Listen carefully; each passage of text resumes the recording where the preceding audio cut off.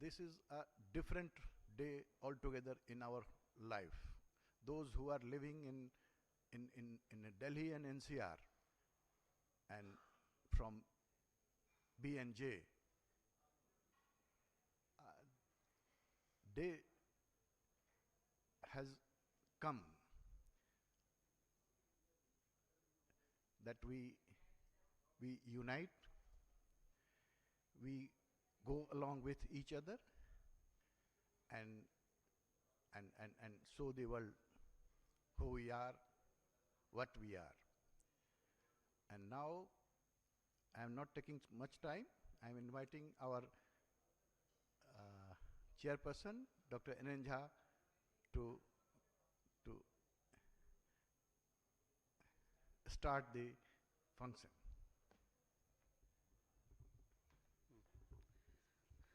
Thank you doctor Mukesh. हम बिहारी हैं तो हिंदी इंग्लिश कंबाइन कर करेंगे, इंग्लिश चलेगी. So doctor Mukesh is organizing secretary और हमारे ऑर्गेनाइजिंग को chairman doctor Rajiv. Welcome you all. अभी भाषण देने का टाइम आएगा इनोवेशन के टाइम में. अभी मैं ज़्यादा टाइम नहीं लूँगा. Will start with the scientific meet. अब बिहार है झारखंड हमने क्यों बनाया पता है, बिकॉज हमने तो पीजी बिहार में किया है तो यूजी हमने झारखंड में किया है. शादी झारखंड बिहार में रह के झारखंड वाले से शादी करी है तो इट्स वेरी कंबाइंड. हम कभी अलग हो नहीं सकते बिहार झारखंड, इसीलिए हमने किया था. और ये बीजेएमएफ की स्थापना भी फर्स्ट टाइम 2000 में हुई, जो सेम ईयर है जिस ईयर में बिहार एंड झारखंड सेपरेट हुआ था.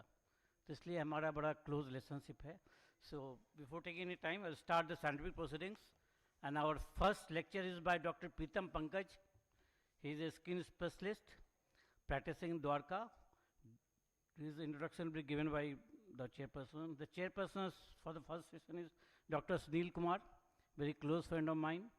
He is my junior in Patna Medical College. He is senior consultant medicine, has got own clinics, but he is in Bhagat Hospital, Janakpuri. Dr. Savita Sinha. Savita Sinha, ex-pediatrician, CHS, Srinivasapuri. Dr. Sanjeev Kumar. He is a consultant neurosurgeon. So I request the chairperson to introduce the speaker and start the proceedings. The timing, I must reiterate, is total 15 minutes for one speaker. It depends on him whether we have allotted 12 minutes for the lecture and 2 to 3 minutes for the question answer session or the comments. If anybody has got any doubt, they can speak to him outside or during the lunch time. So 15 minutes will be very strict. After that, I think we are going to stop the visuals. So just try to be strict in the timing. So I request the chairperson to introduce the speaker and the topic. Thank you.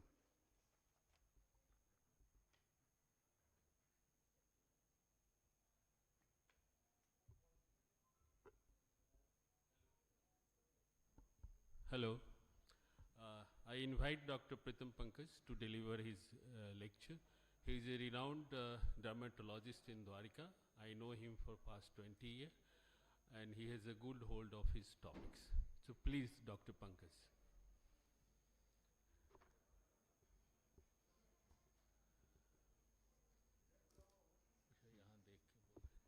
Thank you, sir. Thank you for your kind words. सबसे अच्छी बात होती है कि when you start in the beginning, जब आप open करते हैं लेक्चर से, तो it gives lot of excitement, lots of fear and lots of enthusiasm. ये सब्जेक्ट जो है, टॉपिक जो है विटिलिगो एंड माइक्रो न्यूट्रिएंट्स, ये मेरे दिल के बहुत करीब है, क्योंकि इसके पेशेंट जो होते हैं they are so concerned about the diet and all.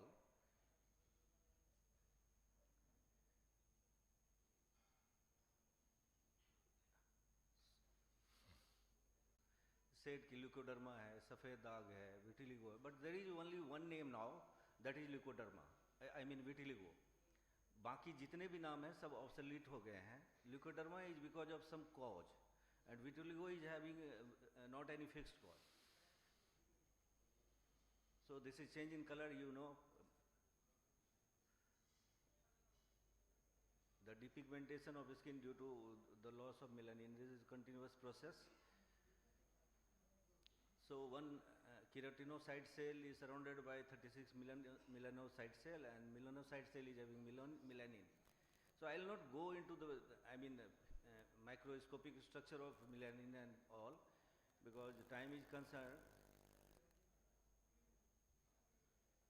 Because of the destruction of melanocyte cell, I'll go to pathogenesis of vitiligo. You can see there are various type of vitiligo.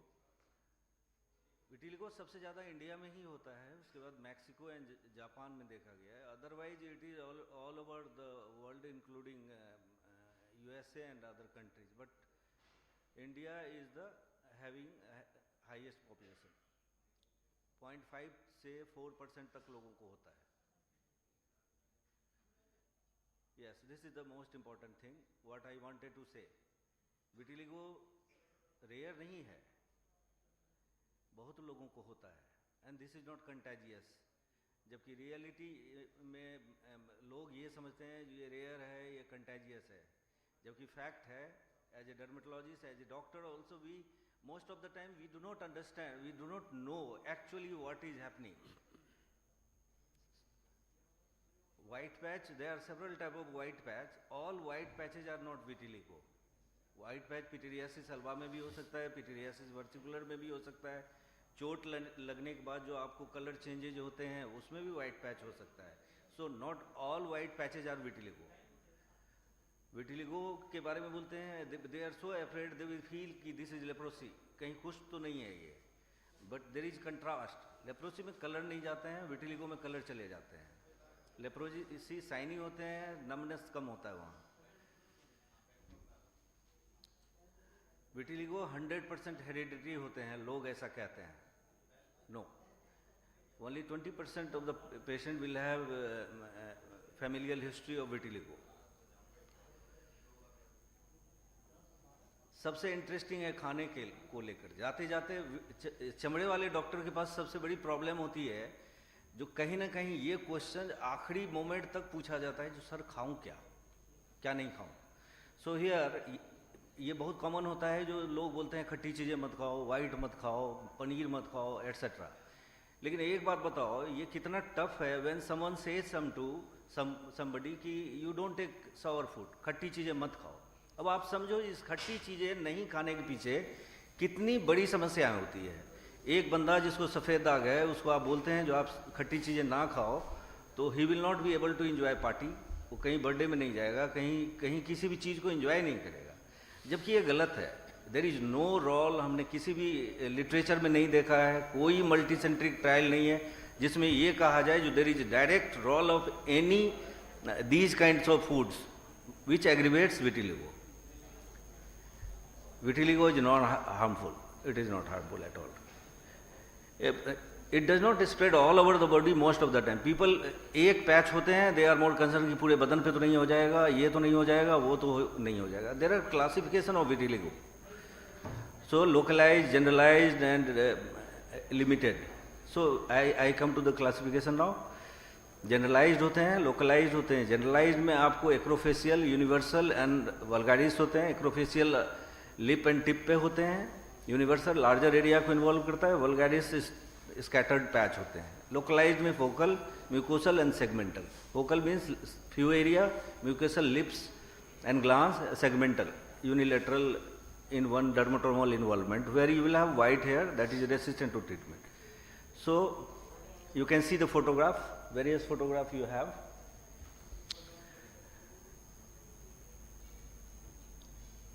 This is segmental. Focal, you have few area. This is classical example of segmental vitiligo. This is mucosal lip. Out of several causes of vitiligo, सबसे important ये भी होता है जो लोग बोलते हैं जो ये हुआ क्यों. मेरे घर में तो किसी को नहीं था, मेरे फोरफादर को तो नहीं था, लेकिन इसके बहुत सारे कारण होते हैं, जिसमें सबसे प्रमुख कारण ऑटो इम्यून है. दूसरा ऑक्सीडेटिव हाइपोथेसिस है, जो आपके शरीर में नेसेंट ऑक्सीजन बनते हैं और वो आपके मेलानिन पार्टिकल को डिस्ट्रॉय करता है. न्यूरोकेमिकल हाइपोथेसिस है. Genetics, as I said, there are very partial role of genetics to play, but you can see 20% of the vitiligo can have a genetic story. There is conversion theory nowadays. That's why we call vitiligo a syndrome. इसमें आप देख सकते हैं oxidation and antioxidant imbalance हो जाते हैं, accumulation of toxins, genetics, autoimmunity, everything works together and then vitiligo develops. So we call vitiligo a syndrome nowadays. It is not a single entity. It's associated with, since the autoimmune etiology is the cause, so thyroid, diabetes, atopic dermatitis, alopecia, and there are so many autoimmune diseases and diseases which is associated with vitiligo. So treatment. There is no fixed treatment. Vitiligo is having multi-dimensional approach. So phototherapy is the tested and tried and most significant treatment plan. I will not go into the detail about this. Immunomodulators are there. Tacrolimus and pimecrolimus are the most important. And skin camouflage. And some depigmentation. If somebody is having more than 80% area, then you just remove it all. And melanocyte transplant. यदि vitiligo stable है, then we call it, we go for the surgical approach. So when we see, सबसे important होता है जो हमें ये ध्यान में रखना होता है जो how to stabilize the vitiligo, क्योंकि यदि 6 महीने के अंदर नया पैच निकला है, we have to understand the vitiligo is progressive. So we need to fix it, then only we can have a good outcome. जैसे पानी की टंकी में हम पानी भरते हैं, नीचे से सारा टैप खुला रहेगा तो पानी नहीं भरेगा. So we have to understand this. First of all, we have to fix it. To fix, we have to give immunosuppressant. Either there, steroid is the main step of treatment, but other alternate medicine people are so annoying and so afraid about. They do not know about the role of steroid, and the patients are so pestered by them that the allopathy के पास मत जाओ. वो steroid देगा और तुम बर्बाद हो जाओगे. और उनके साथ ये भी होता है जो आपको बोलेंगे जो पहले बढ़ेगा, अब बढ़ जाएगा तो फिर स्टेरॉइड आप देखेंगे क्या करोगे. सो there are a lot of challenges to take care of the vitiligo patient, but nowadays there are so many micronutrients and nutrients which has come, which has taken place and has very good result. Then the topic of today, this is very good example of micronutrients and nutritional supplement which is always available and everywhere you get and see in the newspaper and cutting and all and media that which one is very good. ये this one मेरा product जो है ये है, उसमें है, ऊपर से आपके जो हरिद्वार वाले हैं they also play very good role. So इसमें जो actual है वो जिंको बायलोबा है, that works as a trial approach, anti-inflammatory, immunomodulatory and antioxidant. As I said earlier, that vitiligo is having destruction of melanocyte and melanin, and the oxidative role is there. So ginkgo biloba works as an antioxidant. It scavenges the superoxide dismutase enzyme and it protects against the toxicity of UVB ray also. So vitiligo and any kind of autoimmune is aggravated by stress. So here ginkgo biloba is the compound which relieves anxiety also. So the patient will have some sort of anti-anxiety action by this. Study has shown significant cessation of active progression of depigmentation, complete repigmentation you cannot say, few patients can have, but I just. The use of ginkgo biloba alone they have tried in Japan. Picrorhiza kuroa, this is one antioxidant which is very important and having the same anti-inflammatory, immunomodulatory and antioxidant effect. Beneficial effect on vitiligo has been shown to the hyperactive immune system. This P. kuroa found to potentiate the effect of photochemotherapy also. So it has additive action on the synergistic effect on the photochemotherapy. Besides of immune modulation, it is having some liver protective action, and the immunity improves after the improvement of liver function.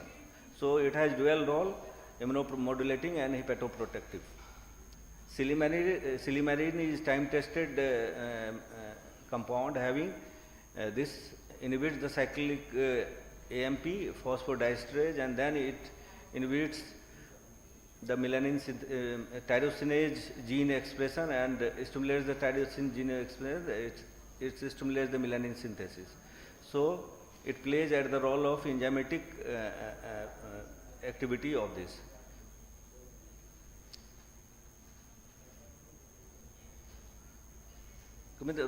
All the vitamin is having positive role. So what are those vitamins? Like these minerals: zinc, copper, manganese, and selenium.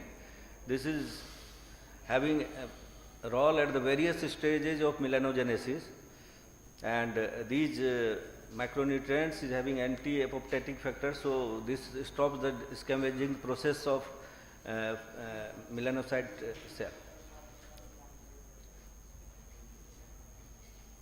Vitamin D3, again, it influences the melanocyte maturation and differentiation. It upregulates the melanogenesis.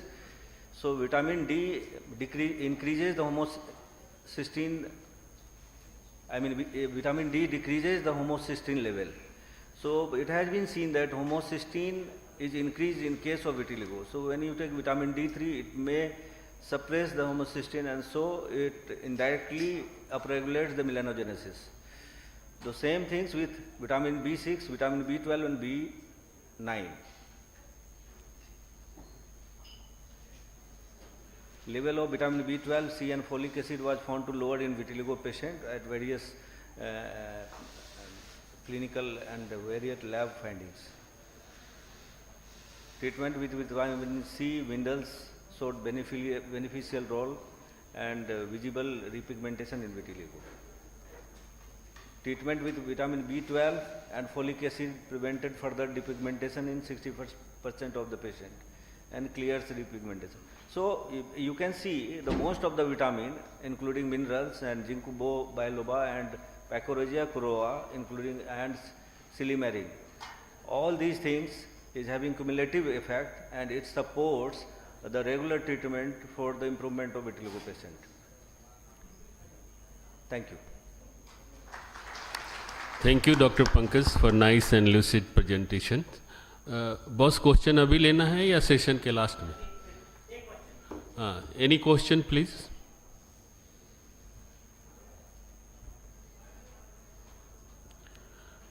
Dr. Pankaj, what is the most common therapy you are using practically in vitiligo? The most common and most efficient therapy nowadays are two. One is phototherapy. We give methoxysorelin compound and ask the patient to apply do sun exposure, and tacrolimus. Tacrolimus is the one molecule which is preferred everywhere, and the most important treatment modalities for the vitiligo are topical. So there is no clear-cut medicine for the vitiligo which will say, apart from the phototherapy, in systemic way. Oral therapy में कोई भी medicine ऐसा नहीं है जिसमें आप कह सकते हैं जो this is the medicine, but all have cumulative factor, each it works as a synergistic approach. So phototherapy, immunomodulator and these macronutrients, all these work together and give symptoms. This is out of 10 patients, in how many cases you need the immunomodulator in your practice? Immunosuppressant. हाँ, immunosuppressant जैसे steroid है या एजाथायोप्रिन है या cyclosporin है या आजकल नई दवाई है टोफासिटिनिब. हम लोग देखते हैं जो विटिलिगो स्टेबल है कि नहीं. यदि 6 महीने के अंदर कोई नया दाग आ गया तो it means vitiligo is progressive. We have to fix it, क्योंकि हम कितना भी इलाज करेंगे तो पिगमेंटेशन आएगा नहीं. So we have to make sure कि vitiligo should be stabilise and there should not be new lesion. So for that we give steroid and other medicine which is having anti-suppressant effect. Thank you, Dr. Pankaj. Thank you, Dr. Pankaj. Thank you, Dr. Pritam, for such a wonderful and very untouched topic in our practice. There are few announcements. हमारा lucky draw after every session होगा, that is after 4 lectures. There will be total 7 sessions and 7 lucky draws. तब अपना अपना card इस डब्बे में डाल दें, जो कि लेडीज़ अच्छा लेके घूम रही थी, उसमें डाल दें, और हर एक 4 लेक्चर के बाद एक लकी ड्रॉ होगा. And request chairperson to stay there, उनको 4 लेक्चर पे चेयर करना पड़ेगा. Next speaker is doctor Suresh Sengupta. Bihar Jharkhand तो मिल ही गए, but in the old times Bihar, Bengal and Orissa was the same province. Next time से हम बंगाल को भी इंक्लूड कर देंगे इसमें. Doctor Suresh Sengupta is a close friend of mine. We have been friends for the last so many years, and he is speaking on evidence of practice, clinical perspective, diabetes management, newer generation insulins, and I request the chairpersons to introduce the speaker. I request Dr. S. Sengupta to come and deliver his lecture on diabetes. Thank you very much, Dr. Jha, for the very kind words of introduction, and it's such a wonderful sight to see so many close friends and peers out here, Dr. Jha, Dr. Prasad, Dr. Sinasa, and wishing you all the best for many more such academic endeavors in the future. So the brief given to me is to dwell on 2 new molecules, insulins in diabetology, which we are finding very commonly, and they have in some ways kind of revolutionized therapy also in terms of giving much better patient compliance with lesser risk of hypoglycemia. So the topic is evidence to practice, clinical perspectives of diabetes management with newer generation insulins. This is my disclosure for the day. So the proving the evidence with new generation insulins, we would be talking on one, the ultra-long basal insulin, which is Tresiba or Degludec, and the co-formulation, which is IDEC aspart, which is Rhizodec.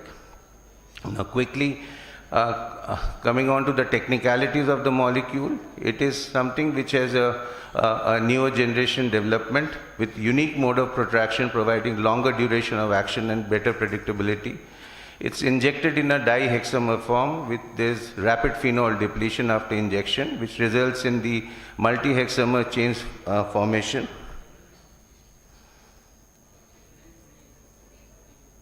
Yeah, okay. The zinc diffuses slowly, causing individual hexamers to deassemble, and monomers are absorbed rapidly from the soluble depot into the circulation. Now the benefits have been proven across the spectrum over multiple analysis and trials. If you look at all of them vis-a-vis Glargine 100, which is the routine comparator molecule, cohort studies like Begin and Switch to CVOT outcome trials like DEVOTE and real-world evidence trial like EU Treat in type 2 diabetes, all of them showed excellent response in terms of sugar management with much lesser risk of hypoglycemia, which was substantial, whether we were looking at the paradigms of nocturnal hypoglycemia or severe hypoglycemia. Also vis-a-vis Glargine 100, Degludec showed lower within-day variability versus Glargine 100. And as you can see in the bar charts out here in the left-hand panel, it was pretty much consistent over a period of the entire 24 hours, whereas there was some kind of a dip in the activity in Glargine after about 17 to 18 hours. Degludec also showed lower day-to-day variability versus Glargine 100, and you can see that the coefficient of variation out here was much lesser compared to in Degludec vis-a-vis Glargine. The new metric which is now being promulgated and also studied is the time in range, and this is something which look at when we are doing a CGMS nowadays. 70% of the time in the day should be in time in range. That shows pretty much good control. So in this particular study, it showed better time in range with lower nocturnal time below range with Degludec. As you can see that the estimated treatment difference was a better time in range of almost 21 minutes per day compared to Glargine 100 with a much lesser level of hypoglycemia, and there was almost a 12.7 minute reduction in the amount of hypoglycemia which was caused by Degludec vis-a-vis Glargine 100. So significantly better time in range and nocturnal TBR was observed with Degludec. Now, this was a real-world study, the confirmed study in which the change in the rate of hypoglycemia as well as change in the proportion of patients with hypoglycemia was found to be significantly lesser than glargine 100. And as you can see in the odds ratio out here, both of them were skewed pretty much to the left in favoring degludec. So this demonstrated the significantly lower risk of hypoglycemia with good clinical outcomes. Also, lower within-day variability was shown versus glargine 300, which is 2-geo. You can see in glucose lowering effect, degludec fared much better, and better round-the-clock coverage with degludec was seen. Also, the lower day-to-day glycemic variability was observed with degludec vis-a-vis glargine U300. As you can see in the bar chart out here, across all the time periods and the time intervals studied, degludec fared much better than glargine U300, causing equivalent response but lesser hypoglycemia and much lesser glycemic variability. Also, degludec is considered to be more potent, apparently 30% more potent than glargine 300, and in this study, as you can see, the area under the curve studied was much more compared to glargine U300.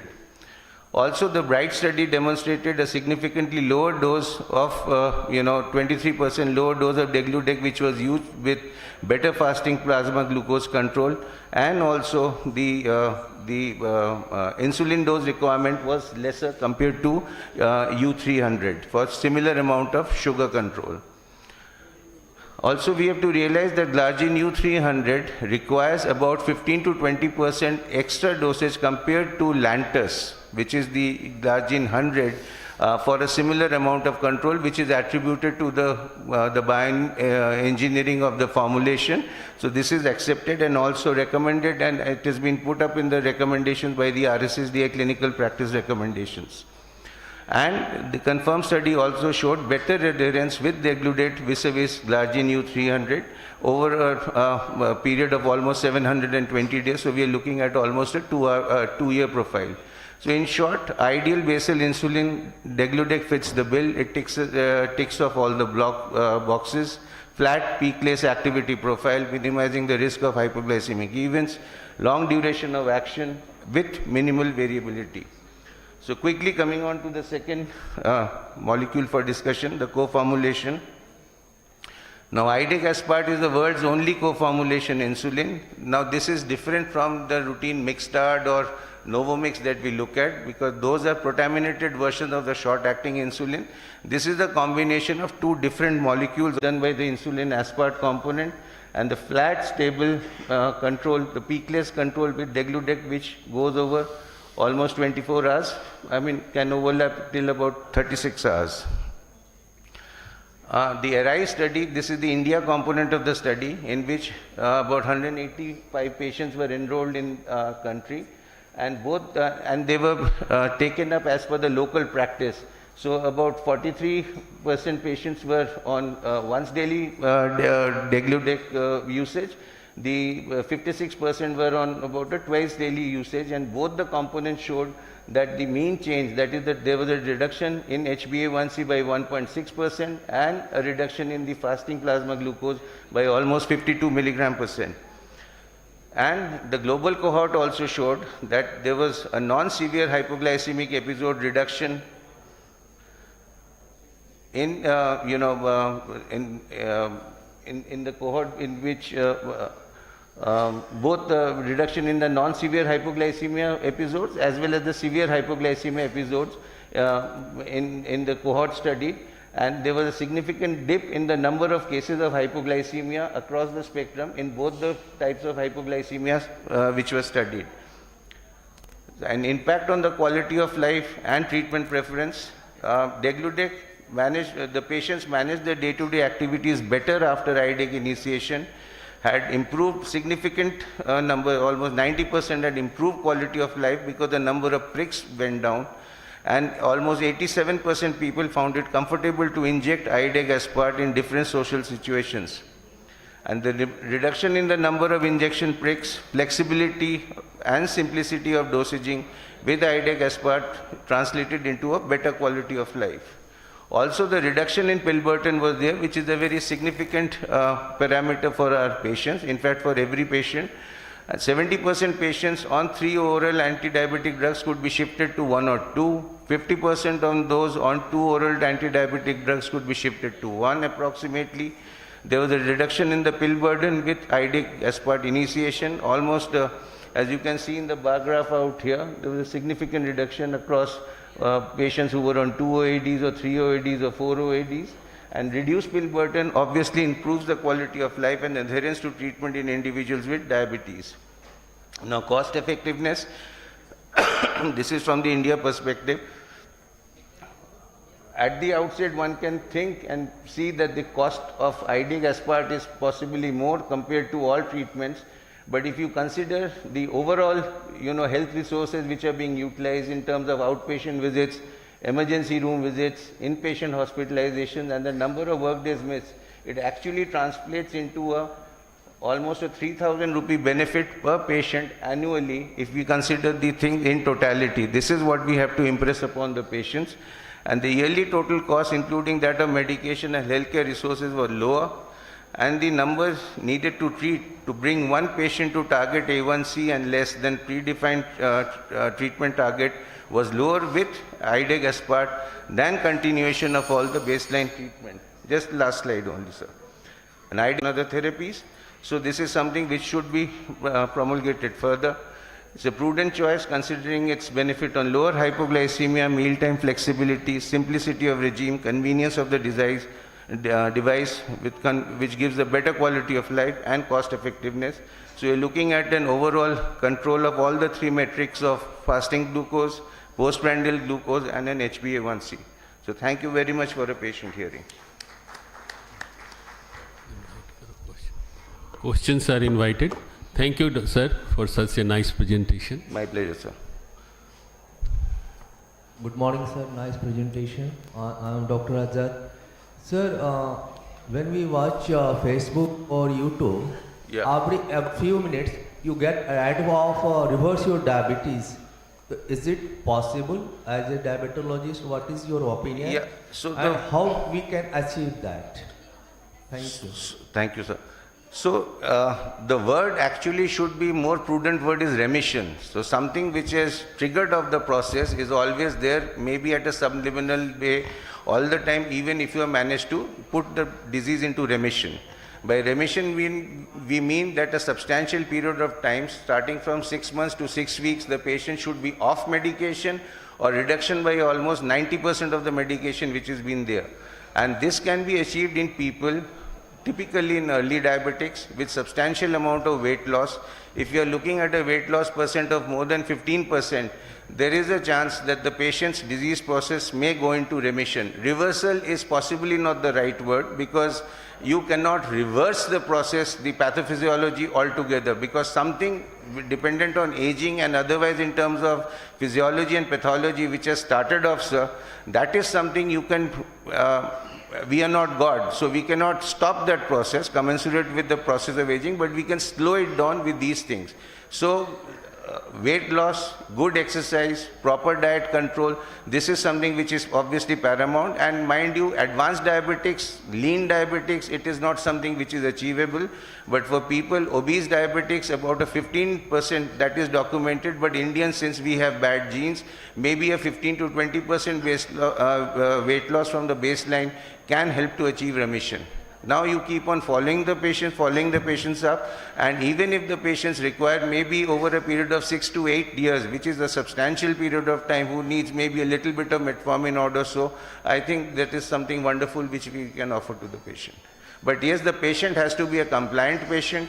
He should not be careless, and he has to understand that this is something he has put on a go slow mode, very go slow mode, almost 1 to 2 kilometers per hour, but it's not something which is stopped. So that's what, and the patient counseling has to be done adequately. Any more Thank you, questions? Dr. Sengupta. Pleasure, sir. Thank you very much. Now the third speaker is Dr. Abhishek Shankar. I request the chairperson to introduce the speaker as well as the topic. Thank you. It's my pleasure to invite Dr. Abhishek Shankar, who is faculty in All India Institute of Medical Sciences, He has done a lot of work on preventive oncology. He's a specialist in the radiation oncology, and many publications related to prevention of cancers, which are largely the unmet need in the present era. So I invite you, Dr. Abhishek, to deliver your talk.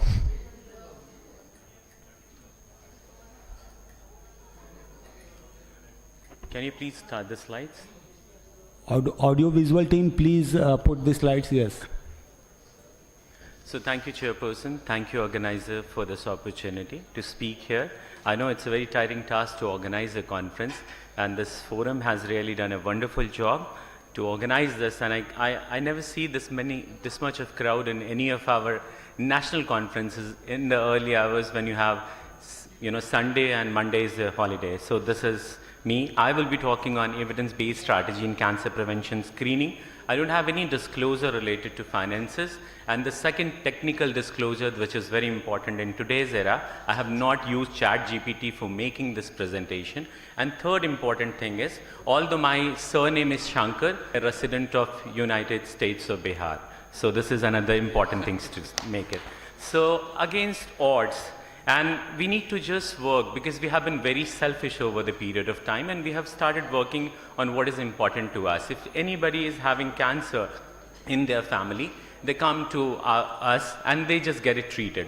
But we hardly bother how to take care of those factors, socio-cultural determinants, and we lack attention here. So we need to, against all odds, to improve odds, we need to have a community-based participation. So this is a global burden of disease. What cancer is, 90.3 million cases, 9.9 million deaths. If I talk about India, it is 13.8 lakhs new cancer patients, and breast, cervix, colon cancer, esophagus is getting importance. Lung cancer is going to be more common. This is a very rising incidence, and the bad part related to lung cancer is this: it is 100% fatal. So risk factor, these are the risk factor. You can see that most of the risk factor is modifiable risk factor, like tobacco. 30% of the cancer in India is because of tobacco, and we can easily modify it. Body fatness, physical inactivity, salt consumption, alcohol, human papilloma virus, mostly related to the cervical cancer. So one, we are very proud of ourselves as an Indian, because we are we find it very good when we defeat China. And one was population, which we have now #1 in the world, and second was pollution. Now India have the most important slot as far as the pollution is concerned. But as a doctor, we know that if you have an increased population, if you have more number of cities which has a high number of pollutions, we will have more number of disease burden, and cancer is not an exception. Cancer is because it is proven now that whatever you are exposed to, living in Delhi, they contains the group 1 and group 2 carcinogens, which causes cancer and which has sufficient evidence that they can cause cancer. So air pollution, these are the major pollutants, and air pollutants mixtures, and we use, you must be seeing in the TV that AQI is Delhi is very high, and everybody is so scared. And it has been now proven in many studies that air pollution has many carcinogens, and this is on the right side, has, the whole of the mechanism how air pollution can cause cancer. So these are the list of the diseases which is related to the air pollution, and I would like to highlight these are the lung cancer, breast cancer, brain tumor, ovary cancer, genitourinary, mainly prostate, and the bladder cancer, childhood cancer, mainly leukemia, and the few studies has reported retinoblastoma. So cancer sign and symptoms, that is the most important. Everybody should know nowadays what is the cancer sign and symptoms. When you have any problem, just go to a doctor, and preferably an oncologist. Otherwise, if you miss the time, you delay your diagnosis, nobody in this world can save your life. Even your money power can't buy the life for yourself. So breast cancer, what is the modality by which you do a screen? Breast self-examination, clinical breast examination has been advocated by many. But if you want to have a mortality benefit by doing the screening every year, the best modality is mammography. And if you have a genetically susceptibility to have breast cancer, then MRI is a better modality over mammography. These are the, IARC monogram, which talks about if you only get the mortality benefit related to breast cancer by doing screening with mammography in age 50 to 69. So anybody who advise you to go for breast self-examination and clinical breast examination for screening with a mortality benefit, it is the only way to get it is mammography. So these are the various recommendations. You need to start after 45, 45 to 55. You need to go for mammography every year, and after 55, it is advisable to go for every 2 years. So Angelina Jolie, how many of you know her? All the male will say, yes, I know her. I saw the hand up. So I thought, I will call her mother of cancer prevention. But, being a Bihari also, it was very difficult to call Angelina Jolie a mother. So I thought I will call Lady of Cancer Prevention, because this is the best example of cancer awareness. Somebody having a BRCA1 and 2 gene, and it is known to the whole world, because people have now forgot their grandfather name and then remember BRCA1 and 2 when you call Angelina Jolie. This is the kind of awareness which is needed for every diseases. So now there is a role of risk reduction surgery. You have many people in your family having cancer, which is a genetic predisposition related to the breast ovarian syndrome. You can easily go for the preventive breast and ovarian surgery, which help you to save your life. So gynae cancer, these are the preventive approaches tried in different studies, and this is very, very important, the vaccination. Every physician should know what is the role of vaccination in prevention of HPV-associated cancer. There are 3 vaccines, Cervarix not available in India. Gardasil, it's a quadrivalent which covers 6, 11, 16, 18 subtypes of HPV, which is helping. But the best to use is Gardasil 9. It's Gardasil 9, you should know if you're trying Gardasil 9, this is only 3 doses are recommended, but if you're trying Gardasil and Cervarix up to 18 years of age, 2 doses of vaccine is well enough, and it has a 100% protection against cervical cancer. Although it causes 6 different cancers in male and female together, we don't have an idea how much effective it is in other HPV-associated cancer. Screening, you should start screening by 21 years of age, and by Pap smear. Now there's a recommendation by 25. The standard test is HPV DNA testing. You should go for it. There is, now whole world is advocating HPV DNA test. This is an important one, how cervical cancer is killing so many women around the world, and India being one of the most, having the highest incidence of cervical cancer. We need to think more about this. This is a WHO strategy by 90 by which you can save millions of women around the world, to die from the cervical cancer. So 90% should have the vaccination, and 70% should be screened, and 90%, this is an important agenda to address, that 90% women who is diagnosed with cervical cancer should get the treatment. So head and neck cancer, this is the summary, established an emerging risk factor, HPV attributable proportion. Now, few of the head and neck cancer are attributed to HPV. This is a last slide, is the summary of everyone. If you are a smoker, your risk of having head and neck cancer is 5 times. If you take alcohol, don't smoke twice. And if you do it together, it is 25 times. So don't put yourself in that much high risk, and do something significant. Try to abstain from this. Sorry for this. This AC is very low in temperature. So primary prevention, alcohol and tobacco. So this is the only study which talks about screening, which is a cluster-based design by Sankar Narayan et al. And it concluded that if you just give oral visual examination, it can save 38,000 high-risk people around the world. So lung cancer, we have tobacco, but we have other than non-tobacco causes. We published some data on the environmental and the occupational determinants of cancer, and we have tabulated what all the factors which can contribute to lung cancer if you are, breathing in air of Delhi. So screening now only recommended is low-dose CT scan, which is a feasibility. I have tabulated all the important studies around the world in one of our published data. So this is now standard. If you are a smoker and your smoking history 20 pack years, that means 1 packet cigarette for 20 years or 2 packet cigarette for 10 years, you must go for low-dose CT-based lung cancer screening, because now the mortality benefit is more than 20% in one study, which was the landmark NLST, and the second one, Nelson, it was 26% in male and 61% in female. So prostate cancer, digital rectal examination, PSA, but now US Preventive Services Task Force has not recommended in favor of, PSA-based prostate cancer screening, because it doesn't help you to reduce the mortality from prostate cancer. Colorectal disorder, you can go for the sigmoidoscopy, colonoscopy. What is the Indian framework? So this is a community-based, not an institutional-based practice to reach maximum number of people. For oral cancer, this is oral visual examination. For cervical cancer, it is a visual inspection with acetic acid. Breast cancer is a clinical breast.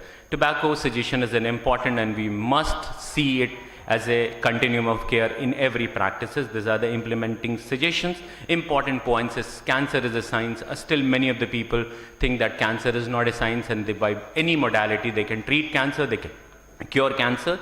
Cancer is a socio-cultural disease, and being a doctor, we should always follow the evidence. We should not go by the philosophy which is practiced by many of the Babas. And CAM and Ayush till date, when I'm standing here, has no evidence to treat cancer and to get a mortality advantage in terms of cancers. And people are educated. But when I see, I feel very bad when people who are educated, they can smoke 20 cigarettes a day, but bloody they will find the tea seller, why are you giving me, tea in a plastic cup? Because it causes cancer. Many of the people who talks 10 hours on phone, but they will be very much irritated when there are some mobile tower is installed near their house. So this is all we need to be, and this is a difference between the awareness and the pseudo-awareness. We need to be aware, and rather than getting aware, we need to practice what is important for our life.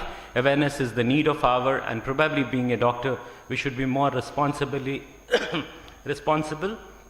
So changing rapidly expanding population in the country. We talk about New Zealand is doing so good, but Australia is doing so good. But I wanted to tell the people, being Indian, I'm proud that we add one Australia every year to our population. So can we think really in terms of what Australia is doing? So this is being a proud Indian. Health insurance, our country situation has improved a lot, and to your knowledge, I would like to tell that in India, 70% people are insured today. Whether they're using it or not using it, that is a different matter, but the Ayushman Bharat 49 crore, 20 crore is the state sponsored, which is called extension scheme. 13.5 crore is around ESI, and 10.5 crore is personal, and 40 crore is CGHS. So research by new, and there is a more collaboration with the academia and the private, institution, because if being an AIIMS, if I talk to work with any of the private hospitals in Delhi, people will level more criminal than the Dawood Ibrahim in this country.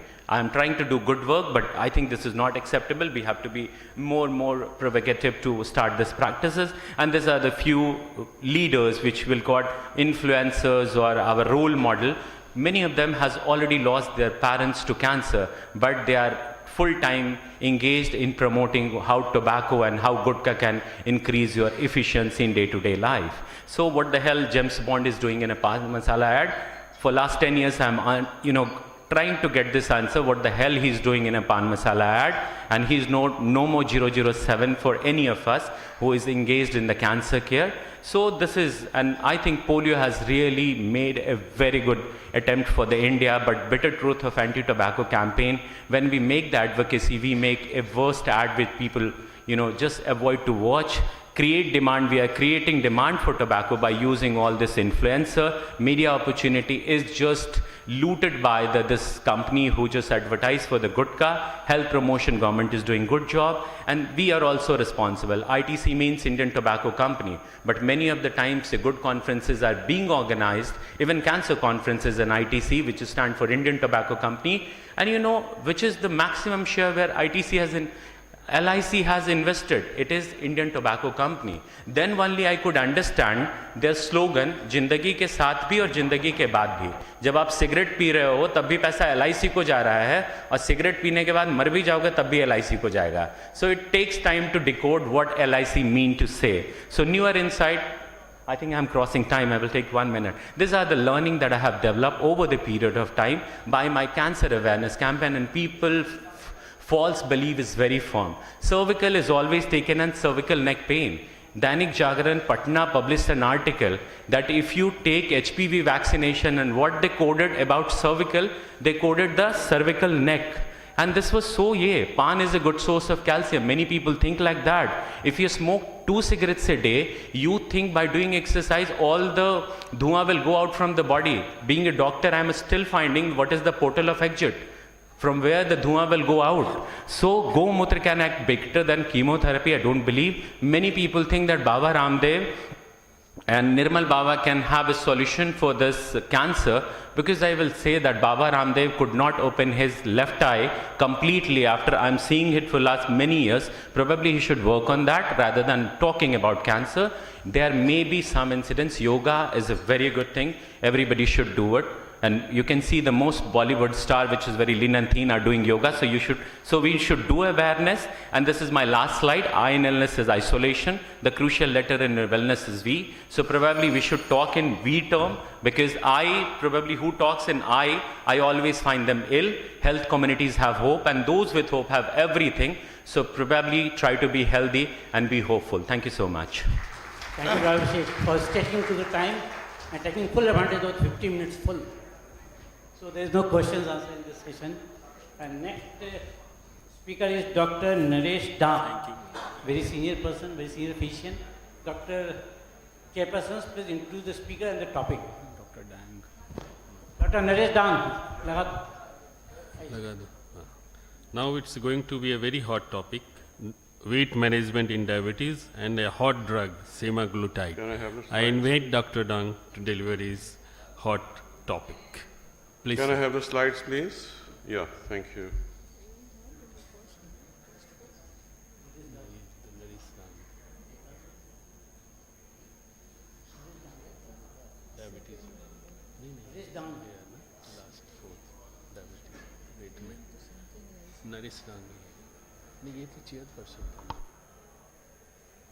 Is someone doing it? Yeah, thank you. So, someone asked Dr. Sen Gupta about reversal versus remission of diabetes. That is definitely the hot topic. And the approach is upstream. See, obesity is a disease, it's an epidemic which is leading to 200 more diseases. Can you imagine how many diseases does obesity cause? It causes more than 200 diseases. Cancers, diabetes, hypertension, OSA, lipid disorders, and fatty liver, pancreatic problems, so n number of problems. And if we go upstream, if we tackle obesity, we can tackle so many things downstream.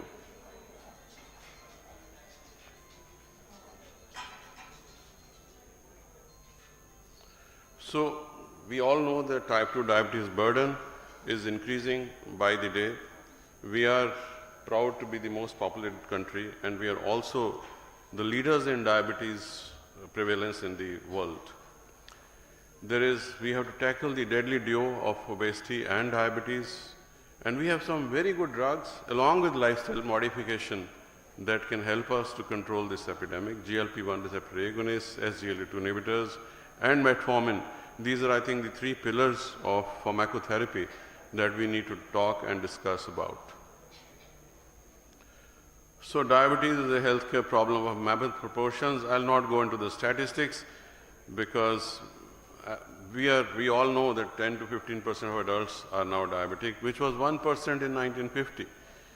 The reason is change in lifestyle and the weight gain, the bad eating habits, lack of exercise. So there is a common triad of type 2 diabetes. The overweight and obesity, that is the underlying pathophysiology in 90 to 95% of diabetics. 90 to 95% of diabetics are either overweight or obese. People who apparently don't look overweight or obese, for Indians, the guidelines are different. For us, 23 to 24.9 is overweight BMI, and more than 25 BMI is obese. And I can tell you most of the people sitting in this hall would be in that range, either overweight or obese. None of us, very occasional, 1 in 50 or 1 in 100 would be normal BMI in this hall. So obesity and overweight epidemic leads to insulin resistance and leads to diabetes. And of course, once these two things combine with hypertension, there is cardiovascular burden, there is increased mortalities, morbidity, and there is 7 times increased all-cause mortality risk in type 2 diabetes and obesity. Once a patient has type 2 diabetes and obesity, all the things, the renal issues, the cardiac issues, the heart failure, the MI, the stroke, everything goes up, and there's an exponential increase in the mortality and morbidity. A diabetic, obese diabetic lives 10 to 15 years less than a common person, than a person who doesn't have diabetes and obesity.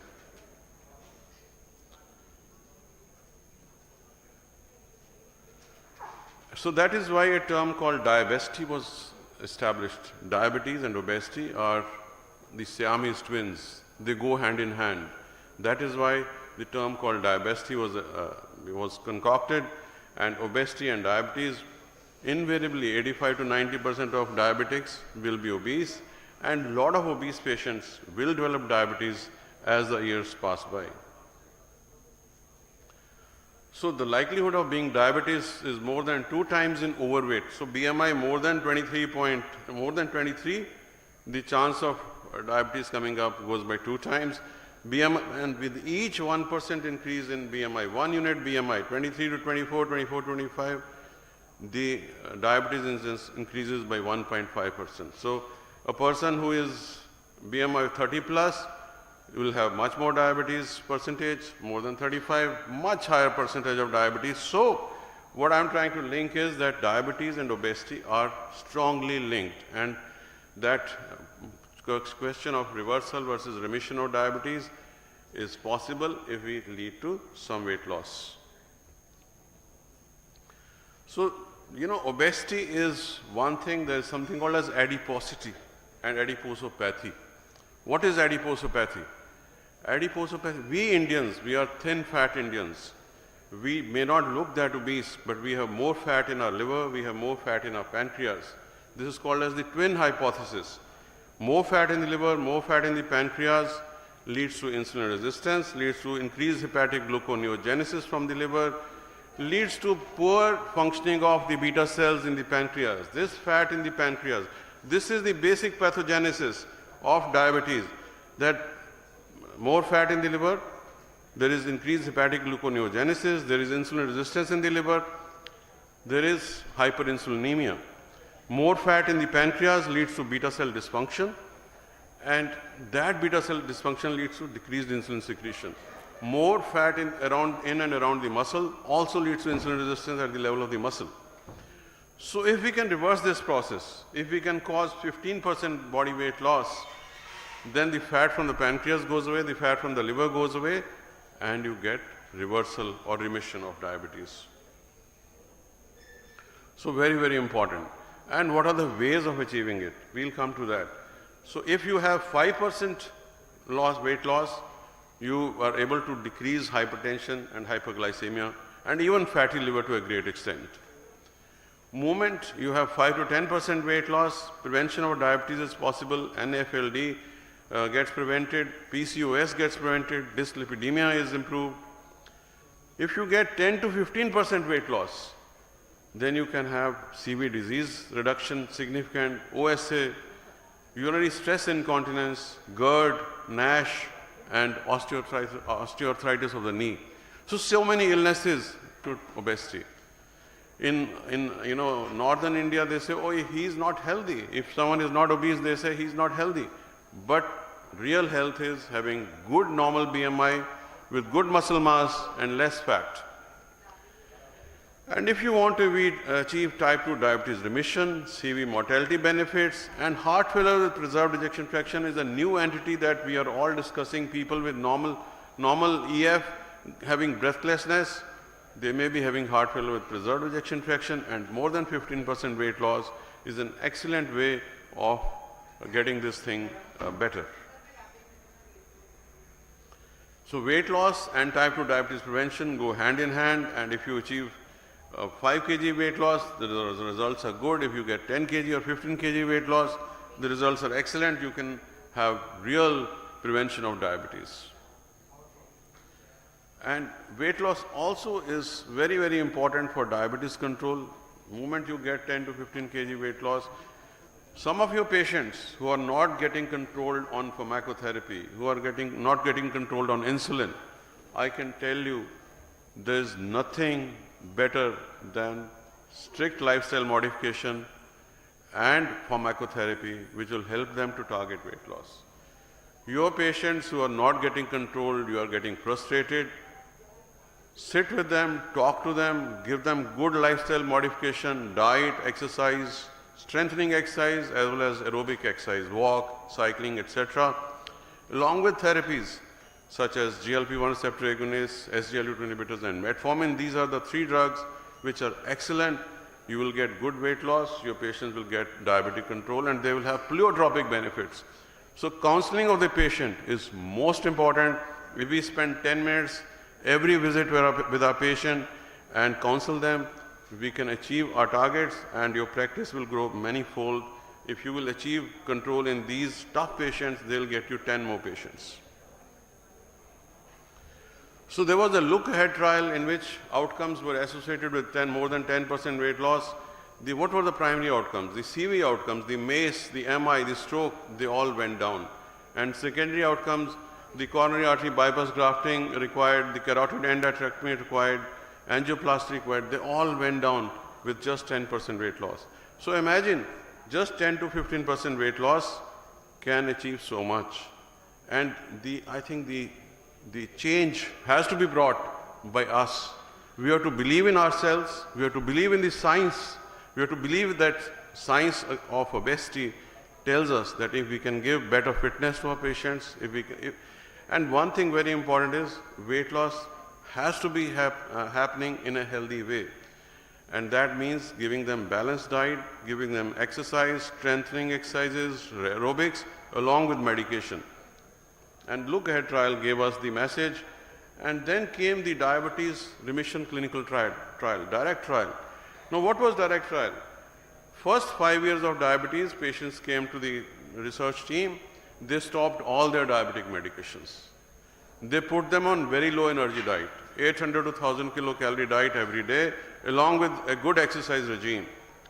And what they found was that a lot of patients had good weight loss, VLED works, and a lot of patients who had 10 to 15% weight loss went into remission of diabetes. And this remission, all their medicines were stopped and they could pass few years, maybe next 3, 4, 5 years, is an excellent way of putting diabetes in remission and also slowing the progression. So that is where I come.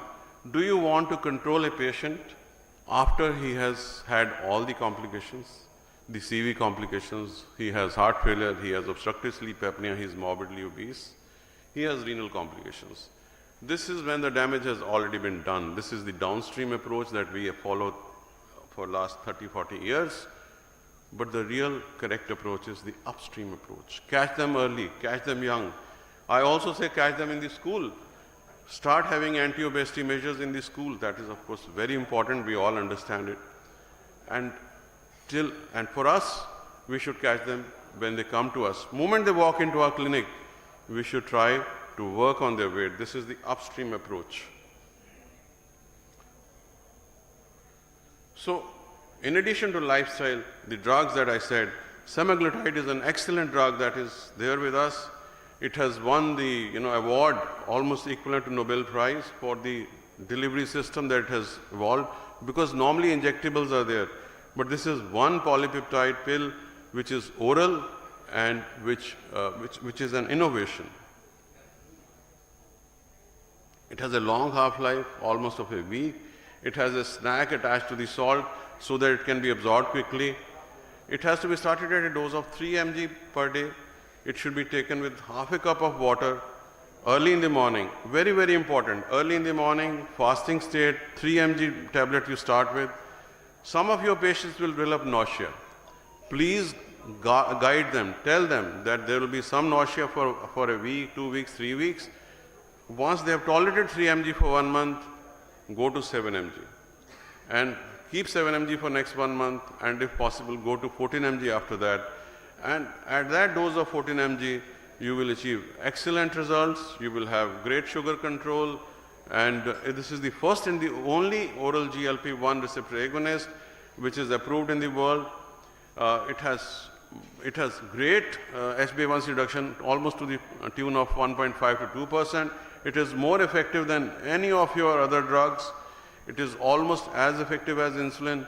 It delays insulinization, and it causes excellent weight loss. Patients will come back to you and say, oh, I'm losing weight, I'm not having appetite. Please counsel them, tell them that this drug is meant for that, that you're trying to target weight loss. Why you're trying to target weight loss?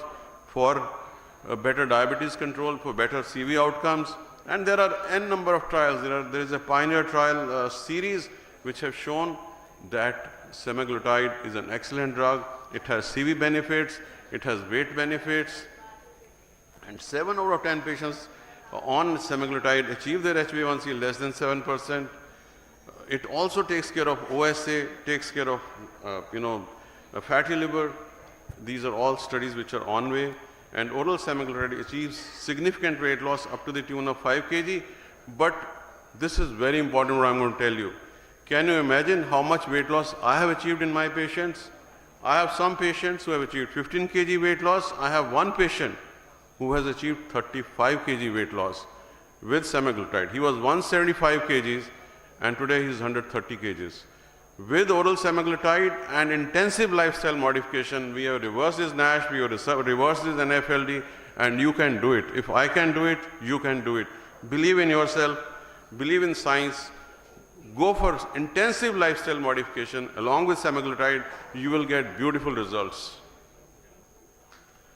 So this is basically the thing. I think GLP-1 receptor agonists take care of the homeostatic mechanism. They suppress the appetite center, they improve your satiety. This is in the hypothalamus. And believe me, it is a great stick. So it's a great drug, and I think we should use more and more. It takes care of the inflammation also. Dosage I have already talked to you. So I think we'll go to the conclusions.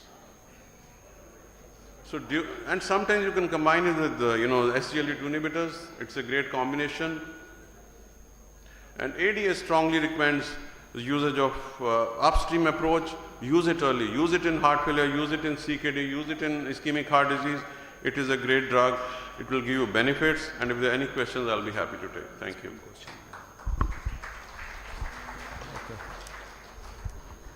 Thank you, sir, for such an exciting presentation.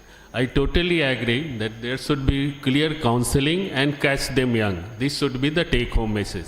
Any question, please? No questions. Time is up. Thank you. Now we start the second session. Before starting second session, I welcome our mentor, Dr. Ajay Kumar. He has come. So unko welcome karte hain. He's a very big man in the, especially Bihar and Jharkhand. He's the icon. Now I request chairpersons to honor our speakers in the dais, on the right side of the dais. And I invite Dr. Ajay Kumar to honor our chairperson, sir.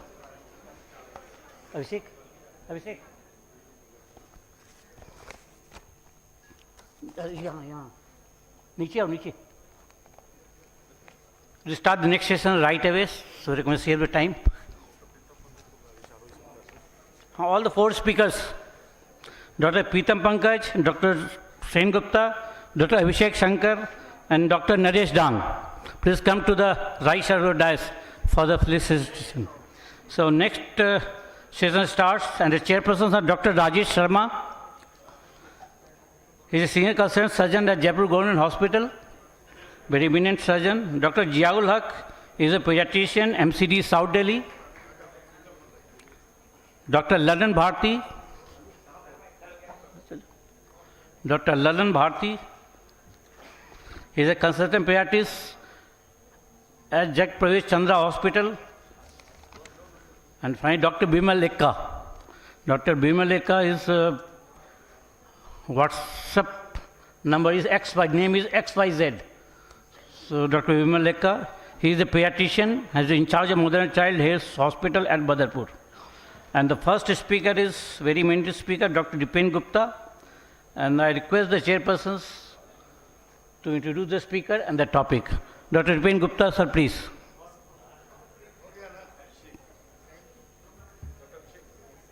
Dr. Dipen?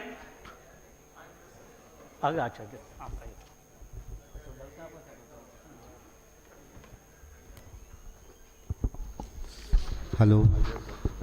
Dr. Dipen Gupta is intervention cardiologist and director at Max Smart Super Specialty Hospital, Saket, New Delhi. He is graduate and postgraduate from Government Medical College, Patiala. He had done his DM cardiology from King George Medical College, Lucknow. Dr. Gupta has performed more than 1,500 PTCA complex intervention, including left main stenting, bifurcation stenting, and advanced imaging technique and rotablation, among other procedures. Sir has many publications and had presented many papers. He is also a member of CSI, European Society of Cardiology, and SCAI. Over to Dr. Dipen Gupta, sir. Thank you, sir, for the nice introduction. Basically, I'm talking on heart failure. You know that heart failure is a very, very serious problem. Even with all the technological advancements, half the patients with heart failure will die in first 5 years of their diagnosis. So it is still a very major problem. Any treatment, any modality which helps in alleviating the symptoms of the patient or prolonging the life is very important. So I'll discuss SLG2 inhibitors, the role of this molecule in these subgroup of patients. So if we take heart failure, we know that now it has been classified into 3 groups. One is a heart failure with reduced ejection fraction, that is HFrEF, where the LVEF on echo is less than 40%. Then heart failure with mildly reduced ejection fraction when the EF is between 41 to 49%. And then heart failure with preserved ejection fraction, where the echo shows a EF of more than 50%, it could be 60%, 65%. Now this is a subgroup which is very difficult to treat and diagnose. A lot of times when a patient comes to us and he says he's having breathlessness, we'll do an ECG and echo. If ECG is normal, echo is normal, we may even do an angiogram and it is normal, we'll say you do not have any heart problem. So this patient may be having a heart failure with preserved ejection fraction. So it is very important to diagnose this subgroup and treat the subgroup, because this also carries a similar mortality, as I'll be showing in subsequent slides, as compared to heart failure with reduced ejection fraction. And one of the most important tests to diagnose is use of NT-proBNP. So if we have a patient with breathlessness, we should be using more of NT-proBNP to diagnose these patients rather than sending them to a pulmonologist. A lot of times you do an echo as a GP, echo is normal, ECG is normal, you say okay, go to pulmonologist. He will give a bronchodilator, patient will have some relief but not complete relief. So in such a patient where we have a diagnostic dilemma, I think use of NT-proBNP test is very helpful. And we all know that these 3 groups, they don't remain constant. The patient has a HFrEF, we gave them heart failure medications, the EF improved. Now he is having an ejection fraction of 45%. Then he will be called at a improved heart failure with improved ejection fraction and may be labeled as heart failure with mid-range ejection fraction. And it can go even to more than 50% also. And similarly, we can have patients where initially they were HFpEF and they've deteriorated into HFrEF. So we know that the patient will change into various categories, but the treatment of this patient will also depend upon the initiating diagnosis. Let's say he is a HFrEF patient and we have started him on the 4 pillars of therapy, that is ARNI, beta blockers, MRAs and SLG2 inhibitors. If he improves, we should not stop that therapy. So that is a very important message we should learn.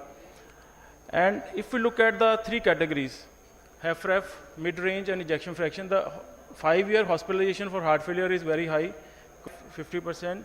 All-cause mortality is very high. So we should know that all the 3 groups are equally important and needs equal treatment. Normally, if the ejection fraction is normal and patient just have a NT-proBNP which is higher, and we say that he's HFpEF, we have a feeling that this patient will do well. In fact, this patient will do as worse as a patient with low ejection fraction.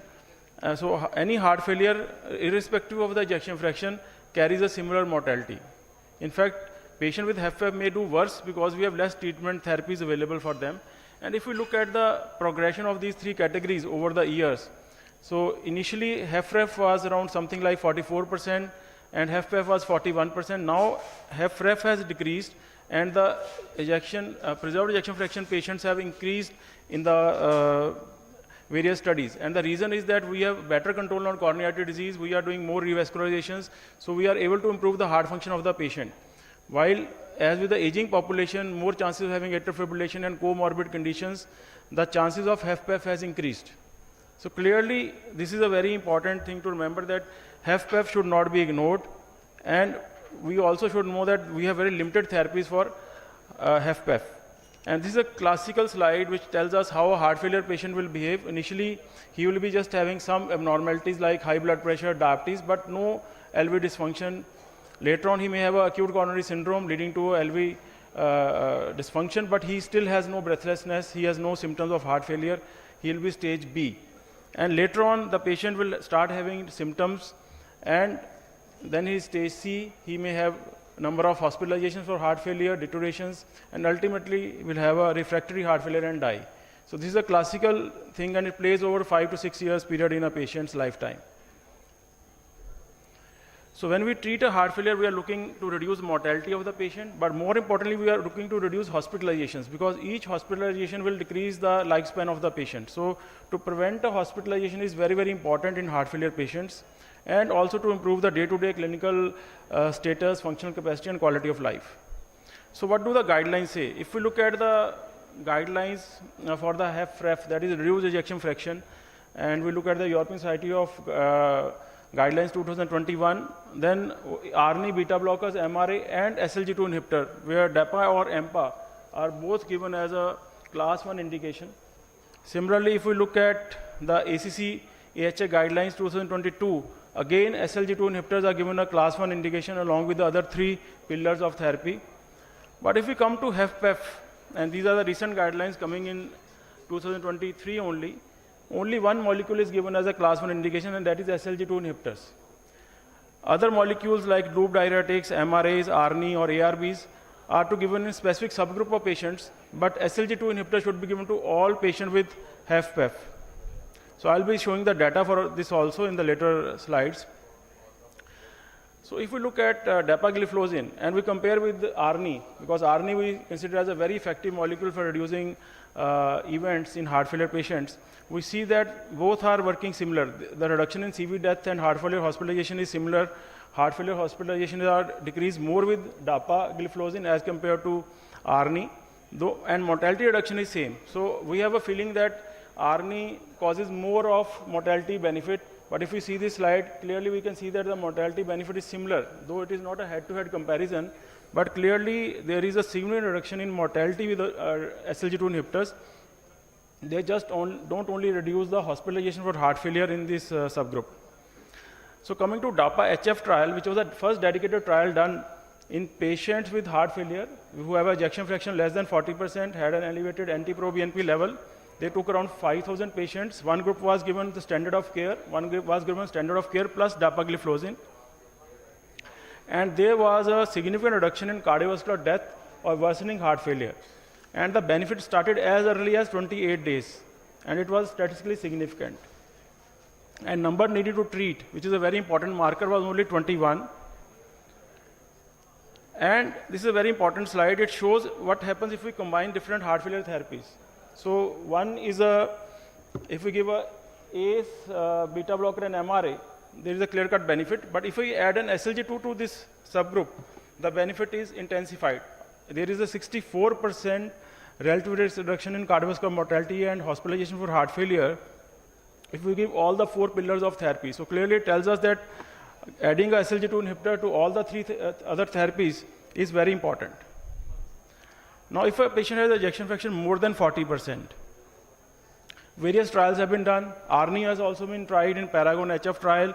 Spironolactone was used. ARBs were used, ACE inhibitors were used, but p-value was not significant. Clearly, no clear-cut benefit was there. There was some subgroup analysis that this subgroup may benefit a little bit, but no clear-cut benefit. Then dapagliflozin was tested in a DELIVER trial where they took 6,000 patients having a ejection fraction more than 40%, symptomatic, and having an elevated anti-pro-BNP level. Again, it was done in multiple sites, 20 countries. Mean age was 72 years. Half the patients were diabetic, half the patients were having coronary artery disease. Around 60% of the patients were having atrial fibrillation. So clearly a sicker subgroup of patients were taken. And clearly, again, benefit of came with dapagliflozin. Cardiovascular death, hospitalization for heart failure or urgent heart failure visits were all reduced by 18%. P-value highly significant and number needed to treat just 32. And the benefit started as early as 13 days.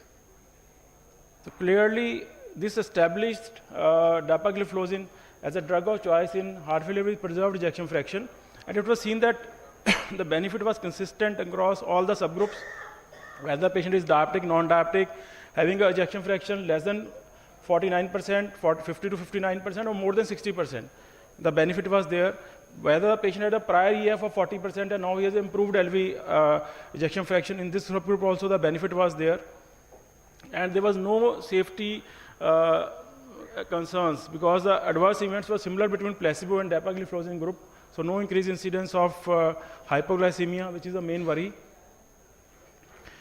And then they did a pooled analysis of DAPA-HF and DELIVER trial to see what happens. So this was a trial done where the DAPA-HF, which is EF less than 40%, was combined with the DELIVER, which was EF more than 40%. And again, a consistent benefit was seen in all the subgroups. 11,000 patient data, consistent benefit seen.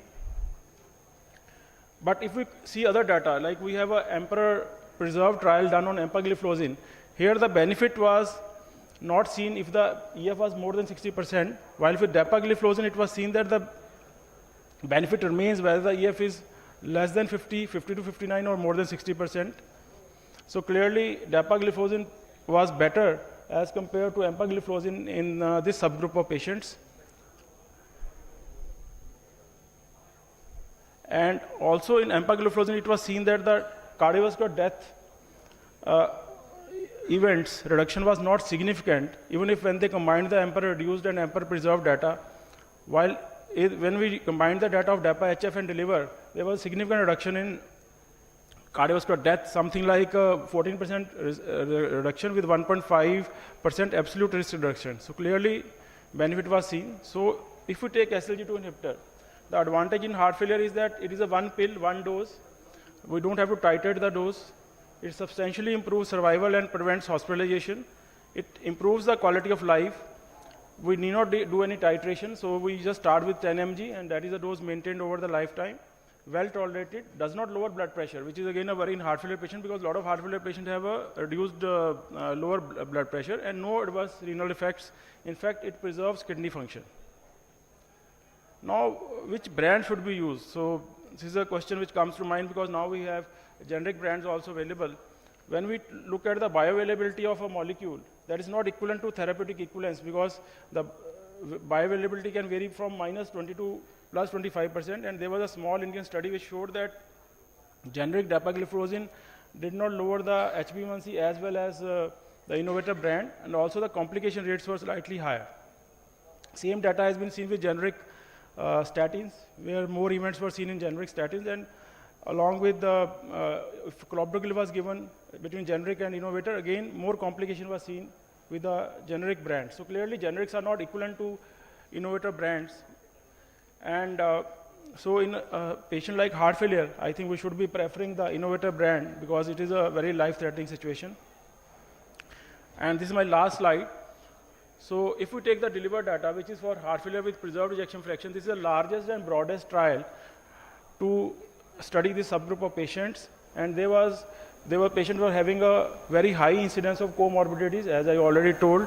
And dapagliflozin led to a significant reduction in cardiovascular death or worsening heart failure.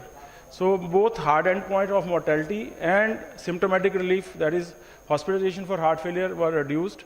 And if we combine the data of DELIVER and DAPA-HF, there's a significant benefit in all the subgroup of patients. So we don't have to worry what is the ejection fraction of the patient. Now the EF has improved, we should stop this molecule. It can be given to all the subgroup of patients. And as I told, in a pooled analysis also, there was a 14% risk reduction in cardiovascular death. So I feel that dapagliflozin is an important molecule to be given in heart failure patients, and all subgroups can be benefited from this molecule. Thank you. Thank you, sir. As usual, a very nice presentation. I am sure the audience want to ask some small question, quick small question. Anyone? Okay, thank you, sir.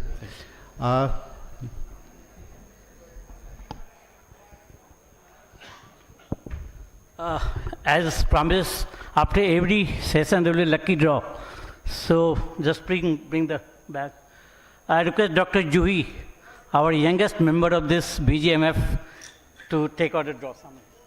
Come in front. Those who are present will get the prize right now. Dr. Vinay Kumar. Doctor Vinay Kumar, दूसरा निकालो, डाल दो दोबारा।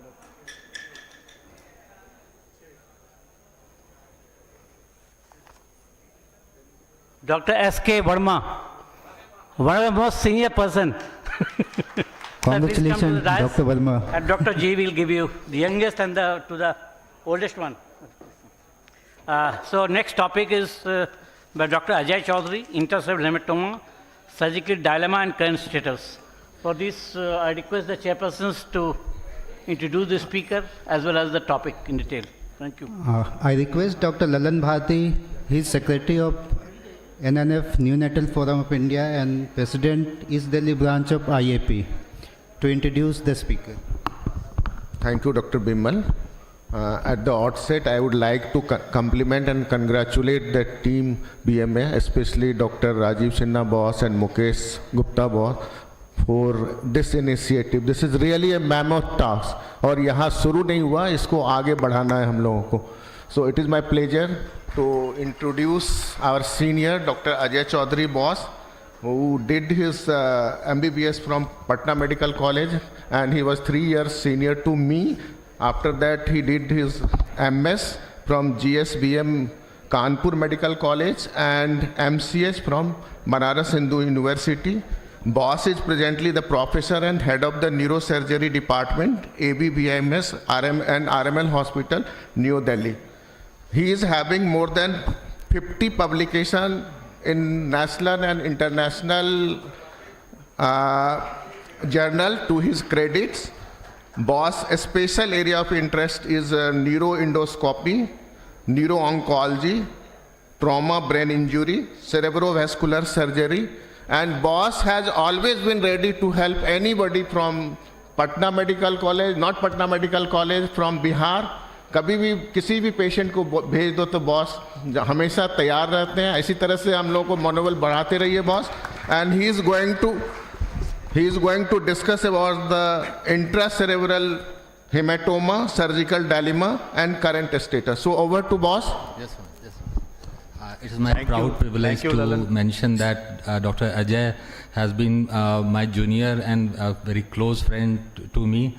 I could not forget, and it reminds me to the days when we were partners in some quiz event and we participated in Inter-Medical College quiz competition at IMS BHU.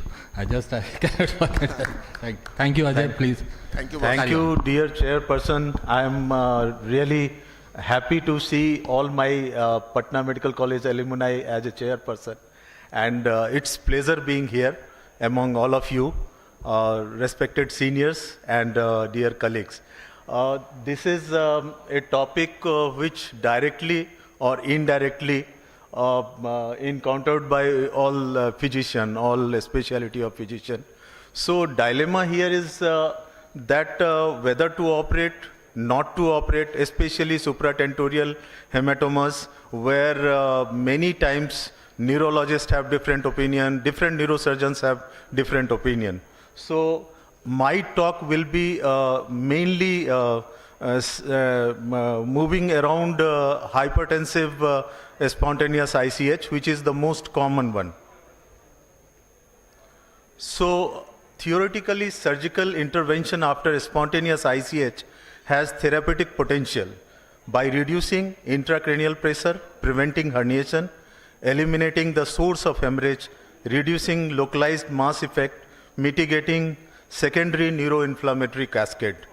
These are the landmark articles which discuss about the feasibility of surgery in spontaneous ICH. So the extent of problem is, it is a major public health problem associated with long-term morbidity and disability. Worldwide burden is quite high, and it is 47% grew from 1990 to 2010. So hypertension remains the most common cause, followed by amyloid angiopathy, coagulopathy, AVM, aneurysmal bleed. Chronic hypertension leads to degenerative changes in the walls of small or medium cerebral arteries. So these changes are located in deeper structure like basal ganglia, thalamus, pons, cerebellum, and periventricular gray matter. So these are the location which is the common for intracerebral hematoma. So regardless of the cause of ICH, mandatory monitoring and prevention of the following complication. So hypertension and its meticulous control is the mainstay of the management when patient reach to the emergency. Hematoma expansion needs to be prevented. Perihematomal edema and intraventricular hemorrhage leading to hydrocephalus and seizures some of the times. Surgery in intracerebral hematoma still, it is, we are in the search of better evidence, a strong recommendation. Since first RCT appeared in early 1960, large number of studies published. Includes two large, well-designed, well-powered, multi-center, multinational RCT. The surgical trial in intracerebral hemorrhage is STITCH and STITCH 2, which is a very popular trial and which has created a lot of controversies. No clinical benefits for early surgery, surgical evacuation of ICH in patient with supratentorial ICH compared to the best medical treatment plus delayed surgery if necessary. So it added to a lot of controversy, STITCH and STITCH 2. But these trials need careful interpretation because of high crossover percentage of patient from medical management to surgical group. Actually, what happened, initial medical management, after that patient once neurologically deteriorated, they were crossover to the other group, that is surgical group. So these are the example. You must have, many of you have seen these cases, and it is so common that in our, any big hospital, more than 1,000 bedded hospital, got daily more than 10 to 20 patients daily. So this is a case, 55-year-old male, GCS E3V4M6, but obtunded, motor aphasia, right hemiparesis. Biological plausibility favors surgical evacuation, as we see the mass effect and midline shift. Again, this is hypertensive, 41-year-old male. GCS score is M5, right hemiparesis. Surgical option is questionable. Yes, EVD placement can help. Again, this is controversial area. This one is 81-year-old male, M4 neuro score and right hemiparesis. Surgical option is totally doubtful. Whether it will help or medical, it's doubtful. 45-year-old female, M5 score, right hemiplegia. Theoretically, no reason not to operate. So there is significant mass effect, midline shift. Yes, it has potential to help the patient. 72-year male, M5, neurological score, right hemiparesis. Little controversy about EVD placement, external ventricular drainage placement, because there is significant hydrocephalus along with IVH. So this non-hypertensive patient, 39-year-old female, M6 score, left hemiparesis, and maybe non-surgical because not a significant mass effect, and angiography for any malformation or anything else. Again, 36-year-old, M6 score, left hemiparesis, the surfacing hematoma or features of herniation is there, justify surgical evacuation. So this area is having good quality evidence.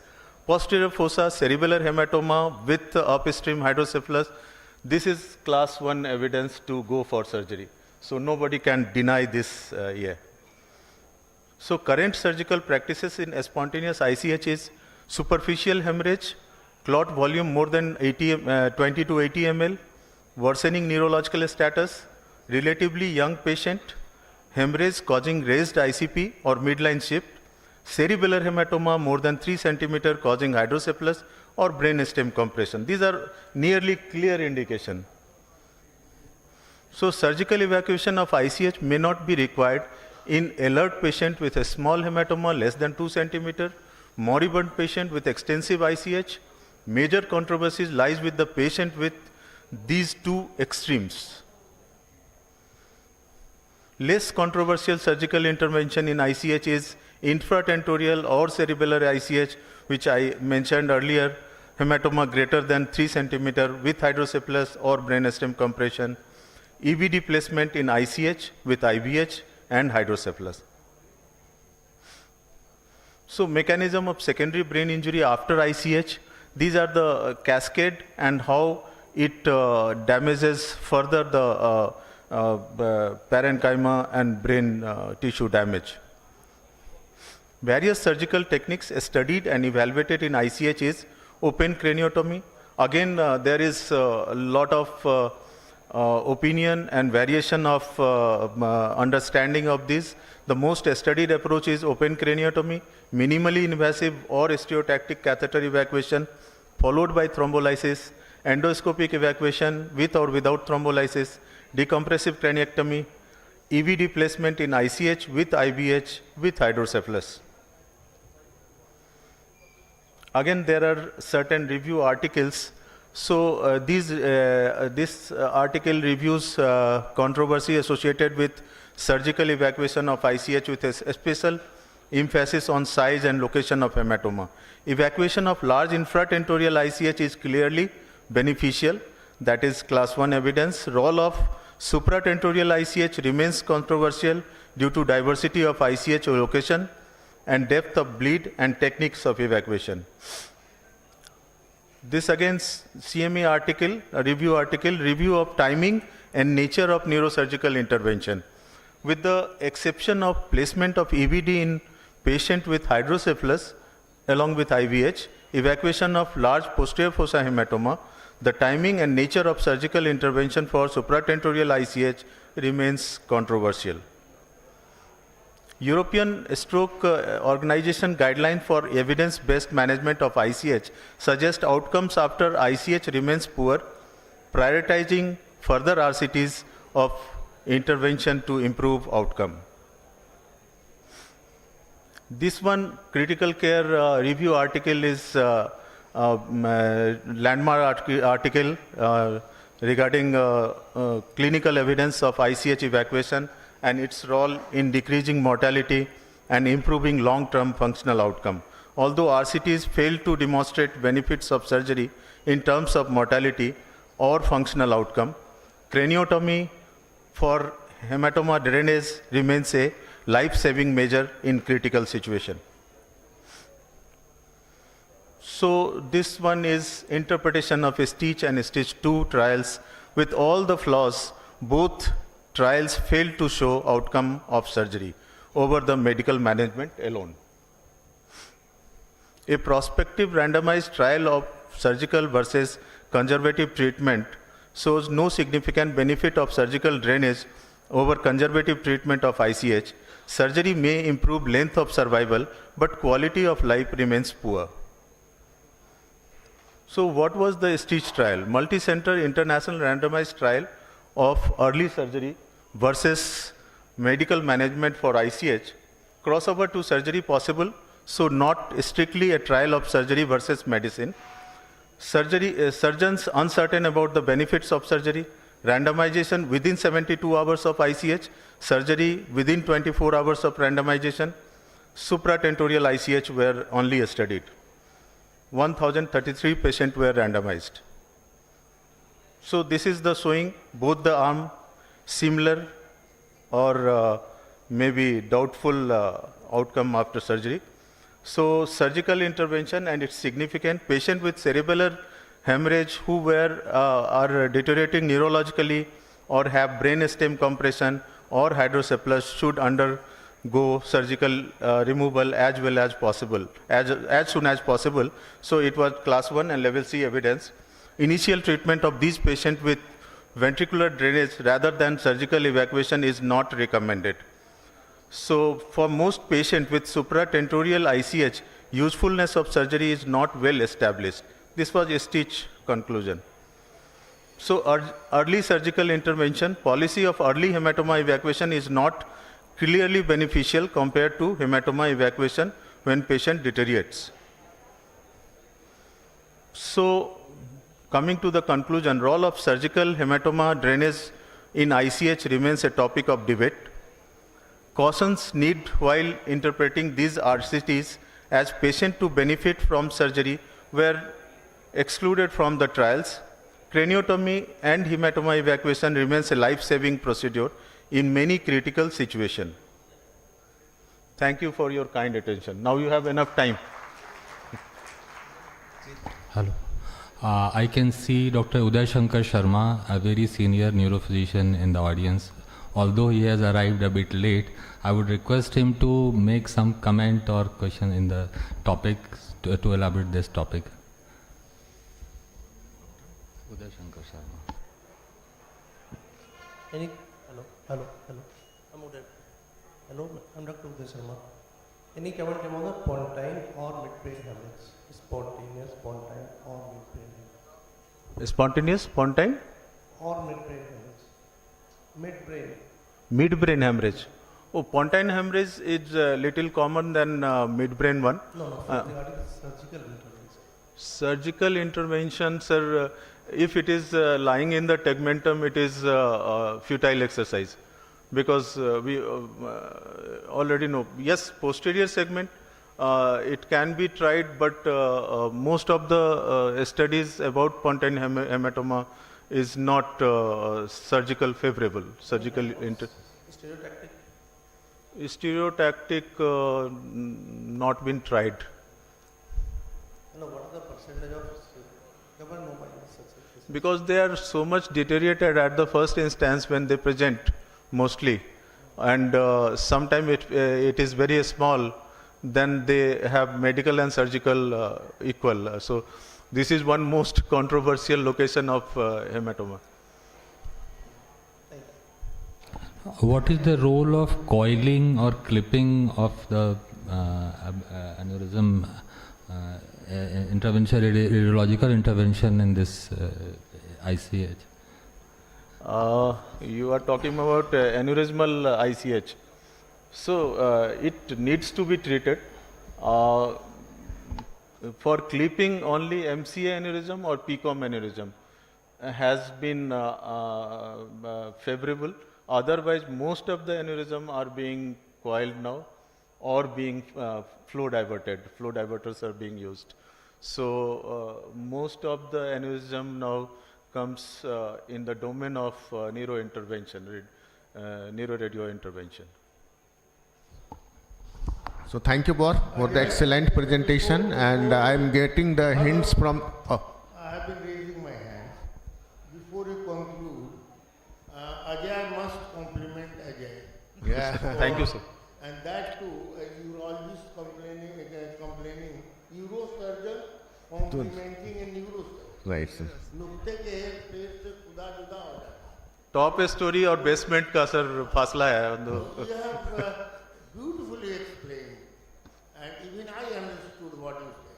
Thank you, Very sir. much. Thank you, sir. Thank you, Ajay sir, for your insights. And thank you, Dr. Ajay Chaudhary boss, for excellent presentation. And we are getting hints from the organizer just to conclude this session. Session is going on. Third speaker is there. Yes, okay. Dr. Arun Prasad. He will be the next speaker. So, I will request Dr. Rajesh Sharma boss, who is a senior surgeon in the Rohini area, to just introduce Arun sir. I must tell you, Dr. Arun Prasad is the biggest CV which I got in the whole conference. That's quite big CV. Hello.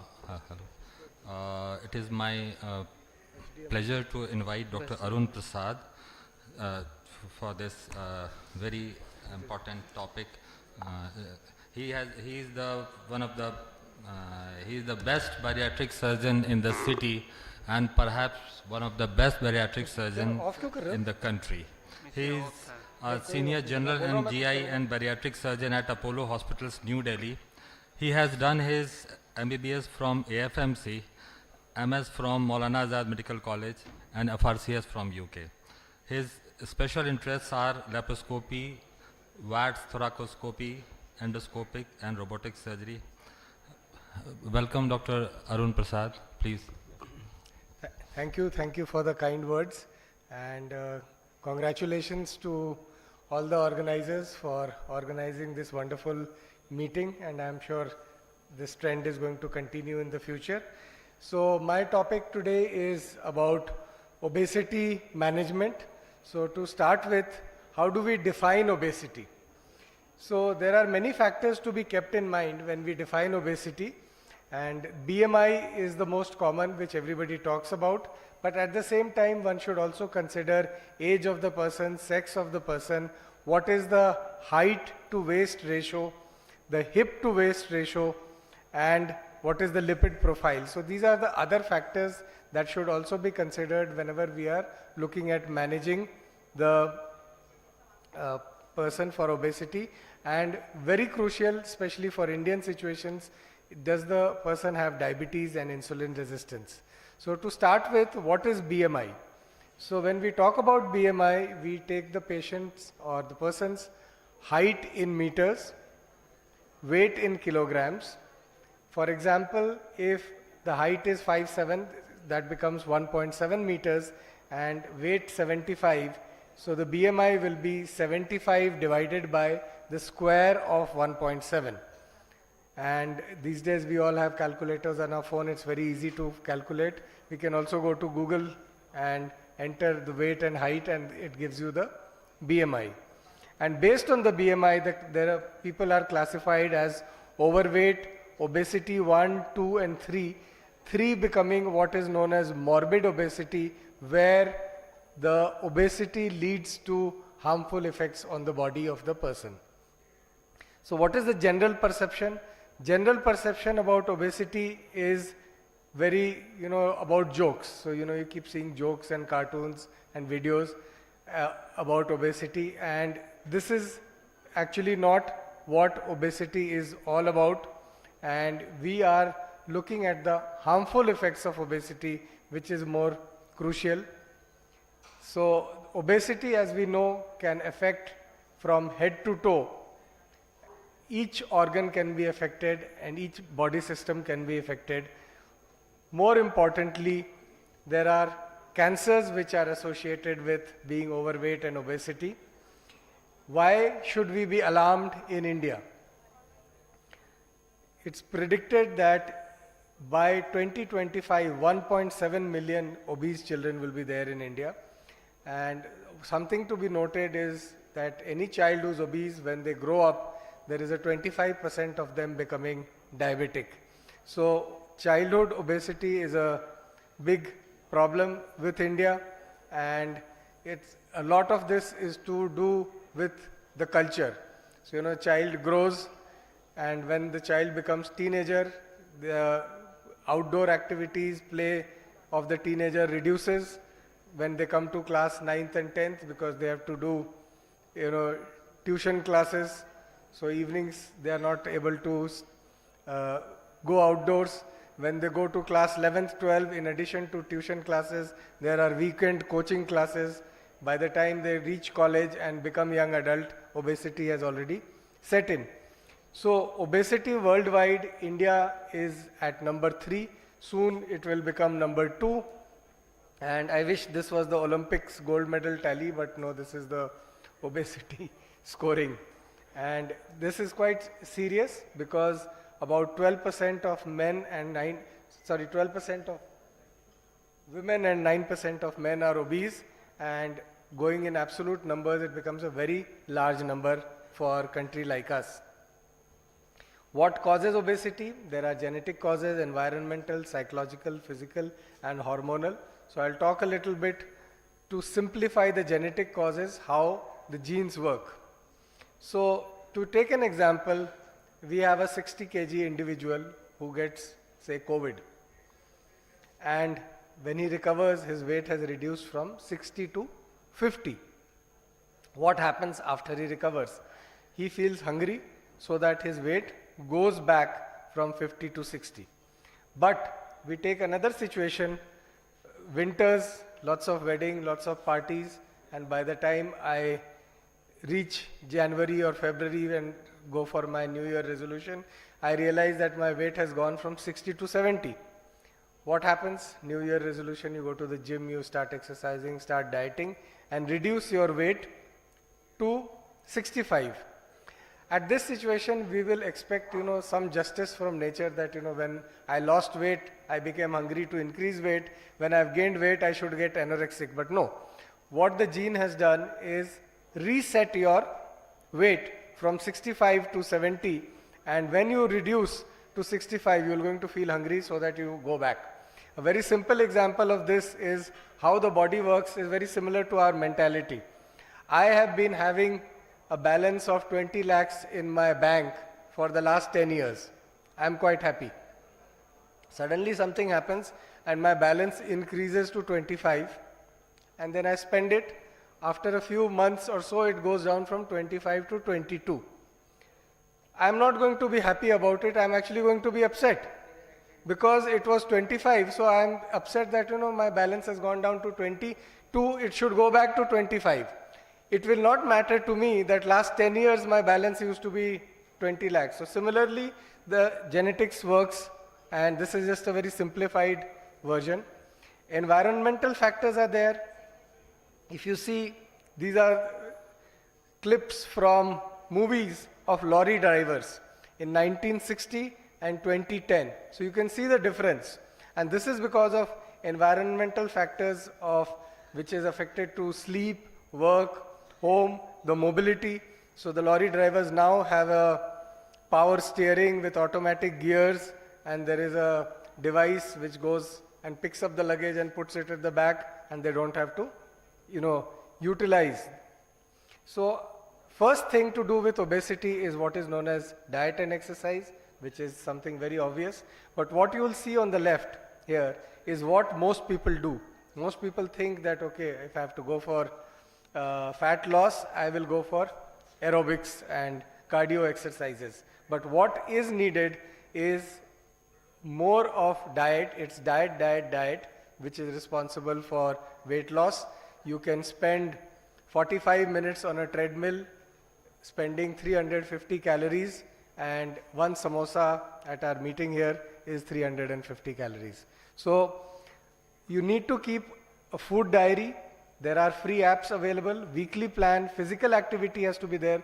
Most crucial for dieting is no starving. If you starve, if you miss food, then you are going to have a rebound phenomenon, and actually the weight will increase.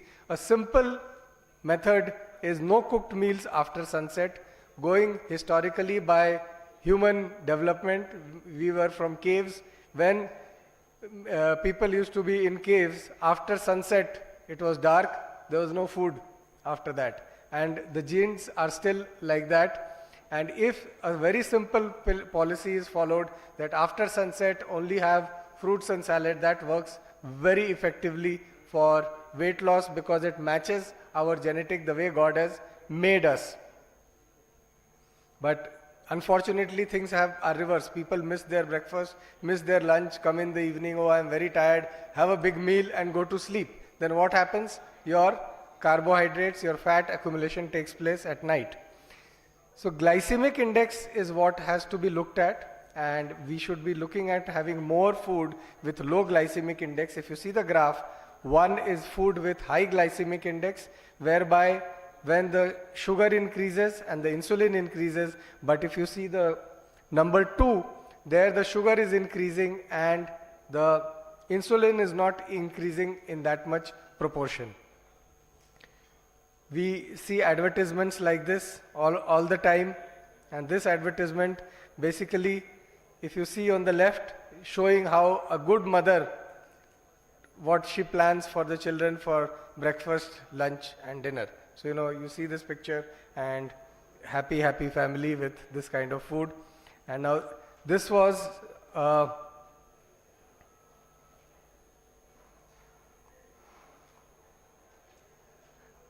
an ad which was there in IPL, and it used to come twice, and this was in COVID times when the IPL was going on.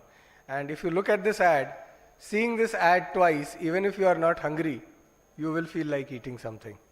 So it's a wonderful ad, all marks to the ad company and the person who designed the ad, but this is the kind of advertisement that goes into our head from childhood onwards as to what healthy food is or what food you should be eating. We keep talking about pizzas, burgers, but we have enough Indian junk food. As I mentioned, we have things like a samosa, which is only carbohydrate and lipids, and there are many such similar food habits which affect our metabolism. So briefly, when we talk about this, good amount of protein, low glycemic index food, healthy fat, good sleep, no food 3 hours before going to sleep because it goes into storage, physical activity. Lastly, talking about incretin.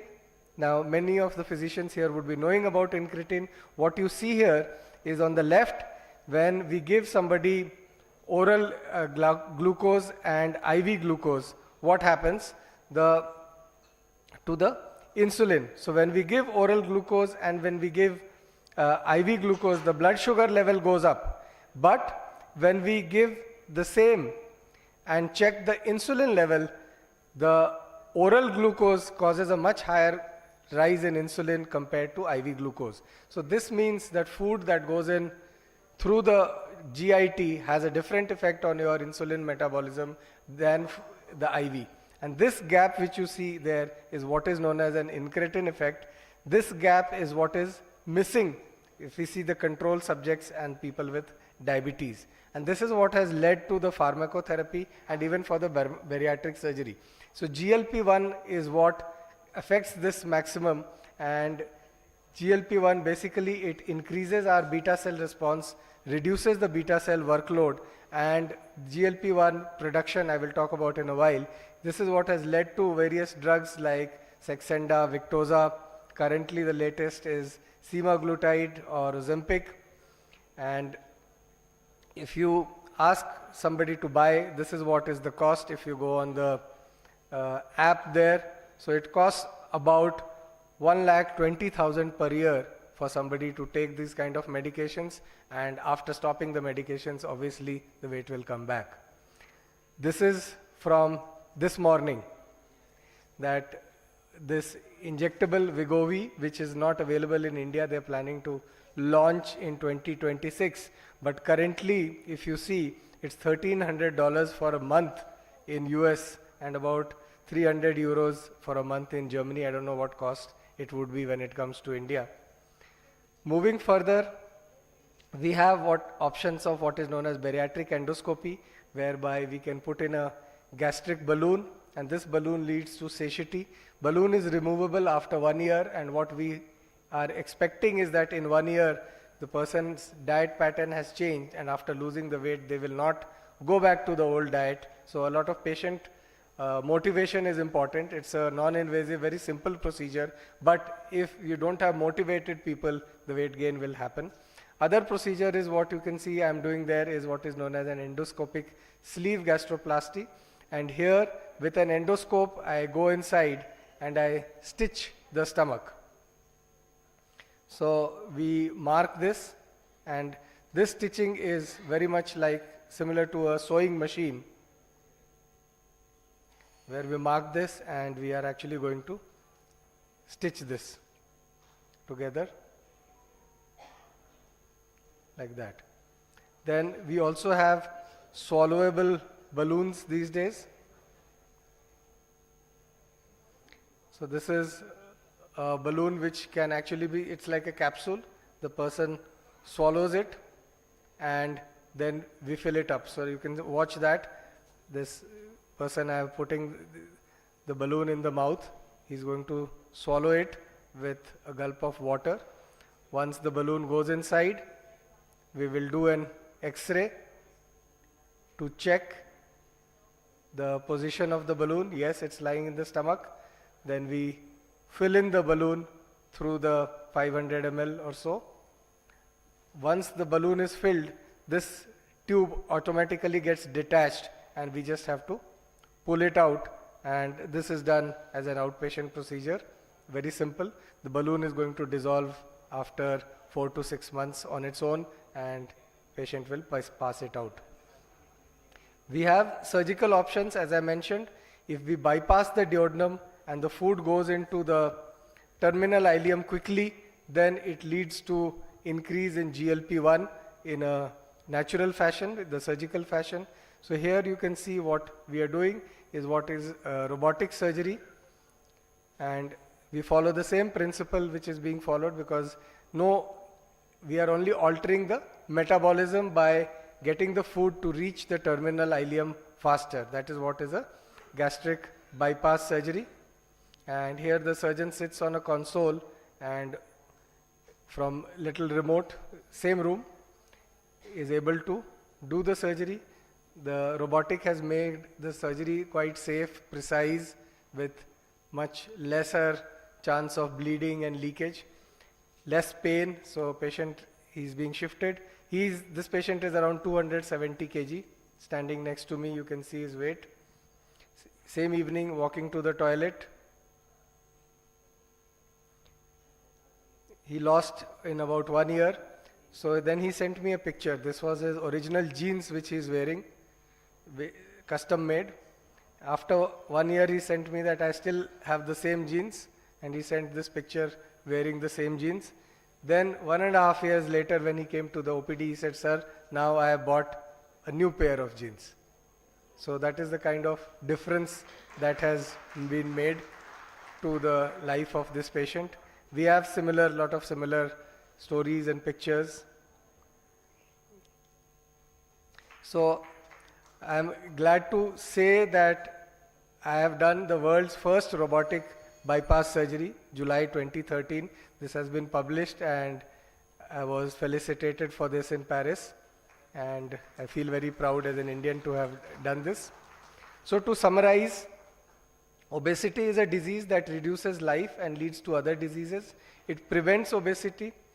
Diet and exercise for early obesity, surgery for extreme cases, and this is the kind of option. So surgery is absolutely the right choice.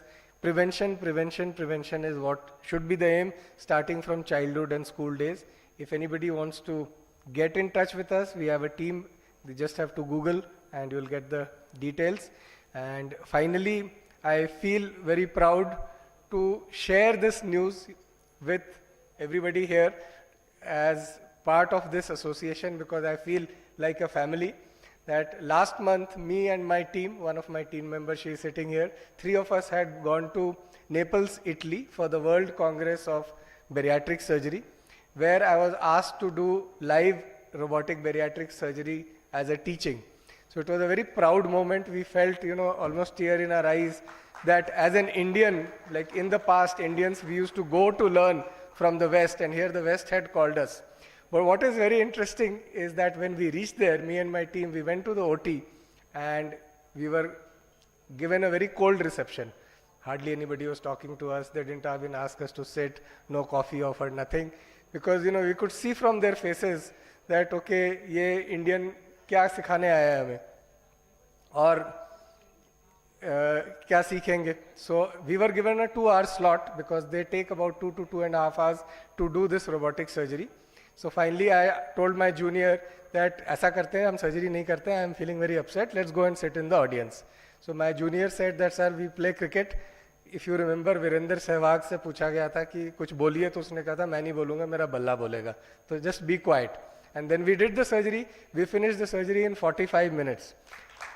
After that there was a full change.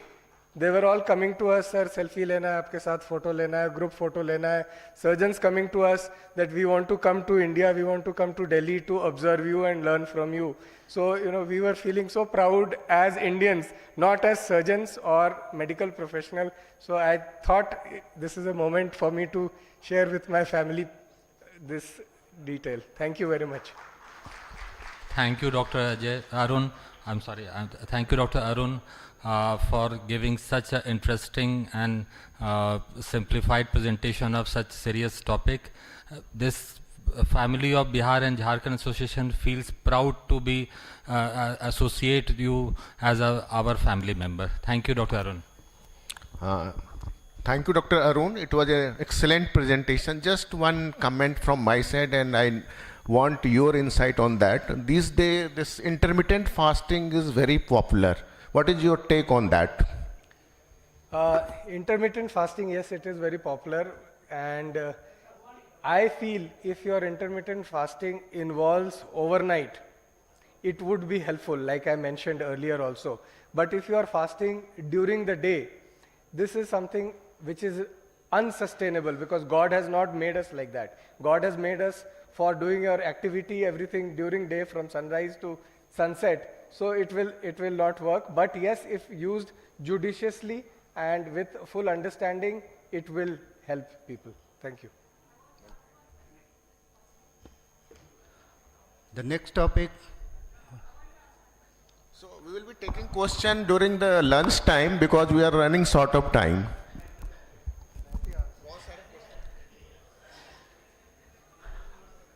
Now I invite Dr. Manish Singla. Dr. Manish Singla is going to present an overview on BPH, benign prostatic hypertrophy. Dr. Manish Singla is a well-known urologist in South Delhi. He has done his MCH urology and renal transplantation from Sanjay Gandhi Postgraduate Institute, Lucknow. He has more than 15 years of experience post-MCH. He has special interest in kidney stone management, laser prostate surgery, laparoscopic urology. He has more than 15,000 stone surgeries and more than 2,000 prostate surgeries. Presently, he is working as chief urologist in RG Stone, South Delhi. Over to Dr. Manish. Thank you, respected chairpersons, senior colleagues and dear friends, and thank you organizing for giving me this opportunity. So today's my topic is BPH, which is benign prostatic hyperplasia, and I'll be discussing about its surgical options. The idea behind this talk is to tell you what is the best prostate surgery and who is the best person to do it. So in this presentation, I'll be talking about RG hospitals. First few seconds, I'll be talking about RG hospitals. Then my topic, benign prostatic hyperplasia and its surgical options. And one of the surgical option is holmium laser enucleation of prostate, and I'll share my experience with this technique. So RG Hospital is the only chain of urology and laparoscopy hospitals. It has total 14 centers across India. It provides comprehensive urological and minimal invasive surgery care under one roof. It is the only institute to offer all available modalities of stone disease management. It is the only institute to offer all available modalities of prostate disease management. So first RG Stone Center opened in Mumbai in 1987, and the second center was in east of Kailash, New Delhi, where I am working. And it's been more than 36 years now, and we have done around more than 7 lakh of procedures. And it's been IEF and NABH accredited hospital. This is the first institute in India to bring Siemens lithotripsy. This is the first institute to bring in India the 100-watt holmium laser. And it is the first institute to treat youngest patient of 6 months and oldest patient of 107 years old with kidney stone. So there are few awards to RG hospitals like CNBC TV18 Healthcare Award and Times Now Business Award for Best Urology Care in Delhi NCR. This is our center in east of Kailash. These are the other 4 centers in Delhi NCR. These are the 2 centers in Mumbai. These are the 4 centers in Kolkata, Goa, Ludhiana. So we have 14 centers. And the man behind this show is Dr. Bhimsen Bansal.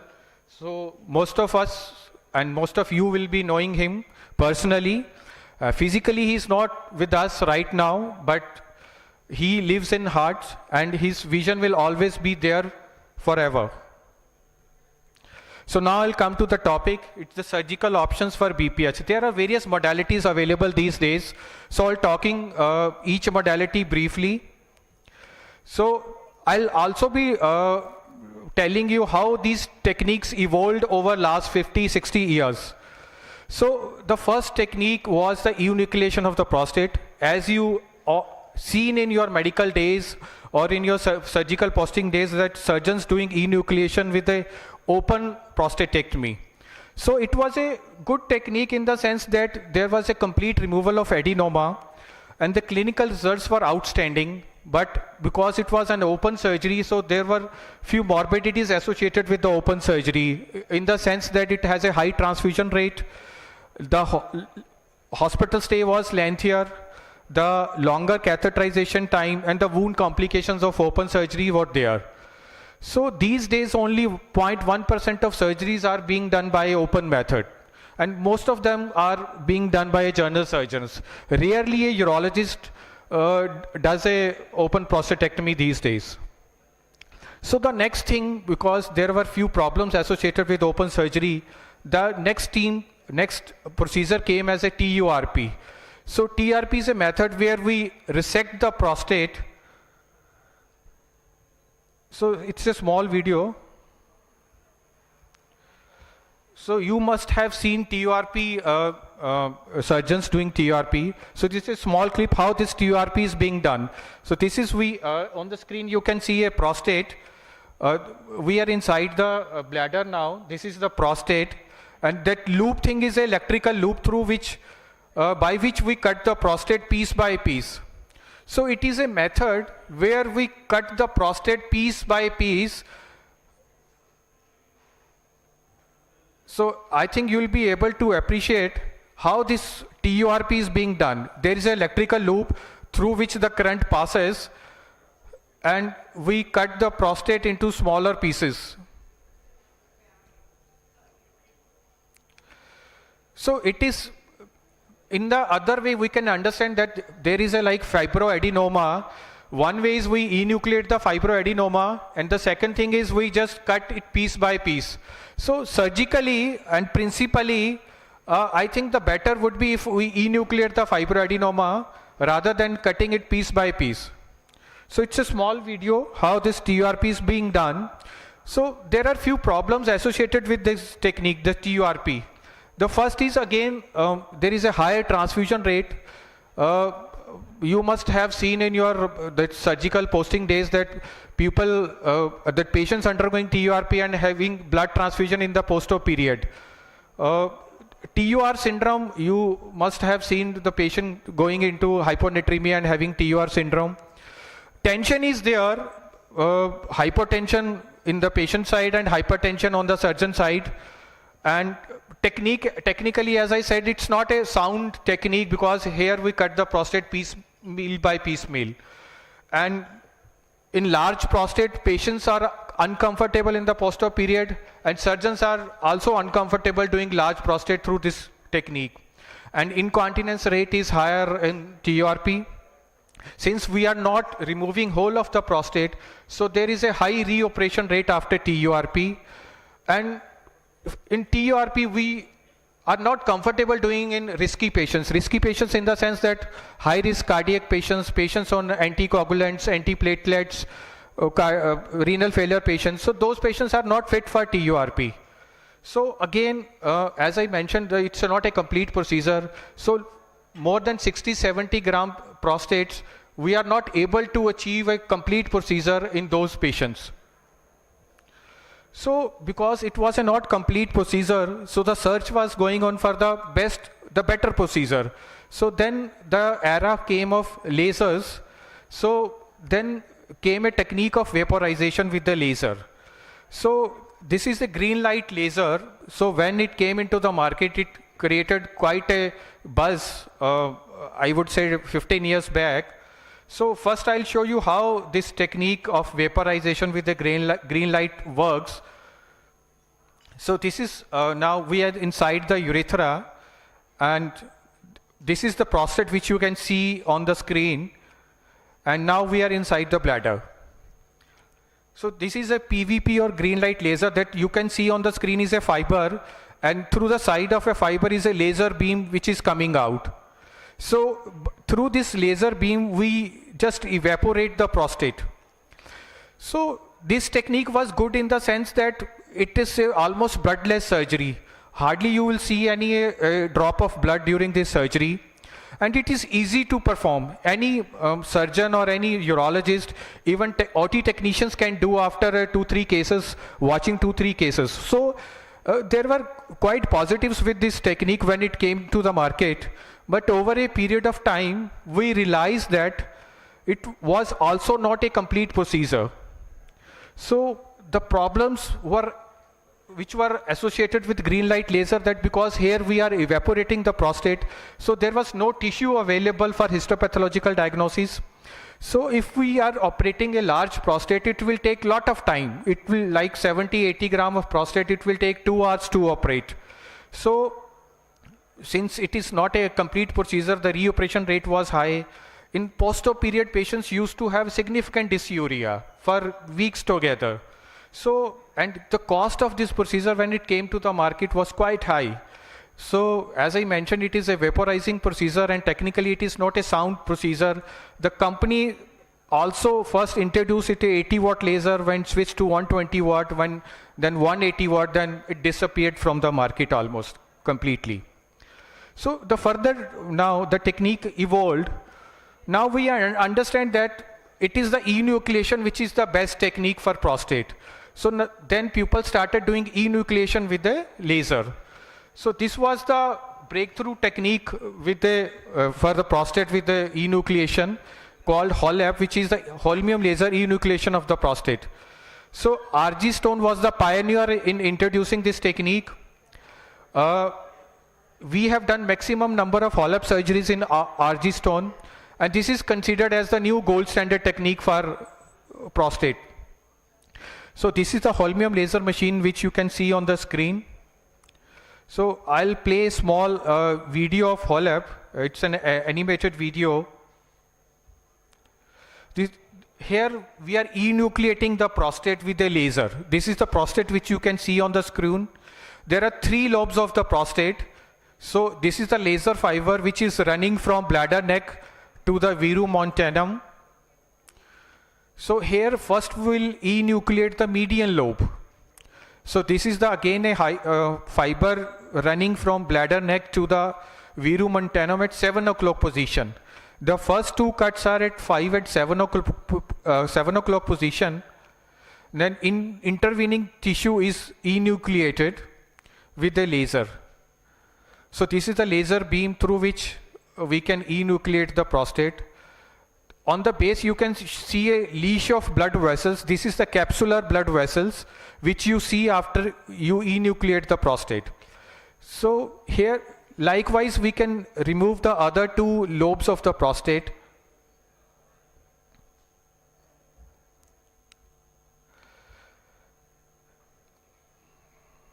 So I'll show you the end result, how it looks like after we completely enucleate the prostate.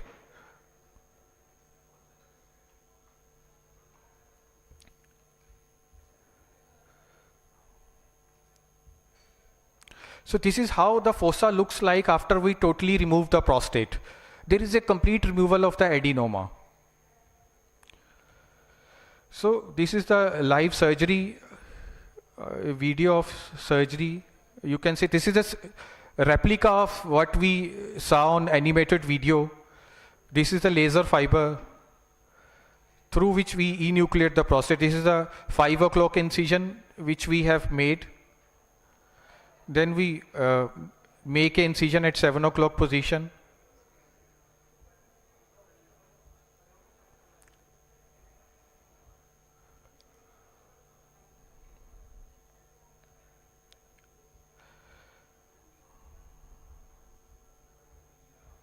So I'll show you the end result of this. So this is again almost a complete bloodless surgery.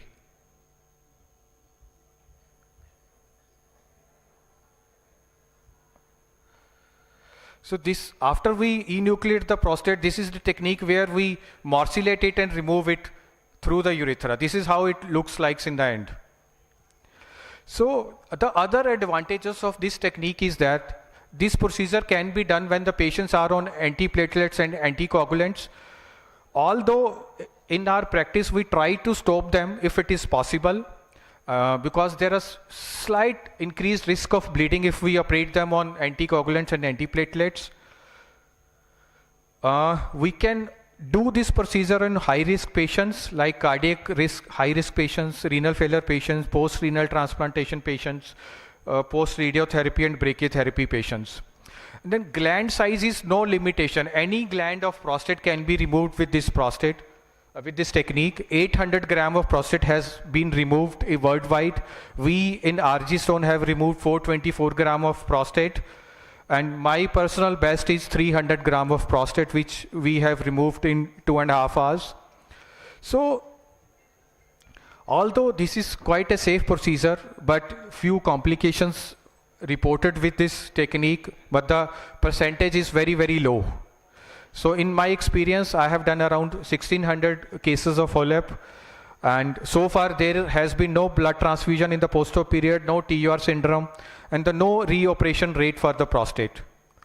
So, and I have started a HoLEP program at Gangaram Hospital. We have demonstrated HoLEP at Ram Manohar Lohia Hospital. This procedure has also been demonstrated at my parent institute, Sanjay Gandhi Postgraduate Institute, Lucknow, Sarvodaya Hospital, Faridabad, various workshops in Ludhiana. So if we talk about the cost, this is a cost-effective procedure. In our center, which is a private center, the cost falls between 1 lakh to 1.5 lakh. So the beauty of this procedure is that the post-op stay is only less than 24 hours. 99% of patients are discharged next day in the morning. So this was one of the study conducted to see the patient satisfaction rate. If we see only 3% of the patients were not satisfied with this or dissatisfied with the procedure, and 97% of the patients were satisfied. So now I'll come to that. There are newer techniques available. I don't know if I have sufficient time. There are two procedures which are coming to the market, Urolift and Rezo. So take-off message is prostate size alone does not decide which patient will need surgery. TURP is the gold standard, but HoLEP is the new gold standard. The newer techniques are not yet the standard of care. Thank you. Thank you, Dr. Manish, for nice presentation. Thank you. Just one question from me. I think this is a very common problem, that is BPH. Yes. So are you doing surgery to all the patients, or are there any medicine for that, and when do you do the surgery? Okay, so these days 70% of the patients are managed by medical management. Right. Only 30% of the patients will need surgery. Those 30% patients would be where there is a refractory retention, who are not responding to the medical management, or they have a recurrent hematuria due to the prostate, they have a renal failure due to the prostate, they have secondary like bladder stone due to the prostate, recurrent UTI due to the prostate. So there are absolute indications for prostate surgery. Okay, thank you. Thank you very much. Thank you. Thank you. So Thank we you, are chairpersons and the speaker. So we are having Dr. Ajay Kumar, the pioneer in the urologist. So one comment from your side, sir. कोई बात है sir, बोल लो आपको तो बोलना कर सकता है sir.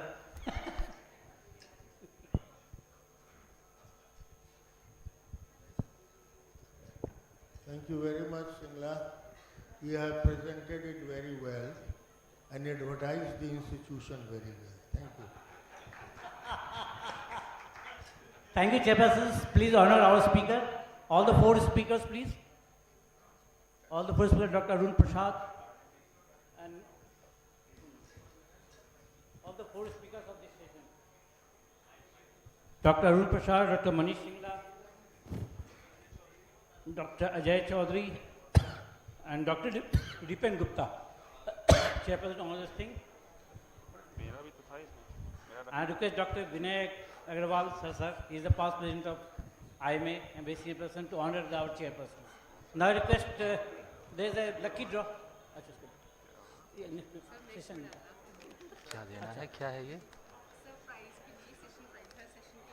Now the session will be covered by Dr. Juhi, our young dynamic. Dr. Juhi, please. Come to the stage. And there is a lucky draw which will be taken by Dr. Richa Kumar.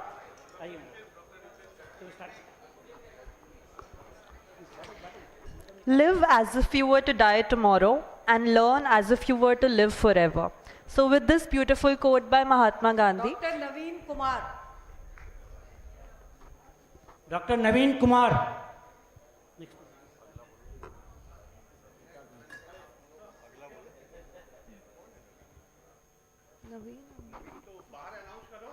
Dr. Ramadhar Prasad.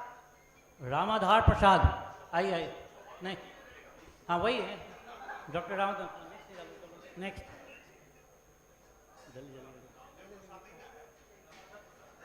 Amar Kumar. Doctor Amar Kumar doctor Amar Kumar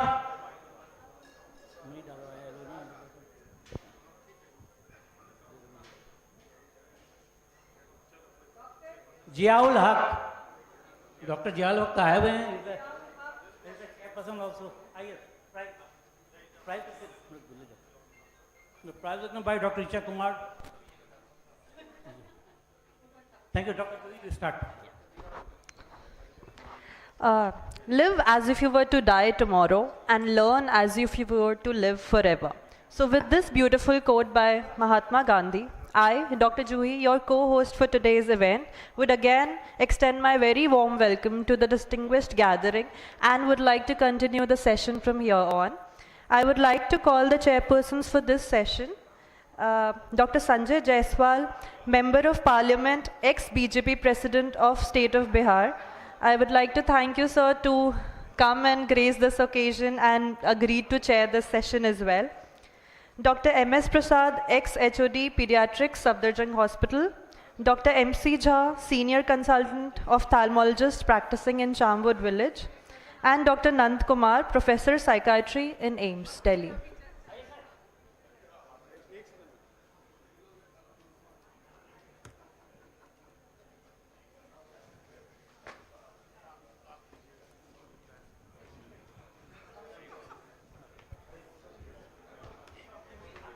Where I have to sit? सामने sir.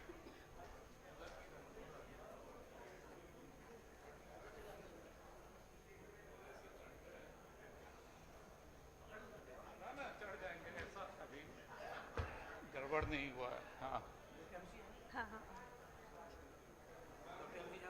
हाँ आ गया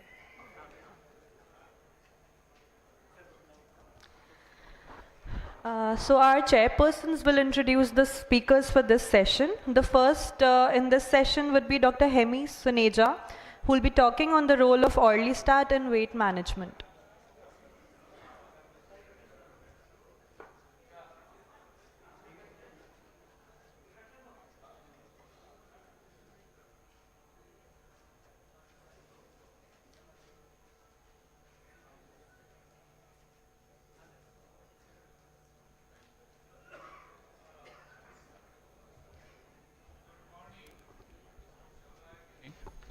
हाँ, good morning ख़वातीन और हज़रात, I mean ladies and gentleman.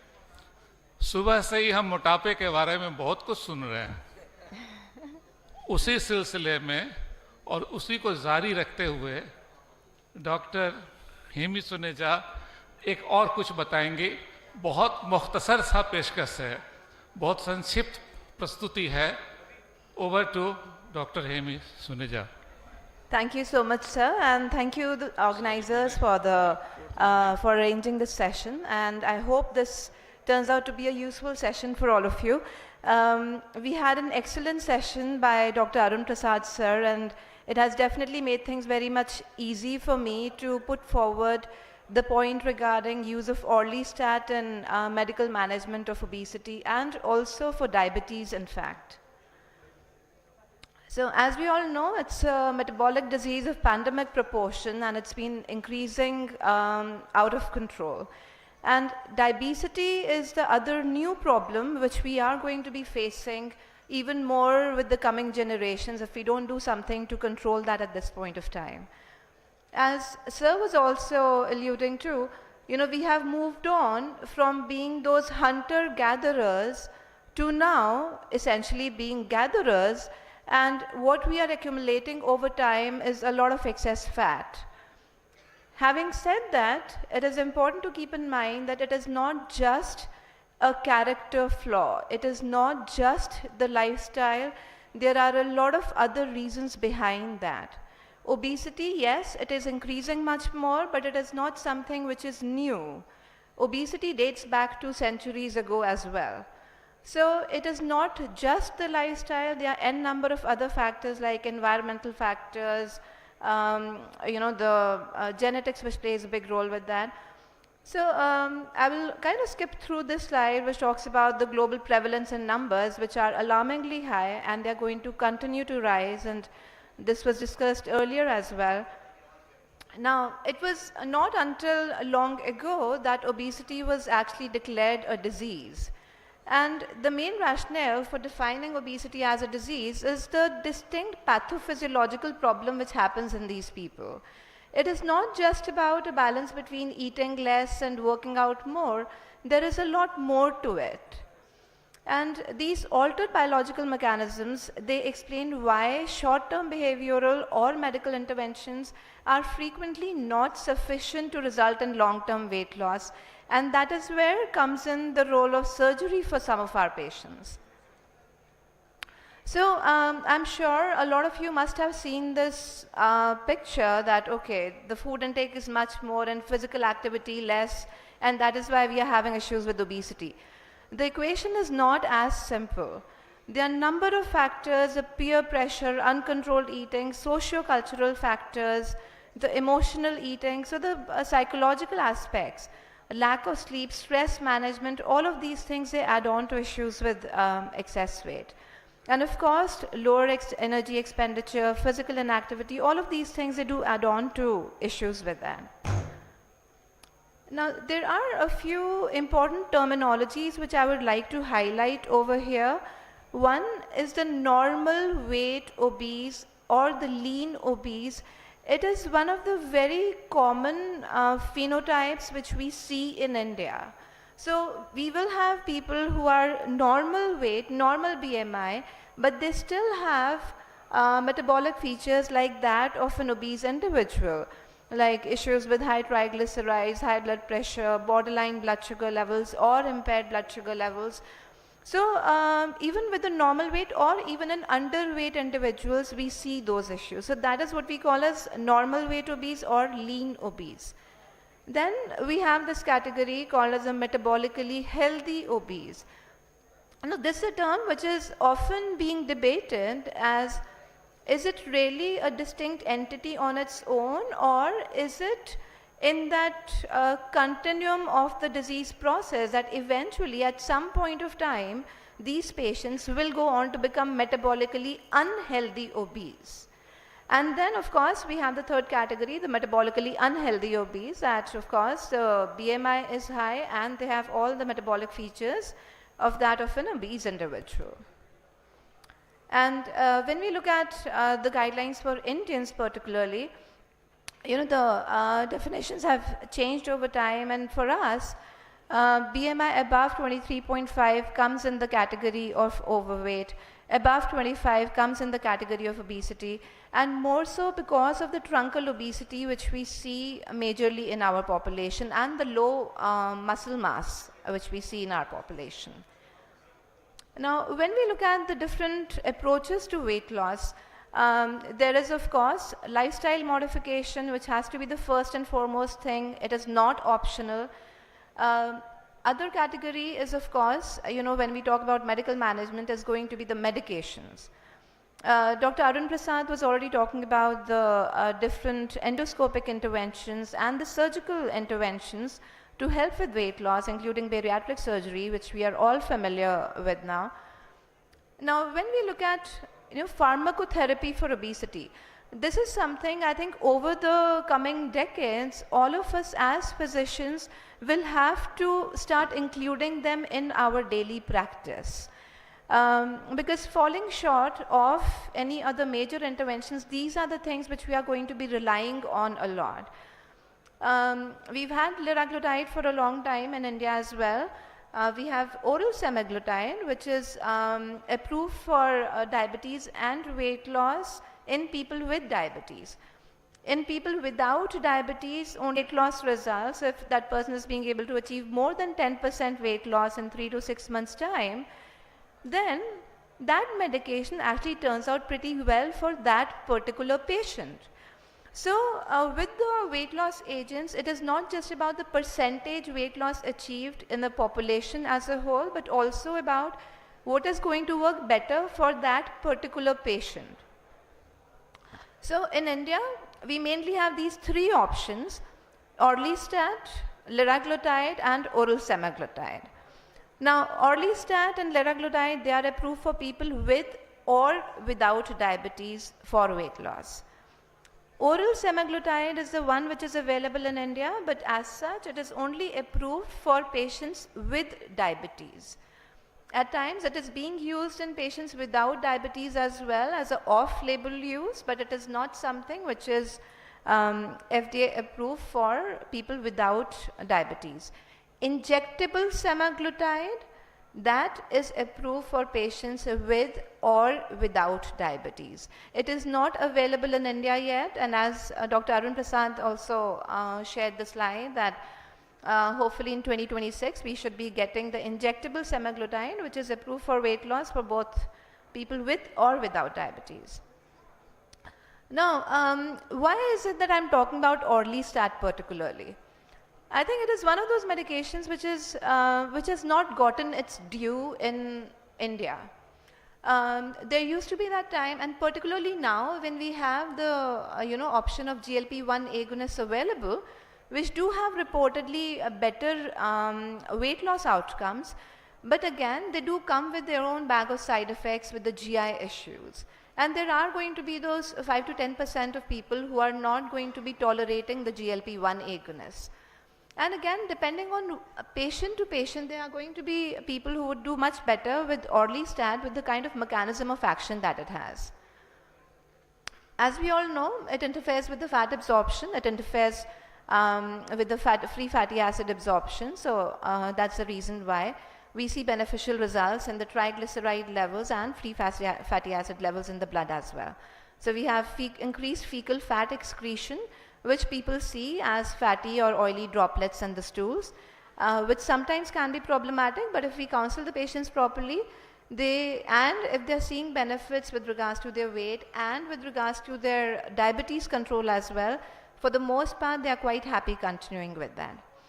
So there's this another study, which was a double-blinded study, which showed good weight loss results in patients on Orlistat, and around 28% of the patients were being able to achieve more than 10% weight loss, and the numbers were varying anywhere between 21% to 48.8% when it comes to more than 10% weight loss with the medication.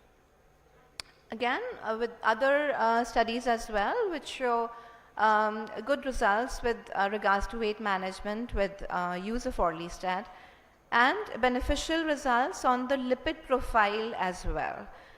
The reason why I wanted to bring this thing forward is because when we talk about obesity, we often see issues with diabetes, the diabetes which goes along with that, the high insulin resistance, high insulin requirements as well for the people because of that resistance issue itself.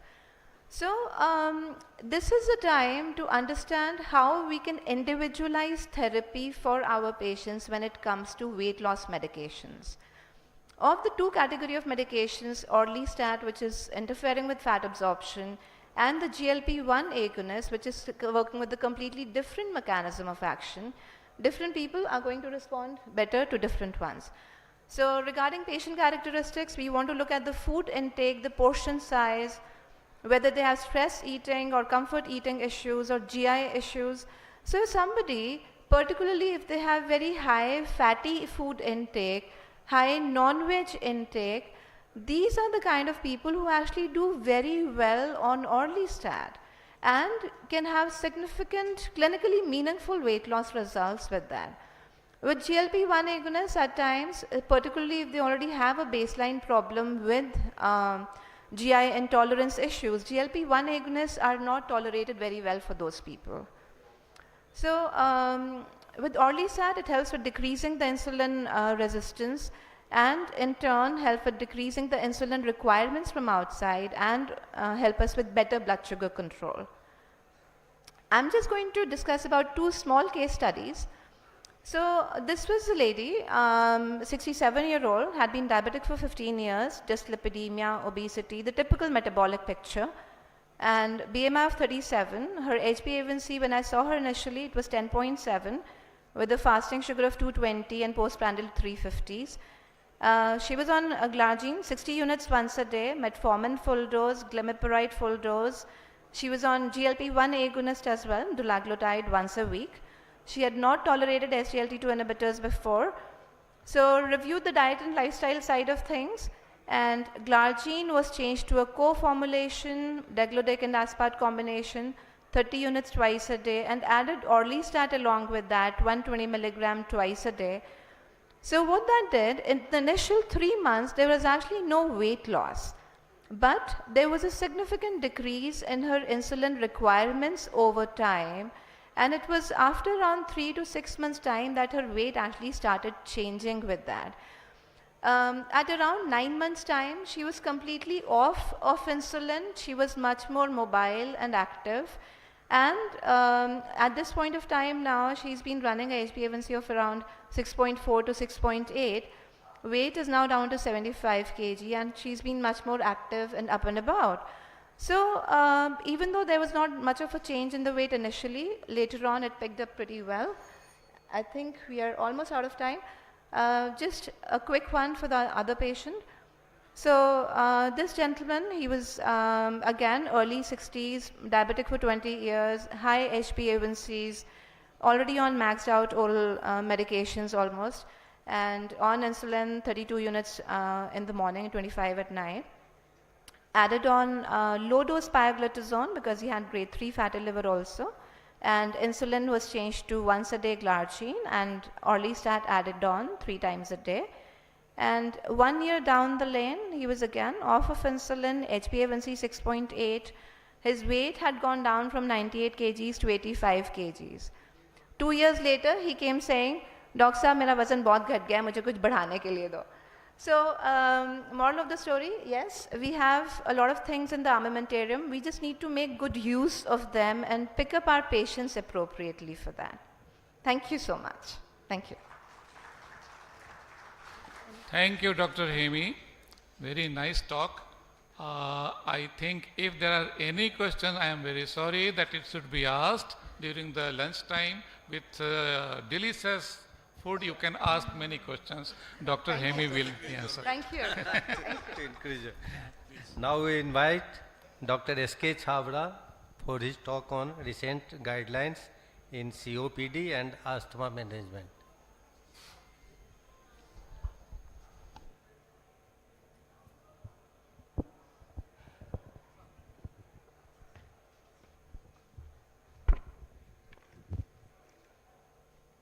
Thank you, Mr. Chairperson, and good morning ladies and gentlemen. I would like to congratulate the forum for its inaugural conference and especially thank my friend Dr. Prasad for giving me an opportunity to be here and talk about a very important topic.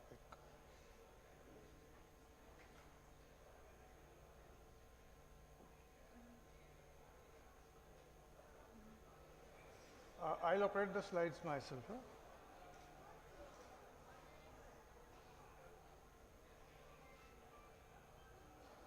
Okay. So, shifting gears from obesity to respiratory medicine, I'll be talking about two diseases in one talk, asthma and COPD. Now, asthma and COPD, as you all are treating, these are very common chronic respiratory diseases which resemble each other so much, the same kind of medicines, same kind of symptoms, that very often sometimes physicians also ask why differentiate. We are going to treat this disease as in the same manner. Now these two diseases are extremely dynamic in their development. That is, every year changes keep occurring. So I am talking about 2023 update. We have regular guidelines coming every year. For asthma it is the GINA, and for COPD it's GOLD, and they keep updating every year, and there are small changes so that one has to keep up to date. So I'll be focusing on what's currently recommended for management of asthma and COPD. So like I said, these are very similar diseases. Cough, dyspnea, wheezing, same kind of symptoms. The subtle differences, which I'll elaborate in the next few slides. Both have airway inflammation, bronchospasm, mucus secretions, mucosal infiltration and thickening. So that reduces the diameter of the airways, narrowing of the airways. So that causes breathlessness. We have got similar range of drugs. They are inhaled corticosteroids, inhaled bronchodilators, sometimes oral. So same drugs practically are used to manage, and same kind of diagnostic tools for these diseases. Breathing tests called lung function tests, spirometry, imaging, few blood investigations. They're quite similar, yet these are extremely different. The similarities are only superficial, differences are deep. The natural history of the two diseases is different. COPD is a progressive disease. Ultimately, the patient is going to end up in chronic respiratory failure. That doesn't happen with asthma. Asthma has a far better prognosis than COPD. Plus, COPD has a lot of extra pulmonary manifestations which do not occur in asthma. So these are two different diseases, and one must attempt to differentiate when we come across a patient who presents with breathlessness. So the current definition of asthma in GINA stresses the importance of history. Actually, asthma is the only disease which can be diagnosed by history. Investigations only corroborate our clinical impression. So history is very, very important. Wheezing, shortness of breath, chest tightness. The important point is that it varies over time and in intensity. There are periods of remission, episodes. So these come and go. So this fluctuation, this is characteristic of asthma. And then on lung function testing, we get what is known as airways obstruction or narrowing, which fluctuates. So this fluctuation is a very important characteristic of asthma. Asthma can be controlled, and it can be controlled very well with the current drugs that we have, but it cannot be cured. However, there is a sizable portion of pediatric asthma patients who will ultimately grow out of the disease. They become asymptomatic by the time they reach adolescence or young adults. Some of these may relapse later on, but childhood asthma can sort of get cured. The symptoms, I said, are episodic with remissions and variation, and there is a genetic predisposition in asthma. It is called atopy. That is the tendency to produce increased IgE, which leads a person to become allergic to anything in the environment. Asthmatic patients can identify triggers that is factors which precipitate symptoms. These could be any dust, any allergen in the atmosphere, smoke, outdoor, indoor air pollution, somebody smoking, change of temperature, psychological stress, consumption of drugs like non-steroidal anti-inflammatory drugs.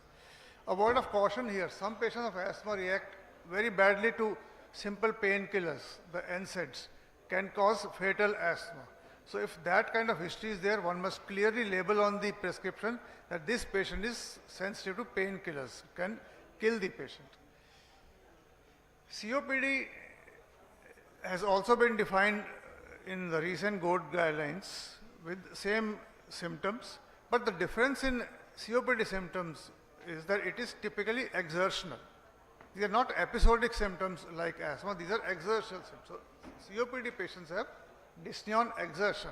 So when they walk fast or go upstairs, they are short of breath. When they sit down, relax, they feel better. This is progressive over time. Gradually, their activities become less and less. Even with simple activities like changing clothes, taking a bath, they become breathless. And in the extreme case, they are breathless even at rest. So that is the standard MRC classification which we have all read in our undergraduate days. COPD, unlike asthma, is persistent and progressive. There are no period of remission in COPD. It is progressive, that today the patient is at one level of symptoms. After 5 years, he'll be worse off. That doesn't happen in asthma. So these two diseases are different. And in COPD, in asthma we have talked about triggers. And for COPD, what is the most important risk factor? It is smoking. Majority of patients are smokers. But there are other irritants in the atmosphere like outdoor air pollution, the kind of pollution that we have in the city, use of biomass fuels in homes, and which is very rampant in lower economic groups as in many hilly and rural areas. So biomass exposure is a very important cause of COPD in non-smokers. There is a genetic basis, but we do not know it that well as we know for asthma. So the symptoms are typically progressive, persistent breathlessness, and patient gets better. Unlike asthma, which can occur at any age. See, asthma can begin at the age of 1 year, it can begin at the age of 80 years. COPD typically starts in middle age. So patient requires a 10 years history of smoking to develop COPD. So we think of COPD in any smoker or any person who is exposed to any kind of environmental stimulus and is 30, 35 years plus presenting with dyspnea on exertion. So with these kind of symptoms, we investigate the patient, and the standard tool which provides the diagnosis is called lung function testing. There are different lung function tests. At the most basic and the most useful level is called spirometry, where a person just blows into a machine and we measure the approximate size or the diameter of the airways to understand how much narrowing is there. Because asthma is intermittent, so asthma can have normal spirometry. COPD requires an abnormal spirometry. That is the definition of COPD. The O in COPD is obstruction. So there must be obstruction which is not reversed fully on bronchodilator. So persistent post-bronchodilator obstruction defines COPD. This is a spirometry curve on the right side. So these are kind of loops. Just like we have got an ECG picture of the cardiac complexes, breathing test, spirometry gives us a, what is known as a flow volume loop, and from which we make the diagnosis of COPD. We can classify the degree of obstruction. The parameter that we measure in spirometry is called FEV1, the volume which comes out in 1 second. So as the degree of obstruction increases, FEV1 goes down. It is always measured in terms of what is the predicted value and what the patient is having. So we classify the severity of obstruction according to how much FEV1 has decreased by GOLD classification of mild, moderate, severe, or stage 1, 2, 3, 4 as the severity increases. Imaging is important to show that there is airway obstruction, hyperinflation. These are typical COPD X-rays hyperinflated chest with flattened diaphragms. Asthma may have a normal looking chest X-ray. A CT scan shows emphysema. Now emphysema is part and parcel of COPD. So emphysema, they are big areas which are black holes within the lungs. Another slide showing the emphysema. Now COPD also has extrapulmonary manifestations. So these patients are therefore required to be investigated for extrapulmonary manifestations. A cardiovascular checkup for osteoporosis, a DEXA scan, ECG, echocardiography, these are essential workup tools for COPD. These patients may have diabetes and smoking predisposes to lung cancer. So wider spectrum of comorbidities in COPD. Now we have got what is known as an ABE classification. So after history and patient's spirometry, to start treatment in COPD, we classify A, B, and E, which is a severity. A is patient who has no exacerbation and mild symptoms. B is no exacerbation, more symptoms. And if the patient has been hospitalized or has had exacerbations, he goes into E. So that is a distinction. Those who have got exacerbations, they have to be identified. Treatment of asthma, two categories of drugs. One are called controllers, the other called relievers. Controllers mean drugs which have to be taken on a long-term use for stabilization of the disease. So these have to be taken irrespective of the presence or absence of symptoms. These are long-term medicines. These are anti-inflammatory medicines. In between, if the patients do have symptoms, we give them relievers which produce immediate bronchodilation and relief in symptoms. So most patients will have two sets of medicine, but now the medicines which we are using, they work both as controllers and relievers. So that is the change in 2023. The same inhaler is used as controller and reliever. Among the controller, the most important group is inhaled corticosteroids. Inhaled corticosteroids are drugs of choice for asthma for all ages. And we should spend time with the patients explaining that this is the most important drug. Be not afraid of the adverse effects. The adverse effects which patients know about, they are mostly with the oral corticosteroids. With inhaled steroid, there are only two important side effects. One is oropharyngeal candidiasis, for which we ask the patient to rinse mouth after use, and some change in voice. So rinsing the mouth after use is good enough to prevent complications. As add-on drugs, which means the second drug, we have got long-acting beta-2 agonists or bronchodilators. So these are the two main drugs for management of asthma. We may use anticholinergics like tiotropium, montelukast, theophylline, and for very severe asthmatics, we have got a new group of drugs which are called biologicals. Few patients will require short steroids from time to time when the symptoms exacerbate. So most patients are managed by inhaled steroids with or without the help of long-acting beta-2 agonists. For reliever, we have got salbutamol. Most of the drugs for asthma are given by inhalation therapy. And inhalation therapy is what determines the outcomes. So patient must use his inhalers properly. The choice of drug, the choice of device, very important. We have got a basket of choice available. They are dry powder inhalers, they are meter dose inhalers, they are nebulizers. So whichever the patient is able to use properly, he should be instructed and that he can use. So correct use of inhalation is very, very important for adequate response. So the asthma drugs, how we use these, we have got a step care approach. This is 2023 approach. Mild symptoms, we give only SOS combination of inhaled steroids and ALABA. It's a combination which is used. When the symptoms increase, we step up the dose of inhaled corticosteroids. So as the symptoms become uncontrolled, we step up and reach 2, 3, 5, 4, 5. 4 and 5 we may consider biologicals. In COPD, the drugs of choice are bronchodilators, single bronchodilator for mild, a combination for a more symptomatic. So this is the management for COPD, bronchodilators, not steroids. Steroids only if the patients have a bit of asthma in the history, higher eosinophil counts, or history of exacerbations. A word about other treatments for COPD. They also require vaccination, influenza, pneumococcal. They require pulmonary rehabilitation, oxygen and home use of NIV for very severe cases, surgical options, and last resort is lung transplantation. So to summarize and conclude my talk, asthma and COPD are very common airway diseases which cause breathlessness. A detailed history with lung function testing helps to differentiate the two diseases.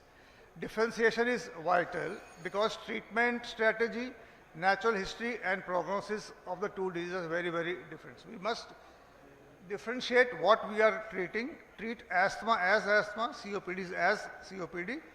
The vital difference, again to emphasize, COPD, the drugs of choice are bronchodilators, asthma it is inhaled steroids. So management of cases at primary and secondary level is possible with GINA and GOLD guidelines. Thank you very much.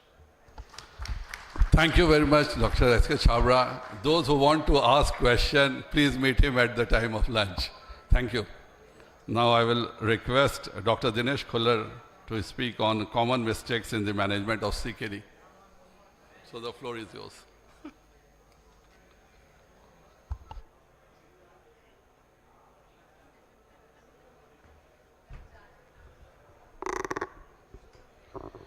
Good afternoon, everyone.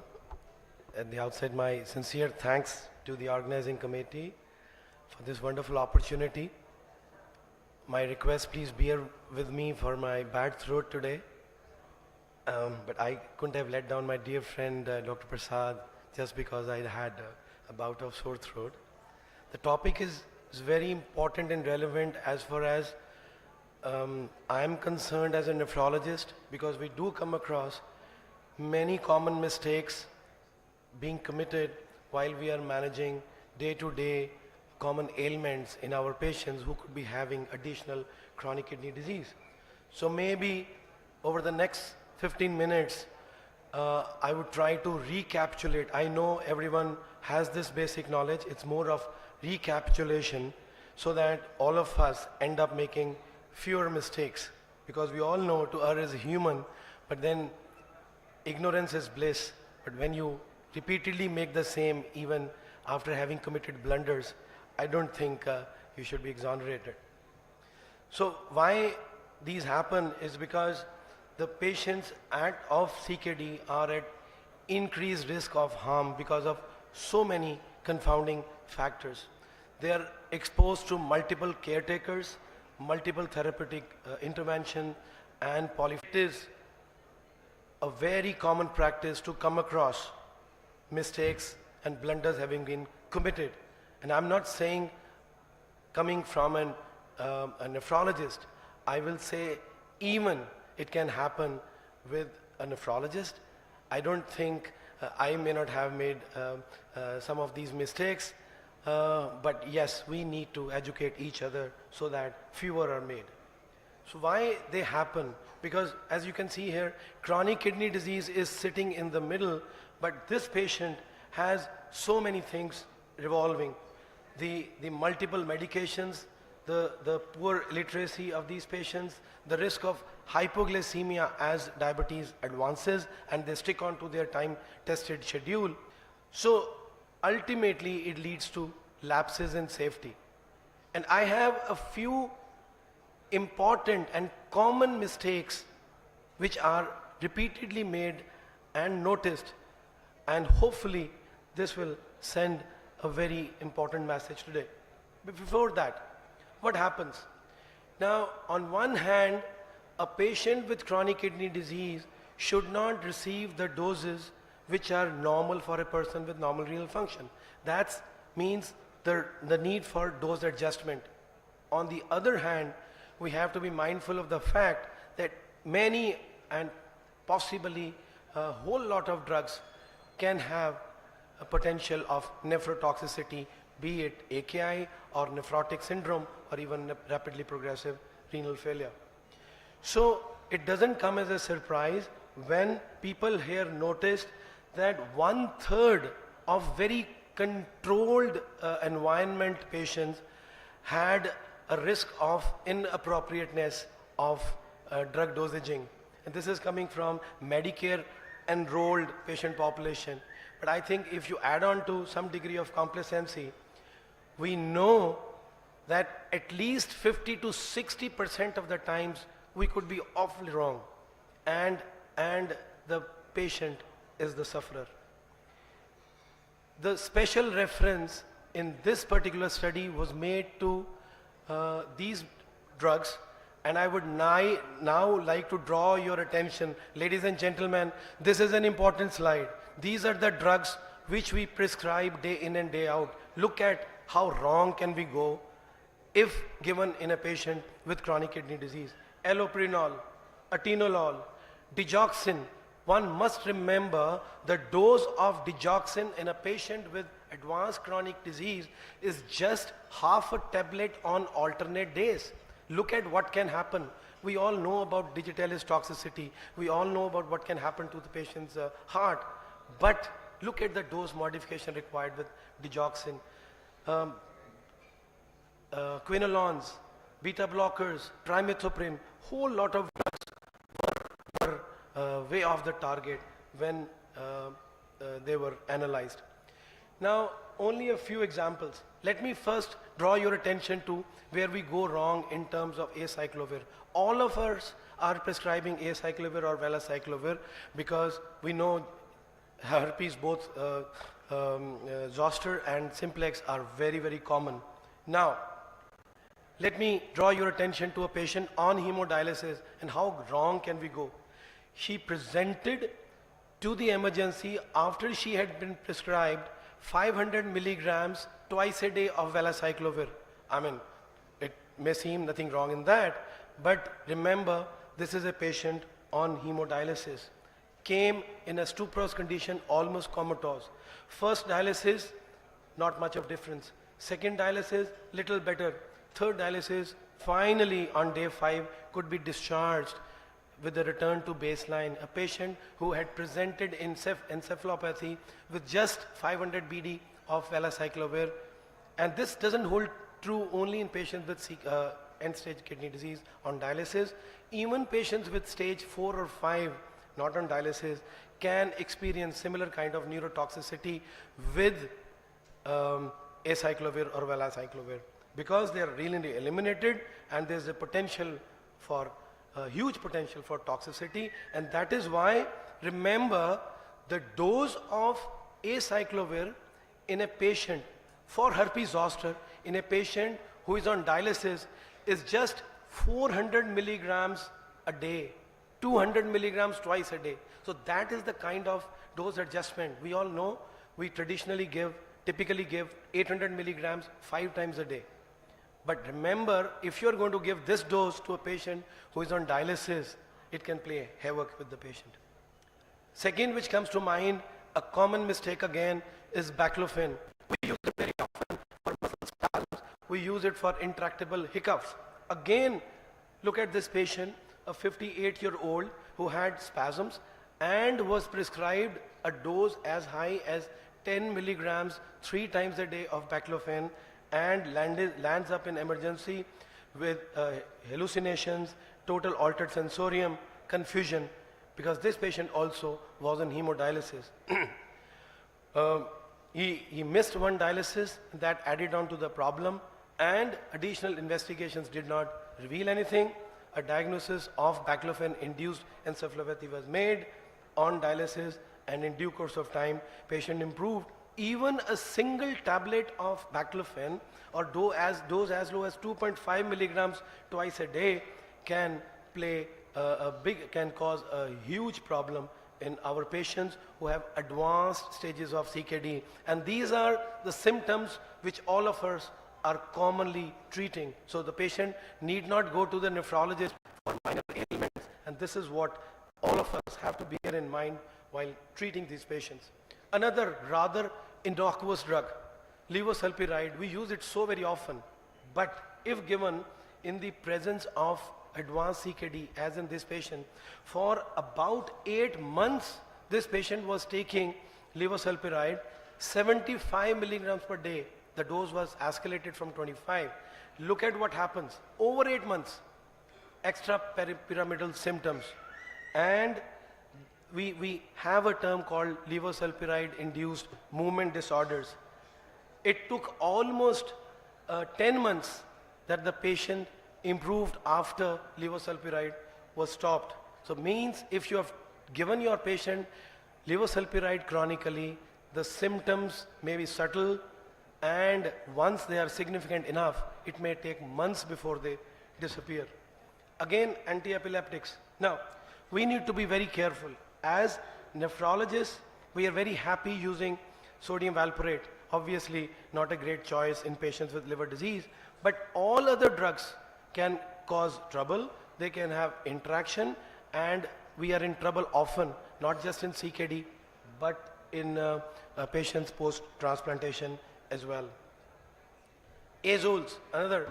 We always are using fluconazole, voriconazole for all our patients. The dose modification has to be there.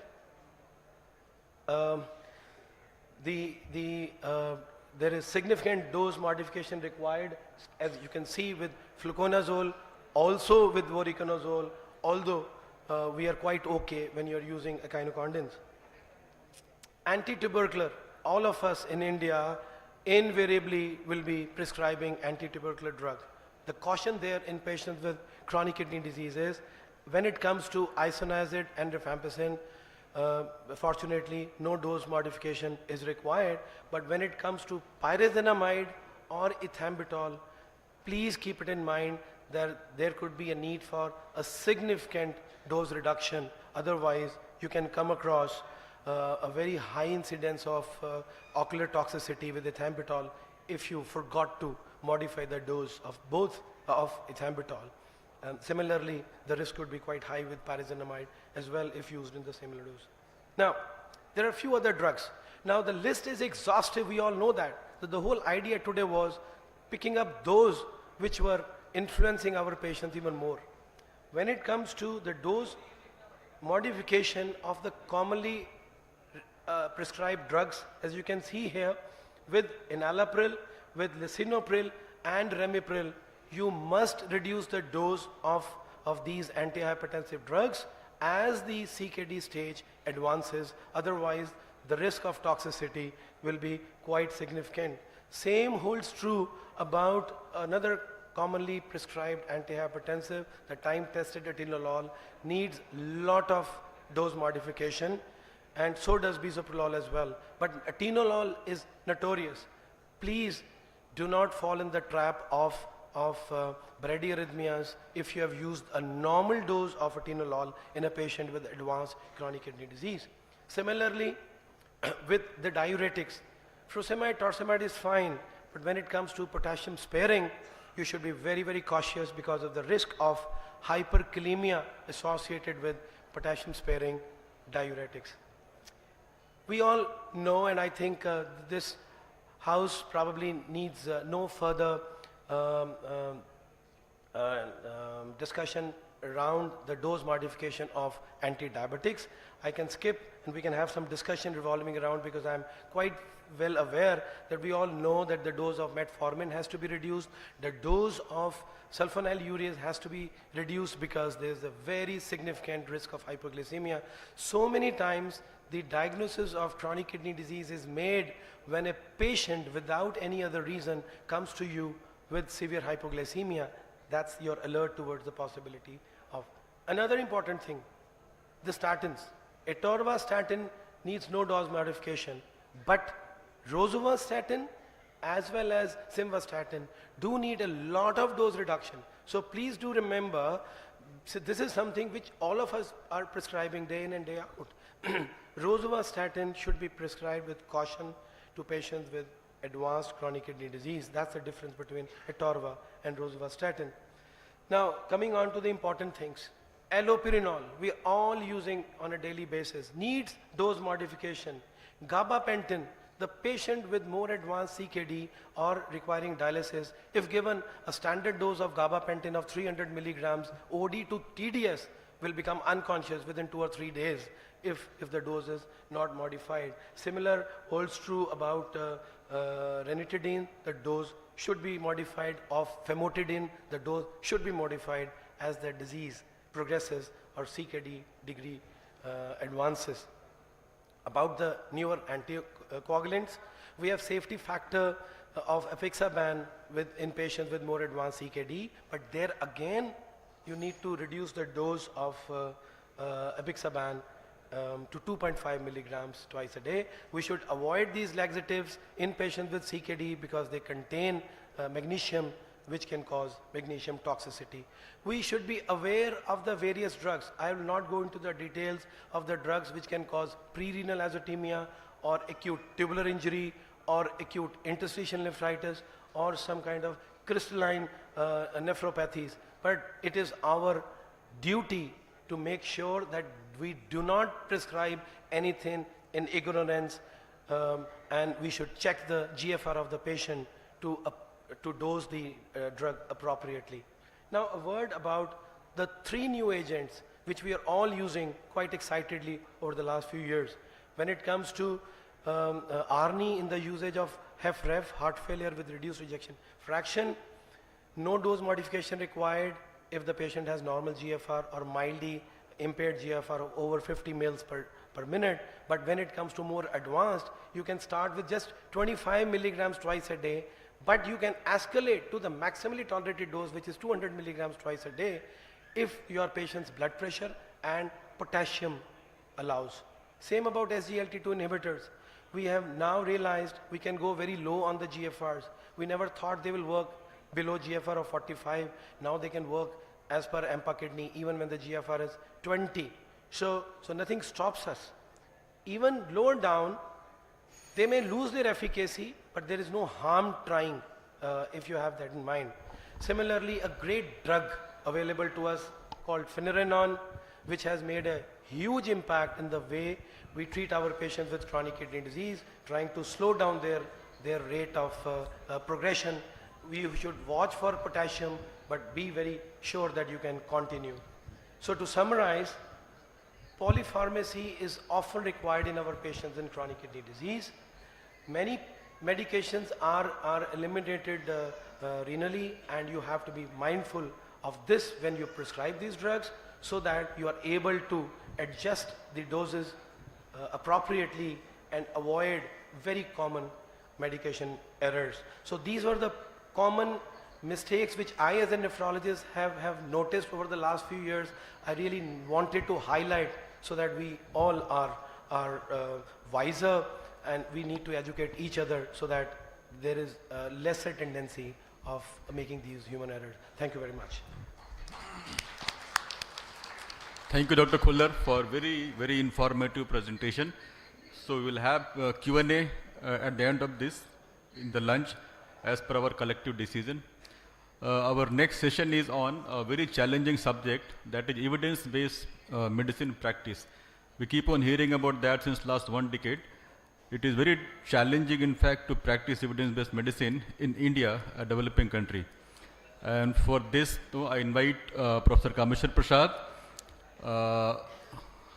our guru also, and currently he is a very eminent researcher, clinician, and epidemiologist. And he is now a chairperson for a standing selection committee of the AIIMS Delhi. Thank you, sir, for being here, sir. Thank you. Thank you, Mr. Chairperson. Thank you, Dr. Prasad, for inviting me. I thought when Dr. Sanjay Jaswal is chairing the session, I should make my talk little politically oriented, so I said, what does a developing country want? Our Prime Minister from Red Fort last time, if you have heard, he has said, by 2047, we should become a developed country. Am I right, Dr. Jaswal?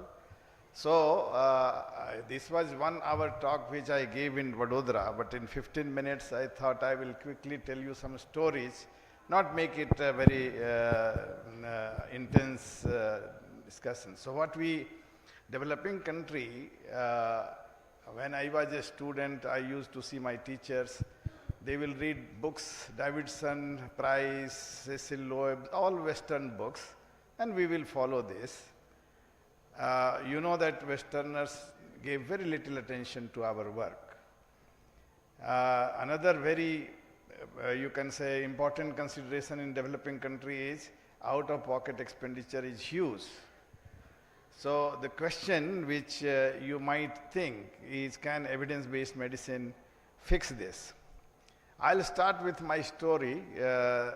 When I was in McMaster University, Canada, and that is the mother of evidence-based practice. So McMaster University, Canada coined the word evidence-based medicine and started it in 1992. And I was there when this was going on. I was as a student doing master's course in the same department which started this evidence-based practice. And this was one of my assignment. And Ted Hens, you see the second name, he was my supervisor. So when I submitted the assignment, he said, this is a very good paper, why don't you publish it? So we published it. Question is, does world pay any attention to what we publish? And the question you may ask is, how do we know whether they pay attention or not? And the question that can be ascertained by evidence, by number of citations, number of abstractions, number of invitations, number of co-authorship, and some of this I will share with you. This paper was picked up by Yearbook in 1997. So the people were paying attention. They only pick up 5% of the published papers. Then there is a center for, there used to be a Center for Reviews and Dissemination of UK. They also picked up this paper. They quoted our conclusion, but they also said this is a well-written and clearly presented review which contains excellent discussion on methodological problems, etc., etc. But more importantly, these people sitting in Amsterdam, they wrote to me, Dr. Prasad, we have read your paper, can you share the raw data with me? I said, yes, why not? Why do you need this? They said, we are writing a Cochrane review and we will like you to join as co-author and we will write it. So this is the Cochrane review which you can read now. I mean, it is available in Cochrane Library. It has 1,214 citations. The 2010 version had 500 plus citations. What is the message? Message is that in developed countries, 0.15 milligram per kg of dexamethasone 6 hourly for 4 days can be given in acute bacterial meningitis. But that is something perhaps not true. We had a meeting in WHO just last March where we are going to develop guidelines on meningitis. More importantly, in tuberculous meningitis, when I was a student, 1972 to 79, we were using corticosteroids. But there was no systematic review or meta-analysis which we did with my colleague Dr. Mamta Singh in AIMS, and it was published in Cochrane Library, as you can see. It had huge number of citations because in TB meningitis, developing countries have to guide the developed countries. I get a lot of emails how to treat this patient, that patient. And we were pleased to know that this was the most cited Cochrane review in 1 year in 2009, for which Cochrane Library gave us a certificate like this. The latest one is this one, and you can see one name has been added, which is Hannah Ryan. So she literally begged to join us when we were completing this, because they also need names, and she of course contributed to this quite well. And this is the latest version which you can read in Cochrane Library. What I wanted to tell you is that people pay attention if you do things in the way the current fashion is. Status epilepticus in adults. I wrote a Cochrane review, which was with some of my colleagues. I was in Bahrain at that time. And it also attracted a lot of citations, but more importantly, this American College of Physicians Journal Club picked it up and published the abstract. Once again, this is after our publication. And you can see this star rating here.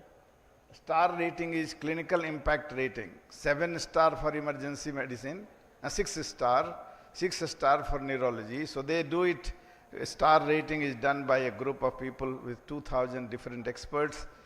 And that changed the way people used to treat status epilepticus. From diazepam, we moved to lorazepam. What surprised me is that British Journal of Clinical Pharmacology editor wrote to me, "Can you write this paper for our journal?" It was already published as Cochrane Library, but it is not in print form. So we are a print journal. Can you write this same article for us? This doesn't happen, but obviously they thought some value in this. And we wrote it.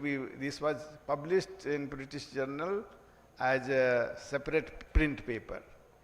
And this American evidence-based emergency medicine picked it up, again published the abstract, and titled it, "What is the preferred first-line therapy?" So from diazepam, people moved to lorazepam. So this is 2 stories. About surgery you have heard, I think, from Dr. Chaudhary today. But first review of this intervention was done by us from All India Institute of Medical Sciences. But it started in McMaster with George Brauman, who was my supervisor. I'm not going into details because you have heard about this already. But this was based on only 3 trials. So the UK people and A.D. Mendelo, he said, "Can I see your details of the paper? We want to do a trial and we want you to join us. So we will see whether it is going to change the outcome or not." And they completed the trial. They published in Lancet. And they concluded that patients with spontaneous supratentorial intracerebral hemorrhage in neurosurgical units show no overall benefit from early surgery when compared with initial conservative treatment. I did not agree with this. So I went to Mendelo. I sat in his office in Newcastle upon Tyne and said, "You give me the data. I want to see your data. I think you have misanalyzed your data." So to cut the long story short, I said, "Your medical arm had 25% had surgery. If you treat that as treatment failure, reanalyze this and tell me what happens." So he called his statistician, Barbara Gregson. "Can you do this analysis? Dr. Prasad is suggesting it sounds good." So she did it and came back in 5 minutes, said, "Yes, Dr. Mendelo, it shows significant improvement with surgery." "Oh, we should write it to the editor because our paper is already accepted by Lancet, but we should write it and introduce this analysis." But then there was another guy who was sitting in the next room. He called him, he said, "No, you can't do it. This is steering committee. Steering committee has to approve it." So he said, "Okay, Dr. Prasad, can we do one thing?" "Yes." "Can we join you in your Cochrane review? And in the Cochrane review, we will write this in this way." I said, "Okay, if you want to join me." So we did a Cochrane review. It shows benefit in favor of surgery. I'm not going into details, but you can see this. And Mendelo is now a co-author in my review. And we write very clearly, a comment about STIGE trial is warranted because this is the largest study. And we said, people think STIGE trial was negative and justifies denying neurosurgery to all patients with primary supratentorial intracerebral hemorrhage. This is plainly inaccurate. So I'm criticizing his publication in Lancet. He is a co-author, but he is willing to write this. This is plainly inaccurate. So we said, what is the rational interpretation? Again, you have heard from Dr. Chaudhary, so I'm not going into that. So once again, people picked up. Annals of Internal Medicine picked up, saying that we want to republish this in the abstract form. And Stroke Journal wrote to me, "Dr. Prasad, can you write 1-pager summary of your Cochrane review? We want to publish it." So I think this was published in Stroke Journal again. What it means is that if we do evidence-based work, people will pay attention. But not only pay attention, you may get an opportunity to lead internationally. So you can see this dual antiplatelet therapy.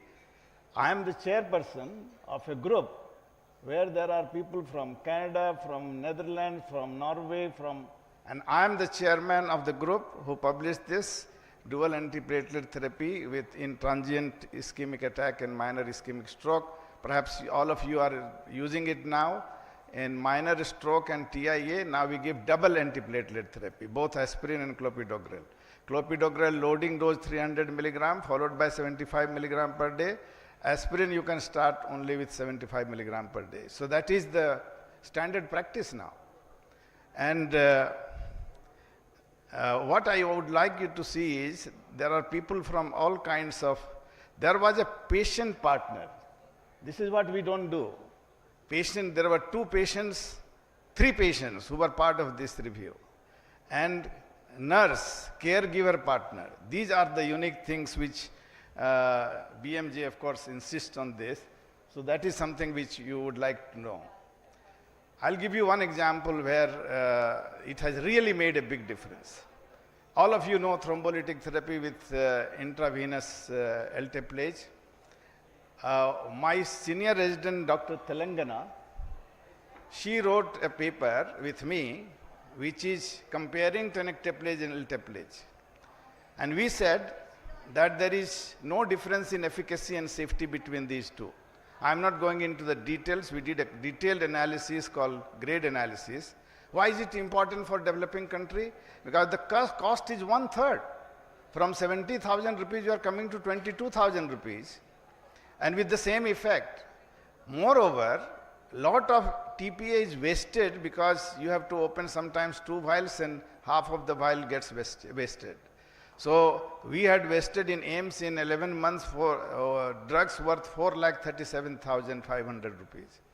This doesn't happen in tenecteplase. You just give full IV push 5 to 10 seconds. So we recommended that it should be an alternative to alteplase. Then nobody was using it. So I asked my residents, why don't you use it? He said, textbooks don't write it. Now you don't know which textbook they read these days? They don't read Davidson Harrison anymore. What do they read? They read electronic textbook which is in the mobile, which is called UpToDate. So UpToDate I checked and it was right. They were writing that tenecteplase is an investigational treatment.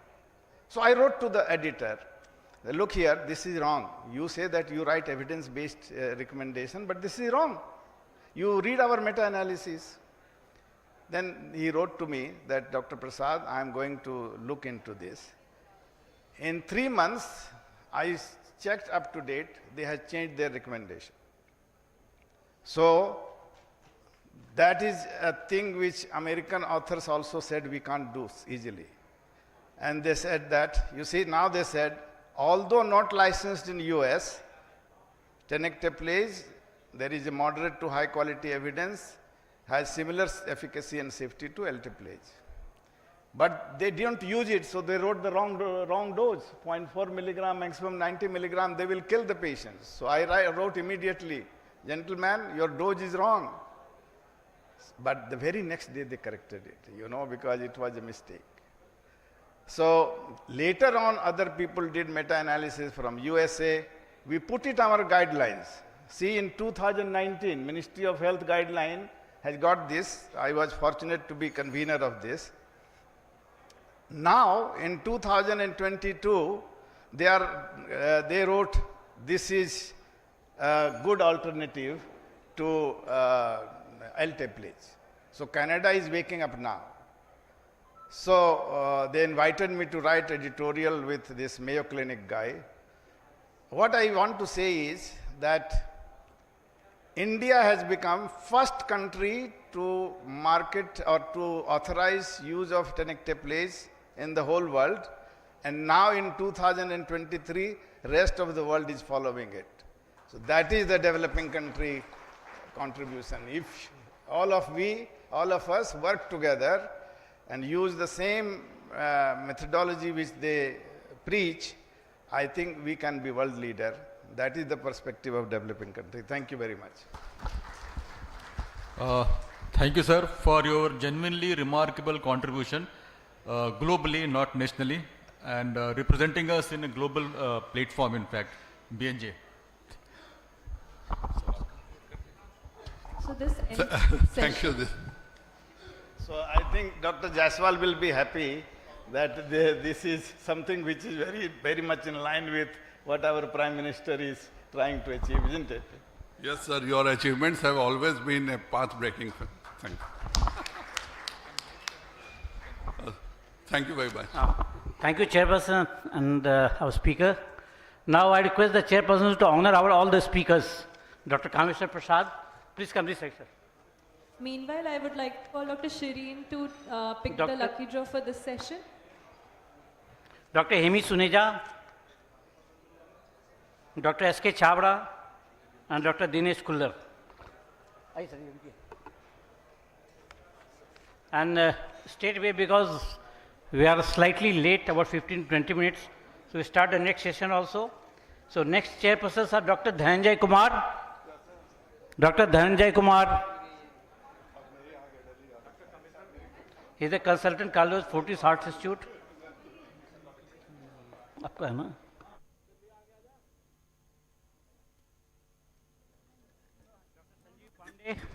कौन कर रहे? Dr. Sanjeev Pandey is a consultant nuclear medicine, Fortis Scots. Dr. Dhananjay, Dr. Sanjeev Pandey.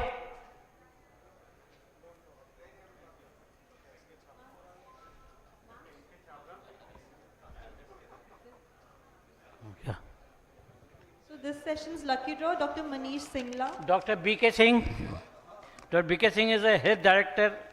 He is additional chief director, health, Northern Railway. Dr. B.K. Singh.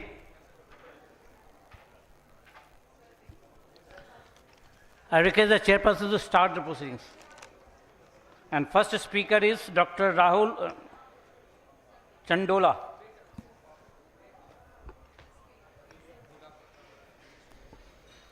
Good afternoon, everybody. This is the last session before lunch. I will suggest our speaker to be on time. And the first Dr. speaker is... Suneja, can you come up on the dais for the felicitation ceremony, please? Dr. Hemi Suneja.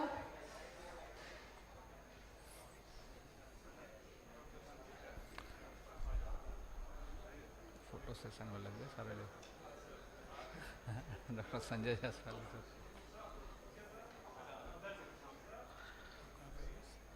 Northern Railway Central Hospital. PMC Patna medicine में करते हैं.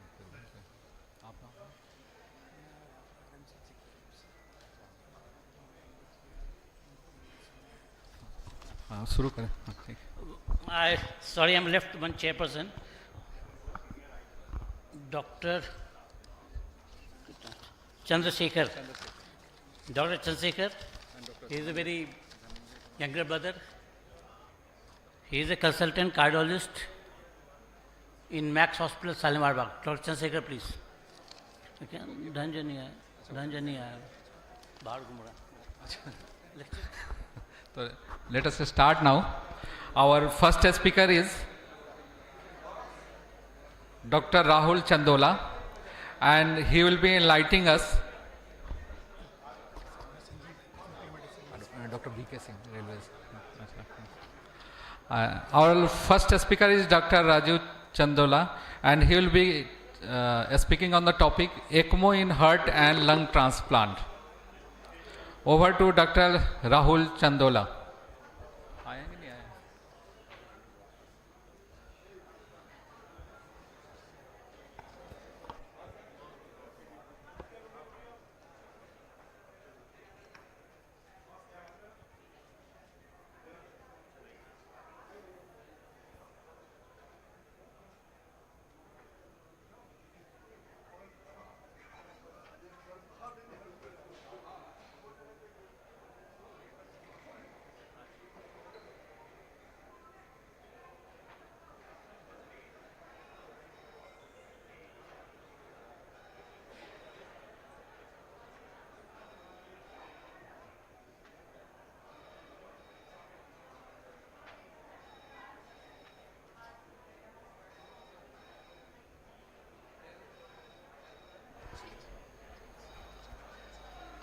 Slide तो वहीं से move करेगा, हाँ वहीं से मूव करेगा।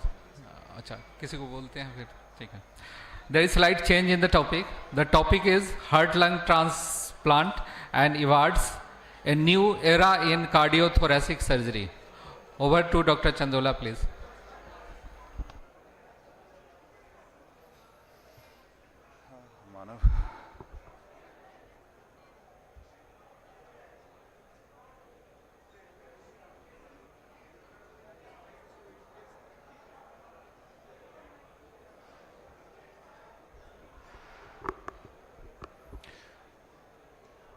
Good afternoon, everybody. Thank you so much for giving me the opportunity to speak here.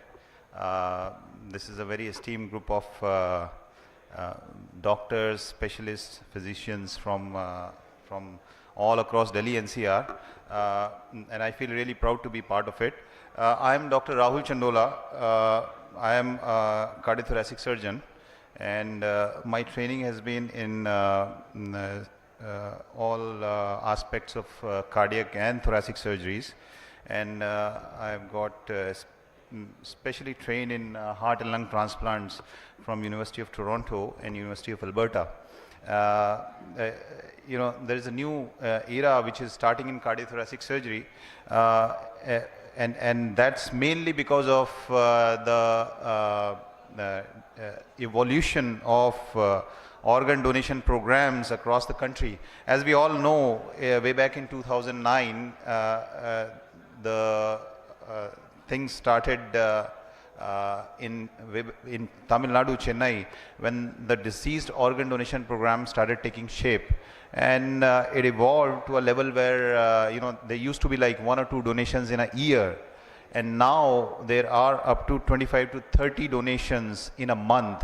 So that's a leap forward. North was a little behind, and that's why the organ donation programs were not very active here, especially the deceased organ donation programs, essentially the heart and lung transplant programs. But now the organ donations have improved in Delhi NCR and North. And you compare that to 3 years ago when there were like 1 or 2 donations in Delhi NCR every month. Now there are close to 15 to 20 donations across North India, and that's a very good thing. You know, if you talk about the substrate for the heart and lung transplant programs, and that's why the transplant programs are coming up in North also. So I'll start with the heart transplant. As we all know, heart transplant programs are evolving now. It's no longer that, you know, heart transplant is something that we have not heard. You know, we started a heart transplant program in our country in '94 in All India Institute. And, you know, it was not very active for a while, but then, you know, transplants are being done there. It's an evolved program there. And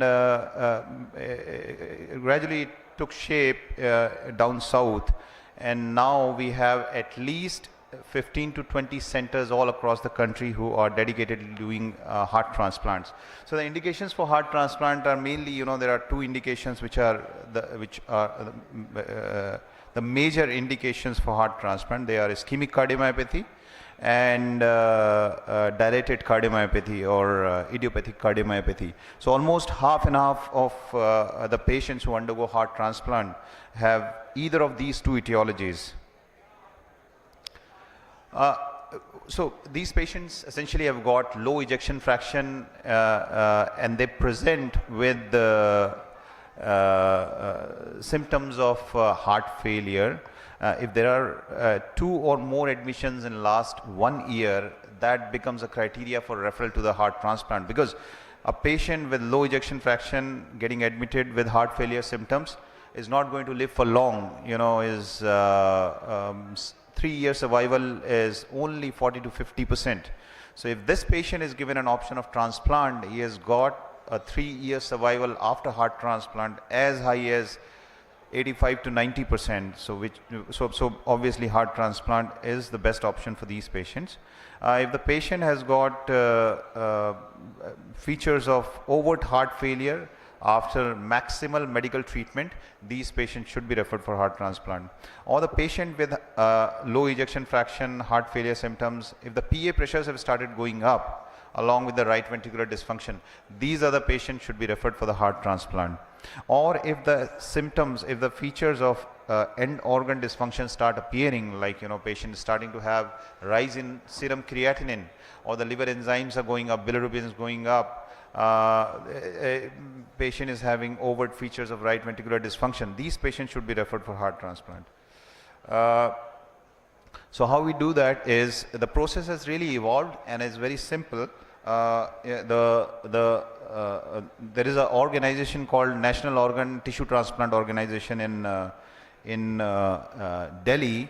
That is a central governing body that maintains the registry of all the recipients, and in addition it also maintains the donor registry, and it allocates the donors, the cadaver donors, to different recipient hospitals. Now this NOTO is doing a really good job in North India now. How it does is, if there is an organ, if there is a brain dead donor, and generally these brain dead donors are the patients, young guys who are riding the motorbikes, and they get road traffic accident and are declared brain dead. Rest of the organs are working fine, but the brain is declared dead. These are generally the deceased organ donors for the heart and lung transplant. Suppose the patient, there is a brain dead donor declared in PGI Chandigarh. So PGI immediately informs NOTO, which is in Delhi. This is a central governing body, and NOTO then informs all these recipient hospitals. So if there are 3 or 4 recipient hospitals in Delhi NCR, it will inform all of those and let them know that there is a brain dead donor there in Chandigarh. Are you interested in getting the organs? And then matching is done between the recipients and the donor, and matching is mainly according to the ABO blood group. So we generally take the organs from the identical blood groups, and the other thing is the body size compatibility, the body weight. So generally the recipient and donor size should not be 20% or should not be a mismatch more than 20%. So in other words, if there is a 100 kg recipient, we can accept a donor that is 20% less or 20% more. So maybe up to 80 kgs or going up to 120 kgs. So if you take 2 small donor, except 2 small donor, the heart will be really small to support the circulation, and if it is too big donor, the donor heart will not fit into the mediastinum. So that's why donor size compatibility is very important.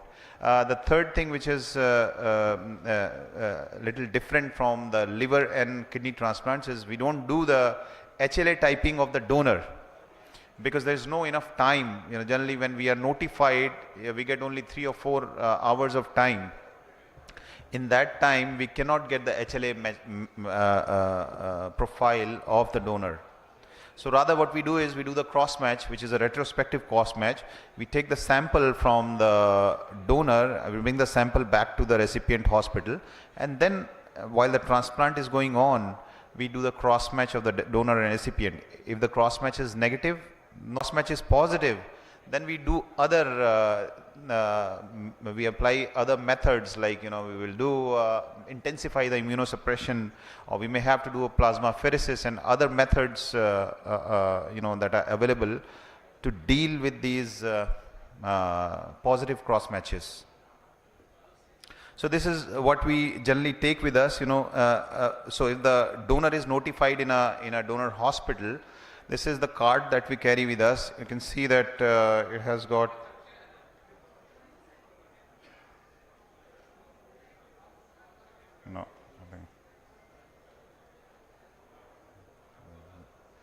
So in this card, generally we carry the the box with the ice slush, lots and lots of ice slush, where the organ is kept and then carried back to the recipient hospital. There are perfusion solutions and perfusion items in addition to the instruments that we carry in this cart. This cart, one team carries that from the recipient hospital to the donor hospital. does the harvest there and brings the heart or lungs back in this cart into the recipient hospital. So this is in the donor hospital where the heart has been taken out, it has been harvested and it's been about to be kept in that those plastic bags there. Plastic bag has got preservative solution, we call that Celsior in case of heart, and it's a Perfidex solution which is generally employed in case of lungs. So in this preservative solution we keep these organs and bring them back into the recipient hospital. So here you can see while harvest is done in one hospital on the left side, one team in the recipient hospital does the cardiectomy. We take the heart out, the diseased heart. You can see this is a dilated cardiomyopathy. Patient's heart is really big.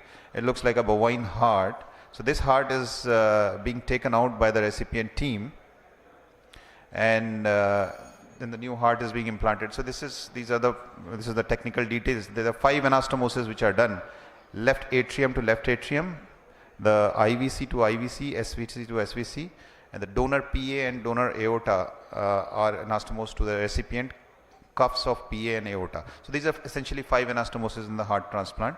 So I'll explain with one of the patients, who was admitted with NYHA4, became really symptomatic, was put on the wrist for the no toe, and he was sinking, so we had to put the balloon pump in to maintain his blood pressure, and renal creatinine also was jumping up. So this patient got lucky in 5 days and got a donor from a nearby hospital, which was 2.5 hours of distance from Chennai. I was in Chennai at that time. So, and he got the organ, was a really young heart. As you can see, he got an organ from a 21-year-old donor. And this patient is almost 3 months after that heart transplant, is still doing really well. Similarly, this patient, 42-year-old, dilated cardiomyopathy, EF was 20%. He was admitted with NYHA4 symptoms, and he was advised by one of the hospitals there that you probably will need a heart and liver transplant, because liver was big at that time. He had severe RV dysfunction also. But we know that this is because of cardiac cirrhosis, and if we replace his heart, the cardiac cirrhosis will resolve, and that's exactly what we did. We did the cardiac transplant. He also got the organ from nearby hospital. The ischemic time was less than 4 hours, which is generally the ischemic time for the cardiac transplant. For the lung transplants, we accept the ischemic time up to 6.5 hours also, a little longer time. And this patient was given a heart of a 23-year-old young guy, size matched, ABO compatible donor. And this is the patient that was done in 2015. Every year he runs lots of marathons since then, and is the biggest volunteer of organ donation in our country in today's time. Really living a good quality of life. All he does is in a year, he just comes in for regular follow-ups. Simple checkups are done, and an angiogram is done to see if he's got any disease in the coronary arteries. And a biopsy is done to see the amount of rejection. So these patients really live long lives in today's time with the improvement in immunosuppression and the post-operative management. This is another patient, who is a university professor after heart transplant. This is a patient from Chhattisgarh, he's almost 8 years post-transplant, living really good.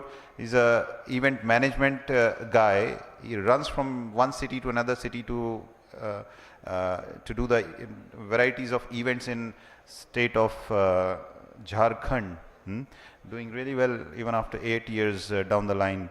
This is another thing, the LVADs, which is making, this is the most hot topic in most of the cardiology conferences, cardiac surgical conferences across the world, because this is one area that has seen revolution in last 2 decades. So if you remember those big machines, that were used to support the heart, they were calling those big paracorporeal machines as LVADs. They were just by the side of the bed, and the patient was hooked on to those machines. And now the technology has evolved to a level that these are just intracorporeal machines. These are you can see that this is just comes in the palm of the hand, really advanced, and it can give a flow of up to 10 to 11 liters per minute, which is phenomenal, good enough to support any kind of heart. And this is just 200 grams, 250 grams in weight, and this is implanted outside the heart and gives real good. The problem with this is in our country is that the cost is exorbitant. In the West, it is very good, it's being utilized very, frequently. In our country, the cost is really, but our time will come when the cost will come down. And obviously, it's got a huge patient base. Is the inflow graft, which is into the LV apex, and there's a pump there that gives very good, up to 10 to 11 liters per minute of flow, and then it goes into the outflow graft back into the aorta. So, and this is connected to a controller outside and batteries. So all you see on the outside is the person with a bag with the batteries in it, and patient can really live a good quality of life. All he can do is he can do anything that a normal person does except for contact sports or swimming. These are two things he cannot do, but rest he can do everything. A word about lung transplantation. We do lung transplantations also. I was trained in heart lung transplant. We've got a good team that does heart lung transplant. There was an issue in Delhi in last couple of years when the donations were not that good, but now is the time when the donation rates are going up, and we are hoping we can make North India as the hub of heart and lung transplants in the country. This is a patient where generally lung transplants are done for patients with ILD or COPD or cystic fibrosis. But ILD and COPDs are the main indication when the patient is on high flow oxygen, 2, 3, 4, 5 liters of oxygen, really immobile, difficult to breathe. These patients, when offered lung transplant, they do really well. The conditional survival for 10 years, conditional survival for these patients with ILD or COPD is even up to 10 to 12 years after transplant, which is good. If you look at the normal survival on the medical treatment would be like 2 years, 3 years. So if you give them a good 10, 12 years, that's a great leap forward. So with that, I'll just wind up because there are 3-4 more slides left. But so the heart lung transplant program, it's possible because the organ awareness has improved in the country, and government is also making lots of efforts to improve the awareness. At the same time, our PM also spoke about organ donation, cadaver donation. 3 months ago, he spoke almost 15 minutes non-stop about organ donation. This has increased the awareness, and now we have seen a good surge of organ donations in the north, and hopefully that will help in building up heart and lung transplant programs in the country. And we do lots of cardiac surgeries as cardiothoracic surgeon. We do lots of CABGs, valve replacements, aortic surgeries. And it's a comprehensive program that we have at PSRI hospital. It's all doctor driven program. We are not on a payroll of PSRI. We generate our own revenue and we give a share to the hospital. And it's a 50+ team which is all independent. I think I would be happy to say that we are out of the clutches of the corporates, and that's a very satisfying thing for us. We doctors, we are, we've been undermined. I think that's my opinion. Thank you, Dr. Chandola. We are running out of time. Thanks for a great presentation. No question will be allowed as we are already late. If someone has any questions, we can discuss during the lunch hours. And the next speaker is, it is on the topic of recent advances in heart surgery. I request Dr. S.K. Sinha, please come onto the rise and take over the presentations. Thank you.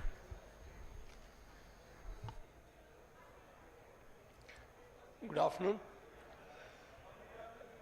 Cardiac surgery has come a long way, and every day it is changing. Anything?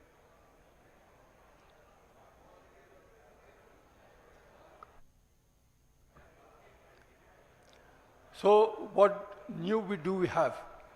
I'll discuss it in various heads, like what new we have in coronary artery disease, valves, congenital heart disease, ECMO, left ventricular assist device, and heart transplant. Dr. Chandola has already covered. Then catheter-based techniques, that is aortic TAVI and mitral clips, which after me Dr. Viveka is going to talk. With a boom in the catheter-based interventions, the surgeons also have to innovate. They have to become relevant to the present time. We are going to get only bad cases, so what we did was off-pump CABGs, which was introduced somewhere around 1997, 99. That was the time when I started that when I was in Batra Hospital. Then more and more arterial grafts. Then came an era where everything was being done with minimally invasive methods. So left thoracotomy and then endoscopic vein harvestings. Recently robotic has been introduced, but mainly it is limited to taking down the internal mammary artery and doing a minimally invasive CABG useful for single or double vessel grafts. Most of the complex CABGs are left to the surgeons. Left main, chronic total occlusions, bifurcation lesions. Most of the single vessel disease, double vessel disease, even triple vessel disease with good blocks and good vessels have been stented by the cardiologist. If we get a triple vessel disease, I'm certain that that patient must be a diabetic with very bad type of coronary artery disease. We do off-pump, we do patients who have got sick cases, whose ejection fraction is low, who are diabetics, they have renal failure. These are the things which the surgeons of today will have to do. The other thing is, in total arterial, we do bilateral mammary and radial artery, make it into composite grafts and do the grafts. The long-term patency for these arterial grafts are supposed to be much better than vein grafts. The debate of whether to do all arteries or some arteries and some vein will keep on ranging between the way a surgeon operates, depending on the experience of the surgeon and the comfort on what he is, and also the patient's ejection fraction, diabetic status, obesity, and so many other factors. Then in the valves, what has come is valve repairs, minimally invasive techniques, improved valve designs, and that is the best thing what has happened over the years. They have sutureless valves, and then comes some time way back from 1964, more than 250,000 implants worldwide, but after 2001, 2002, this valve has not been seen. I have not implanted, the last I must have implanted was way back in 2000. Nowadays the design is open pivot bi-leaflet valves, and the material used is carbon coated. So these valves are better hemodynamically, and also they are less thrombogenic. Less thrombogenic means if you take care of keeping your INR, or what is called as prothrombin time, 1.5 to 2 times the normal also, you are less likely to develop a thrombotic occlusion. But still, you do get thrombotic occlusion like what we see here in this case, and you'll see that for these cases, especially in the rural area, biprosthetic valve becomes much better. The only disadvantage of a biprosthetic valve is these are going to degenerate or calcify in the next 10 to 15 years. The ideal valve is only what God has made. The valve has to be durable enough. If we make a valve, it should have a low incidence of thrombogenicity. It should have a minimal pressure gradient, minimal resistance to forward flow, less turbulence, and should not have a problem during the hemodynamic status. This is one of the very good valves, a low profile valve. It is a pericardial xenograft, a biological valve. Then comes the other development which has come is minimally invasive methods of doing the valve replacement. This is done by a right thoracotomy, and you see a long instruments are there. You can do it under a camera guidance or a direct vision. This is the scar which comes. And in ladies, we can do a submammary incision so that it is not seen. In aortic valve replacement also, we have got minimally invasive methods, either by a sternotomy, a half sternotomy, what we call, or a right thoracotomy in the second space.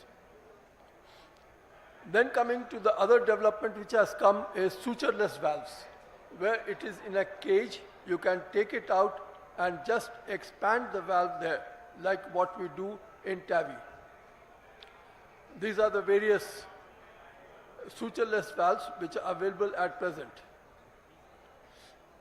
Congenital disease has branched off in a big way, and recently probably there has been an introduction of MCH in only pediatric cardiac surgery. Neonatal cardiac surgeries are a routine now. Transpositions, etc. have become safe, and especially in a good center with a good pediatric intensive setup, you can have a very good results in these patients. ECMO is a very good thing which Dr. Rahul was supposed to say, but nowadays ECMO is very effective tool in having the relief of patients, especially in ARDS and H1N1. Patients with severe LV dysfunction and post-surgery low output, what we actually do is take out the load off the heart and keep the patient till the lungs recover. You remove the carbon dioxide, push in blood in the circulation. We do veno-venous ECMO and veno-arterial ECMO. You see, this is one of the cases where the lung was having a complete ARDS. This is the setup for an extracorporeal membrane oxygenation. This is a small thing which goes, this is basically an oxygenator, and two tubes from the femoral vein and the jugular vein are put, or a single cannula can also do the needful, but better to put two cannulas. The LV assist devices have also come. What Dr. Chandola was speaking about was HeartMate 1, 2, 3, and these are things that can be used as a bridge to recovery, or sometimes you can use it as a destination therapy. Destination therapy means this is the operative surgery. You see in the LV apex, this is sutured, and then the device is put there. This is the exact schematic diagram. This is the CT aortogram, and this is one of the patients who was on the assist device for about 4-5 years. Then he underwent a cardiac transplant. Heart transplant, I won't go. This is one of the patients with heart transplant in our hospital. Robotic assisted surgery. This also, like ASDs, can be done. In mammary, mostly it is the internal mammary artery harvesting. So there are some of the recent advances which we, like Dr. Chandola and Dr. Viveka, it's something like a cardiac team which works. Like if you have an old patient whose aortic stenosis is there, that patient can be tackled very well with a TAVI. TAVI means you pass the catheter and put a valve at the aortic position. So these are some of the very advancements in cardiac surgery over the years which has come, and hopefully we'll have some more in the years to come. Thank you.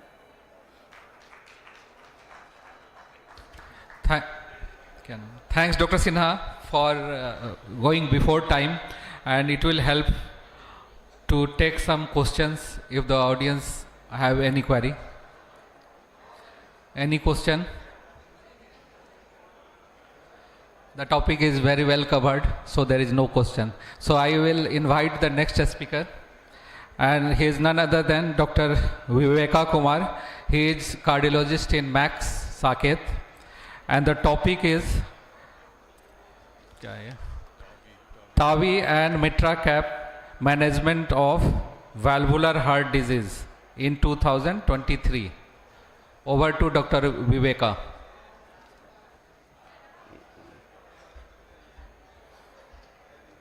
Well, so good afternoon. I think we are running late, so I'll slightly cut short the talk. But if you see the revolutions in interventional cardiology, that's been really rapidly growing, and most of the things which the cardiac surgeon would have done with open heart, we can do under local anesthesia and sedation. So a lot of patients, of Dr. Sinha would also come to us, and if they are at high risk of opening the chest, then in this situation we would rather, so this slide sums up the whole thing. We can change the valve, aortic valve, without opening the chest. We can do the,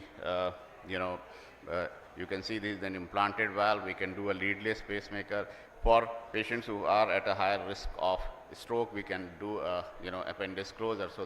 So the basic tenet is that whatever surgically can be done, we try and achieve doing it. So if you look at the valvular space, there are a lot of patients who have severe aortic stenosis, who are at a high risk of open heart surgery. A lot of them would be having severe mitral regurgitation and low ejection fraction. In those situations also, it will be very difficult to do an open heart surgery because they are at an exorbitantly high risk. So this is the difference between open heart surgery, where the valve is severely diseased. You need to cut open the chest, then remove the old valve. But in TAVI, through a small hole in the right groin from the femoral artery, we can take the valve all the way in and implant it there. Mitral valve intervention we have been doing from severe mitral stenosis, and we know that one of the commonest cause for rheumatic heart disease, where the mitral valve is severely narrowed, there we can do the balloon valvotomy. So it has really completely replaced the closed mitral commissurotomy which the surgical colleagues used to do. Then if you see the mitral regurgitation, so mitral regurgitation is something where the leakage happens in the valve because the redundant valve, and there under sedation, without opening the chest from the right femoral vein, we can go and clip this valve and the leakage goes off completely. So this Mitra clip is something which is revolutionary. And then we are going into, so this is one of our cases where under transesophageal guidance, and this is, you can see the 3-dimensional echocardiography, so we can find out where the redundant or prolapsed valve is, and you can just clip it there, and so that the leakage becomes completely gone.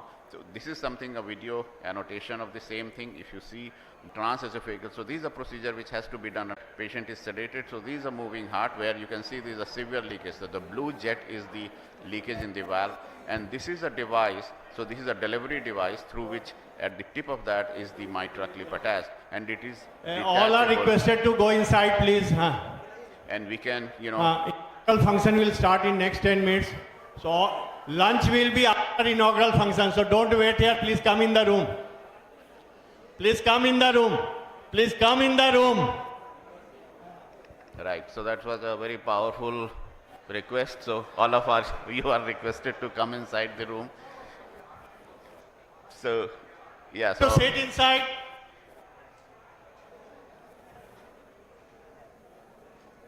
Yeah, so I also request all of you to come inside the room so that the next function can be really done smoothly. So this is what we are doing. So, this is the Mitra clip, which we, under the transesophageal guidance, you can see we open the clip and then find out under echocardiographic guidance where the redundant part of the valve is, where from the leakage was. And you can just clip it and the leakage disappears. Once we see that the leakage has disappeared completely, then we deploy it, and this is something like a, a job done. Sometimes we may have to put 2 or 3 clips, but most often than not, it is just one clip which will do the job. So similarly, it is done under transesophageal guidance. So we do a 3D echocardiogram, and we also look at the, multiple times before, detaching the clip there. But those patients who had a previous mitral valve replacement with the tissue valve, we do TMVR. So in TMVR, we don't, open the chest. Again, under local anesthesia and sedation, we can go in. So we do a CT scan of the heart. And then this is, the patient who has an old valve. So we have taken it under the echo guidance. This is like a balloon mitral valvotomy is being done. And this is the valve which was, 18 years old, which is degenerated in a 83-year-old lady. Obviously, she was not a good candidate for repeat open heart surgery. So in this case, we have crossed the valve, and then this is a new valve being implanted there. So you can see the new valve is implanted. And and immediately the most gratifying thing is that the patient can be extubated on table and the next day they can be discharged. So this is the new valve going right into the old degenerated valve, and the repeat redo valve is done under sedation, which is a miracle in today's world. So this is something which we do quite often, a lot of patients. So this is a valve in valve. So there was a previous valve which has got degenerated and we have put a new valve within that. So we reconfirm it. So now we can change the mitral valve in de novo cases also, but it's still not approved. For the aortic space, what we do is that we can go from the left subclavian artery, femoral artery, from the right femoral artery, or even in direct aortic puncture. And this is we are doing on a regular basis. So in the interest of time, I'll just show some. In pulmonary space also we can change the pulmonary valve. Those patients who have got congenital heart disease, had a previous TOF repair, there we can percutaneously change the valve. In tricuspid, a lot of patients post-surgically would have leakage in the valve, and in those situations what happens that a repeat surgery for repairing the tricuspid valve is a hell of a task. So we do a measurement on the CT scan, and based on that sizing, what we do, this is a patient who had a previous mitral valve replacement, tricuspid repair, and had a severe regurgitation. So this lady was very high risk for redo surgery. So this is what we have done. So this is called bicaval valve. So with that, the leakage in the valve can be removed and the patient becomes, so this is how it would look like. So if you see the CT, so this is the SVC arm and this is the IVC arm, and this is the patient's tricuspid regurgitation and congestion has gone completely. So quite a few patients who become, have got more severe disease, and because of the valve intervention, if they get into complete heart block or sinus pauses and sinus arrest, then we put a leadless pacemaker, which is a small 2 cc capsule which can directly be implanted into the right ventricular apex, and that is a Bluetooth compatible, has a battery life of almost 15 years.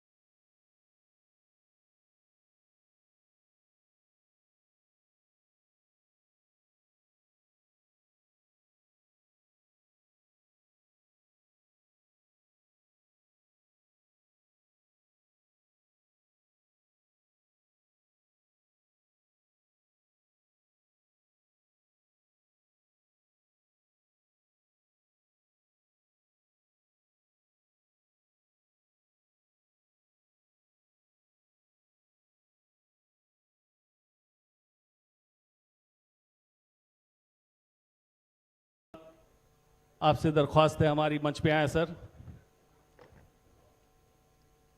Doctor Ajay Kumar जो भीष्म पितामह के नाम से भी जाने जाते हैं, मंच पे आए।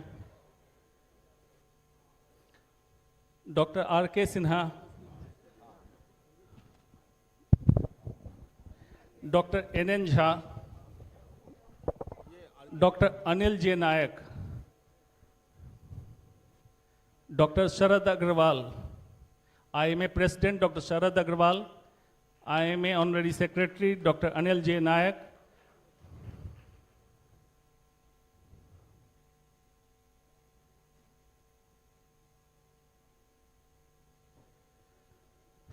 टेक्निकल टीम आपसे रिक्वेस्ट है BJMF वीडियो प्ले कर दें प्लीज।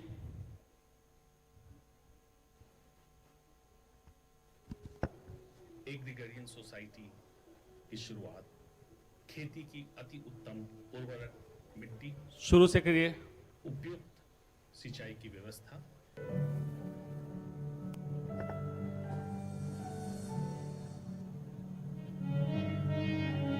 यहाँ की भूमि की विशेषताएं जो आदिकाल से लेकर वर्तमान काल तक विद्यमान है। आदिकाल के आदिमानव दे रहे हैं इसका प्रभाव। छपरा से 11 किलोमीटर दूर चिराग नवपाषाण युग के अवशेष अभी भी वहां मिलते हैं। एग्रीकल्चर सोसाइटी की शुरुआत खेती की अति उत्तम उर्वरक मिट्टी, उपयुक्त सिंचाई की व्यवस्था होने के कारण सबसे पहले वहीं शुरू हुई। मगध की धरती पर ही पीपल के ठंडी छांव में बुद्धत्व प्रदान किया भटकते हुए सिद्धार्थ को बोध गया। आज महिला सशक्तिकरण का विश्वव्यापी संघर्ष चल रहा है। बिहार में चिराकाल से यह परंपरा का हिस्सा है। त्रेता काल में पति की अनुपस्थिति में सीता ने ससुर दशरथ का किया था संस्कार। नगरवधु आम्रपाली के प्रश्न से निरुत्तर होकर बुद्ध ने खोला था बौद्ध धर्म का द्वार। 16 शिष्याएं थी महावीर की। सिख धर्म के 10वें और अंतिम गुरु गुरु गोविंद सिंह ने खालसा पंथ का जन्म दिया और गुरु ग्रंथ साहब को गुरु मानने का ज्ञान। विदेशी धर्मों को भी अपनाया बिहार ने। मनेर शरीफ पूरे देश के 3 शरीफों में से एक है। पटना में स्थित पादरी की हवेली ईसाई धर्म की उपस्थिति बतलाता है। धर्म के क्षेत्र से आगे बढ़कर शिक्षा के क्षेत्र में तो पौराणिक और उत्कृष्ट विश्वविद्यालय नालंदा संस्कार युक्त शिक्षा पर बल था। शिक्षक और छात्र का अद्भुत अनुपात जिसकी बात आज पूरा विश्व करता है। तब भी यहाँ पे 5 छात्रों पे 1 शिक्षक उपलब्ध हुआ करते थे। यही अनुपात विक्रमशिला विश्वविद्यालय में 10 छात्रों पे 1 शिक्षक का था। वाल्मीकि ने मूल रामायण की रचना यहीं की। वैशाली में डेमोक्रेसी उस समय फल फूल रही थी जब विश्व में राजतंत्र की टूटी बोलती थी। विश्व की पहली राजधानी रोम को माना जाता है और दूसरी पाटलिपुत्र को, जो बाद में पटन देवी के नाम पर पटना कहलाया। अखंड आर्यावर्त का सपना देखने वाले आचार्य चाणक्य ने एक आम मिट्टी के बेटे को मौर्य सम्राट बनाया। अशोक हिंसा को छोड़कर जब धम्म अशोक बना तो इसे विश्व ने महान सम्राट अशोक की संज्ञा दी और इसी के चक्र और 4 सिंह वाले प्रतीक चिन्हों को भारत सरकार ने अपनाया। विज्ञान, कला, संगीत, साहित्य, चिकित्सा, गणित, खगोलीय शोध, धर्म, दर्शन जैसे नए नए शोध हुए इस धरती पर। गुप्त काल में ही प्रजा को अलग अलग धर्म पालन करने की छूट भी थी। आयुर्वेद से दुनिया का परिचय कराने वाले महर्षि चरक इसी भूमि के हैं। गर्भ में शिशु का लिंग शुक्राणु उससे निर्धारित होता है। चरक ने तब बताया था जब अल्ट्रासाउंड और कैरियोटाइपिंग की फैसिलिटी उपलब्ध नहीं थी। शून्य की खोज करने वाले खगोलविद आर्यभट्ट यहीं के संतान हैं। सुश्रुत आयुर्वेद के महर्षि और पौराणिक सर्जन जिस समय मॉडर्न साइंस की शुरुआत भी नहीं हुई इसी धरती के लाल हैं। कालिदास ने अज्ञान शाकुंतलम की रचना इसी भूमि से की। इसी धरती में चिकित्सा विज्ञान का अद्भुत समागम 1925 Prince of Wales Medical college के तौर पर पटना मेडिकल कॉलेज जो अब जाना जाता है, उस समय के भारत के 4 मेडिकल कॉलेज में से एक हुआ करता था। अन्य मेडिकल कॉलेज राजनू medical college Ranchi, Darbhanga medical college Darbhanga, SKM medical college Muzaffarpur, केन Magadh medical college Gaya, Bhagalpur medical college, Nalanda medical college, MJ medical college Jamshedpur, Pataliputra medical college Dhanbad और इन्हीं चिकित्सा महाविद्यालय के अंकुरित चिकित्सक देश के महानगरों से गांवों तक, यूनाइटेड स्टेट ऑफ अमेरिका से यूनाइटेड किंगडम तक, कनाडा से ऑस्ट्रेलिया तक अपनी कला, विज्ञान, मेहनत, लगन और समर्पण का लोहा मनवा रहे हैं। इसी धरती ने कृषि और मजदूरी के लिए लौह भुजाओं को बनाया। लौह भुजाओं से रोबोटिक कैंसर सर्जरी करने की नरम उंगलियों तक बनाया। IAS, IPS की प्रशासनिक समझ से राजनीतिक गलियारों तक अपने सुपुर्दों को भेजा। फिल्म, कला, गायकी, नृत्य के लिए भी उर्वरक है यह धरती।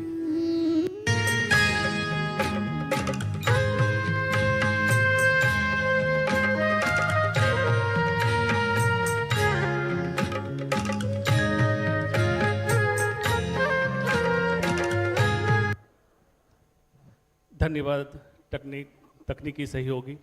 अब मैं डायस पे बैठे महानुभावों से गुजारिश करूंगा कि दीप प्रज्वलन के लिए कृपया नीचे आ जाएं।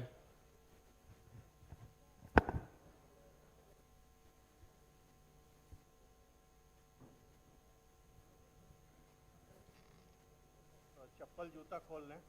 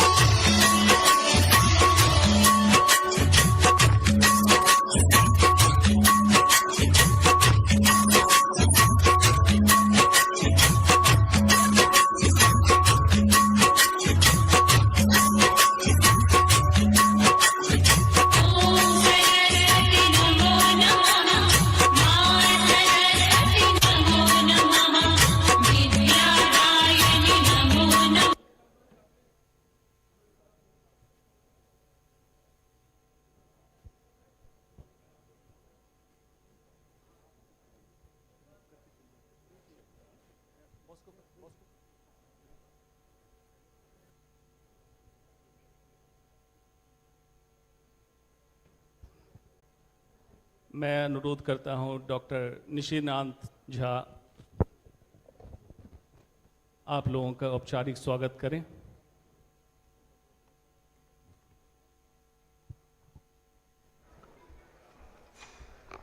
Thank you. सबसे पहले ये हमारे लिए बहुत खुशी की बात है, ये हमारा फर्स्ट मेडिसिन अपडेट है। It has been so successful. हमारी करीब 500 से ज़्यादा डेलीगेट्स हैं एंड इनफैक्ट हमने बंद कर दिया था इसलिए 500 हो रहे, अदरवाइज़ पता नहीं कितना नंबर जाता, 600, 700, 800, 1000। तो before taking it further time, मैं सबसे पहले हमारे लिए बड़ी खुशनसीबी की बात है कि डॉक्टर अजय कुमार उन पटना से आए हमारे, he is a mentor of this Bihar Jharkhand medical forum, उनका स्वागत करते हैं। उसका doctor Vinay Agrawal, he doesn't need any introduction, ये बहुत एक्टिव हैं in the IMA, DMA, he has been past president of IMA, बहुत एक्टिव हैं, सबके लिए मदद करते हैं। Doctor I request doctor Vinay Agrawal. Then I welcome Dr. Sharad Agrawal. He is the present IMA National President, very active. हर एक function में sir जाते हैं और he is very friendly and बहुत he is a down to earth. So I welcome Dr. Sharad Agrawal. Then our Dr. Anil Nayak, he is also doesn't need introduction. He is the Secretary General of IMA National Headquarters, very effective. We had a blood bank camp with Dr. Chawla. There also he came, so he is also very friendly to all the doctors and very helping. Then I welcome Dr. Sanjay Jaiswal. He is quite junior to me. We are from the same medical college, Patna Medical College. उनका मैं स्वागत करता हूँ, Dr. Sanjay Jaiswal. He is a member of Parliament from Motihari, I believe. Motihari Bettiah sorry so और बाकी हमारे बहुत सारे डिग्निटीज आगे बैठे हुए हैं। Doctor Arun Gupta, he is a DMC president, उनका भी स्वागत करता हूँ। Doctor Ashwini Dalmia, DMA president. Doctor Naresh Chawla, he is a vice president of Delhi medical council. Doctor SCL Gupta, very well known figure, politically very active. Doctor GS कहते हैं doctor Grewal sir, he is also the past president of DMA. Dr. Kshitiz Bali, he is in the IMA headquarters. Dr. Ajay Bedi is the secretary of Delhi Medical Council. Dr. Rajiv Sood, very active, presently is the vice chancellor of in Punjab University. And Dr. Ramesh Datta, sir, very senior person. I'm sorry, age आ गया sir. So I welcome you all. ये हमारा organization जो this organization is academic, social and political, 3 organizations. आज academic हमारा आपने देखा है. This has been such a wonderful. We have completed half session after this. Socially, we are having a lot of activities which we will be doing every day or in the next year also. And particularly, of course, like any other organization, we have got some ambitions, like we should be very, our voice should be heard in the IMA, DMA, NMC, DMC. So that is our political aim. So that is, with these words, I hand over the mic to Dr. Ansuman.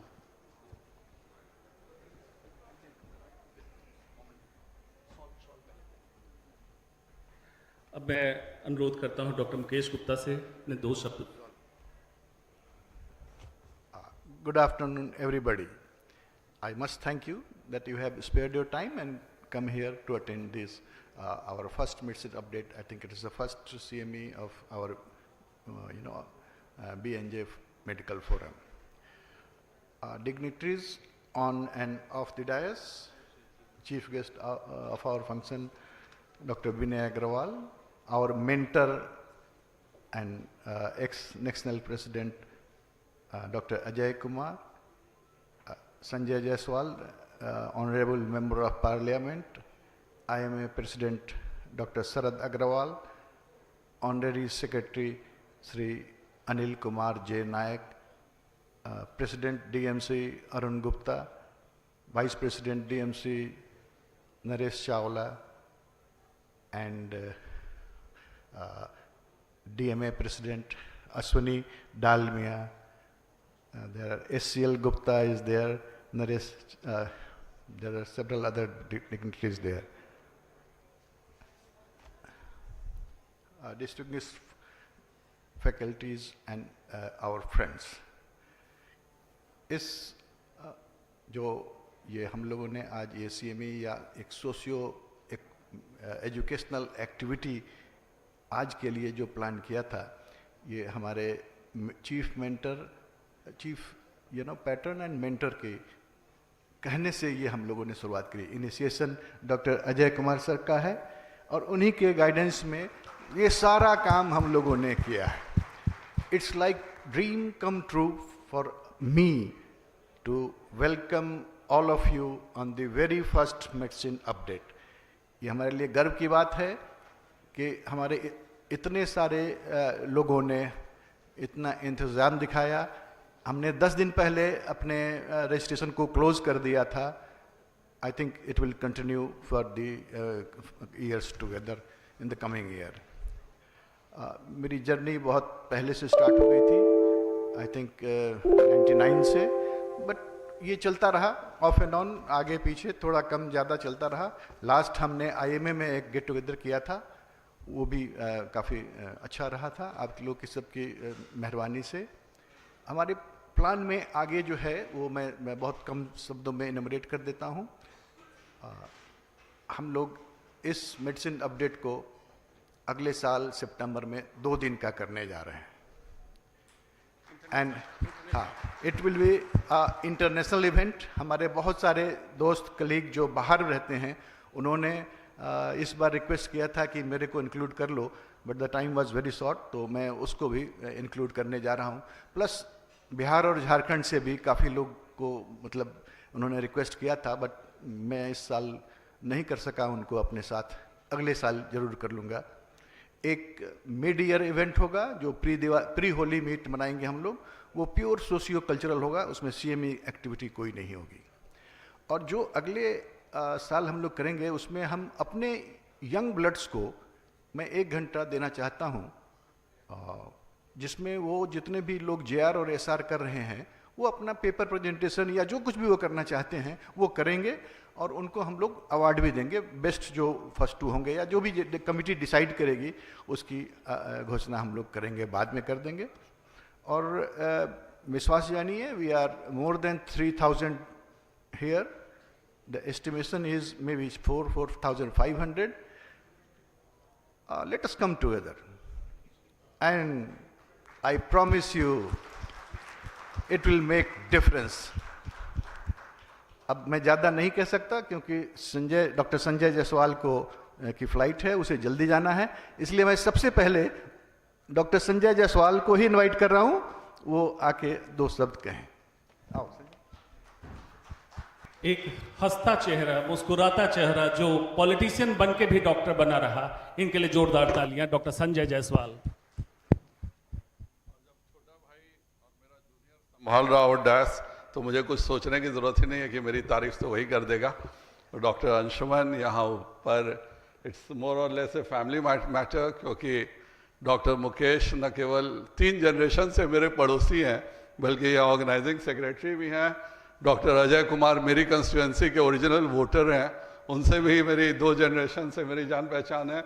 यहाँ उपस्थित विनय अग्रवाल मेरे friend ही हैं, doctor शरद, सभी dash पे, और सब मेरे classmates, seniors and juniors.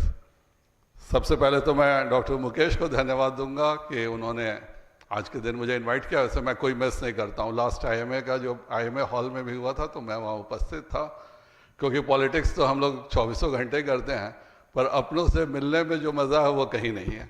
और अभी अपने बैचमेट से, सीनियर से, जूनियर से, सभी से मुलाकात करने का मौका मिला। अच्छा है सब हम लोग मिले। मैं अभी तो सब मौजूद हैं, पर एकेडमिक्स में इससे आधे भी नहीं थे, तो मैंने कहा कि ये सोशियो एकेडमिक है, it's more social less academic. तो मैं सब आप सबों को बहुत बहुत बधाई देता हूँ। मेरी 3 o'clock फ्लाइट है, सभी को अगले साल ज़रूर मिलेंगे, फिर मिलेंगे। मुझे महसूस हो रहा है कि जिस तरह से रजिस्ट्रेशन के लिए अगर पैरवी कराना पड़ा, तो हम सब एक दूसरे से मिलने के लिए कितने बेचैन रहते हैं, ये उसी से पता चलता है। इस कॉन्फ्रेंस के लिए सभी ऑर्गेनाइजर्स को बहुत बहुत धन्यवाद, और मेरे सारे दोस्तों, मित्रों, जूनियर्स और सीनियर्स को भी धन्यवाद कि आज सबों से मेरी मुलाकात हो गई। बहुत बहुत थैंक्स। संजय बॉस, 1 मिनट बस आपका लेंगे क्योंकि आपकी फ्लाइट है, बस यहाँ आ जाए। एक शॉल मोमेंटो प्लीज।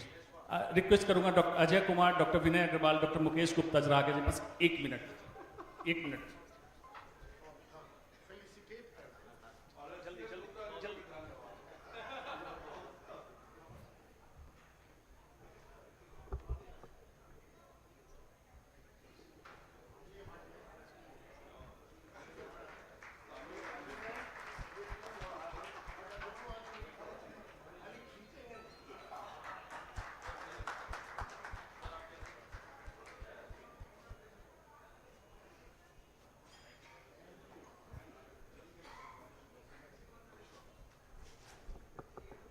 कोई है साथ में?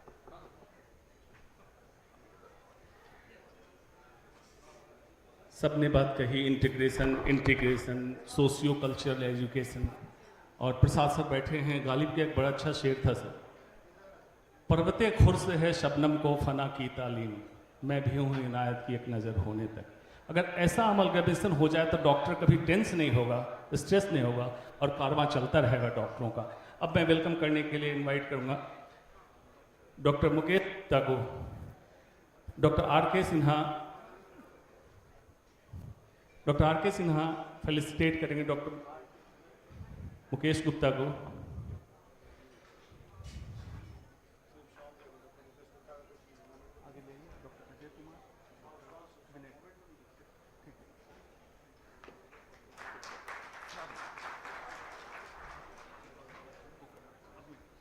अब मैं रिक्वेस्ट करूंगा डॉक्टर अजय कुमार को। हाँ,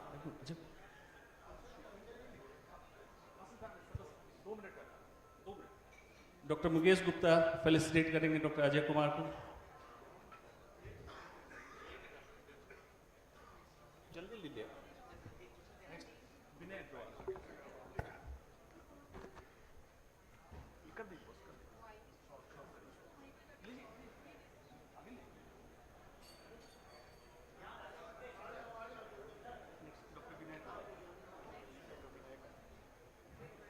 डॉक्टर मुकेश गुप्ता फेलिसिटेट करें डॉक्टर विनय अग्रवाल को।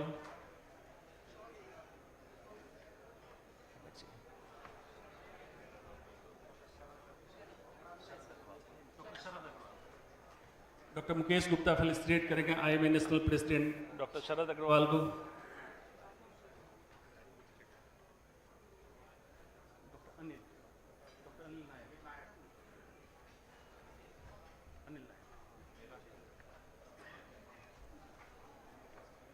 Doctor Anil J Nayak, honorary general secretary IMA।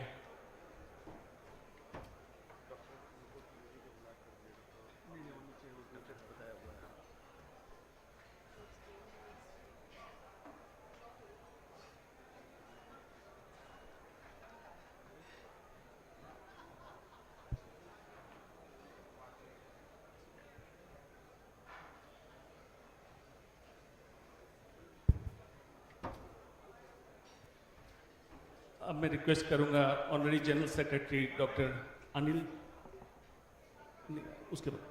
Anil J Nayak से 2 शब्दों का उद्बोधन करें।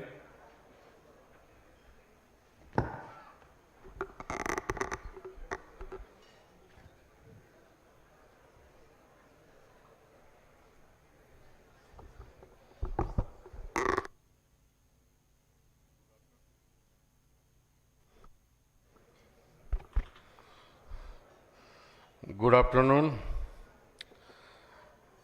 Bihar and Jharkhand medical forum की ये फर्स्ट मेडिसिन अपडेट कॉन्फ्रेंस में हमारे साथ स्टेज ऊपर विराजमान doctor Sanjay Jaiswal ji, doctor Ajay Kumar, doctor Vinay Agrawal, doctor Sharad Agrawal, doctor Mukesh Gupta, doctor NN Jha, doctor RK Sinha, dignitaries on the dais, of the dais, और सारे डेलीगेट्स। खाने का समय चल रहा है, मैं ज़्यादा आपका समय नहीं लूँगा, लेकिन IMA में जो चीज़ लेख है वो 2 है। एक यूनिटी, हमारे में यूनिटी का एक अभाव रहता है, और दूसरा एक कॉन्फ्रेंस के बारे में बोलूँगा। 2 ही, यूनिटी में ऐसा नहीं है कि आज के दिन में यूनिटी नहीं है। चरक संहिता जब लिखी गई थी 4,000 साल पहले, उनमें भी लिखा है कि व्याघ्रा नाम महत निंदम सर्पा नाम अतीत भयम। व्याघ्रा नाम महत निंदम सर्पा नाम अतीत भयम वैद्या नाम अनेकत्वम तब जीवंती जंतवः। कि अगर शेर खाने के बाद 10-15 दिन सोता रहता है, हर रोज शिकार नहीं करता, हर रोज शिकार करता तो जंगल में कोई भी प्राणी बचता नहीं। दूसरा सर्पा नाम, स्नेक्स होते हैं वो बहुत डरपोक होते हैं, करोड़ों स्नेक्स है लेकिन वो जंगल में छुपे रहते हैं, दरों में छुपे रहते हैं क्योंकि डरते हैं, बिना छुए वो काटते भी नहीं। अगर वो डरते नहीं। और वैद्या नाम अनेकत्वम, वैद्य कभी यूनाइटेड होते, तो ये तीनों चीज होती तो पृथ्वी पर कोई भी जंतु मीन्स कोई भी जीव को जीना हराम हो जाता। हमारे में यूनिटी होती तो कोई हम छू भी नहीं सकता।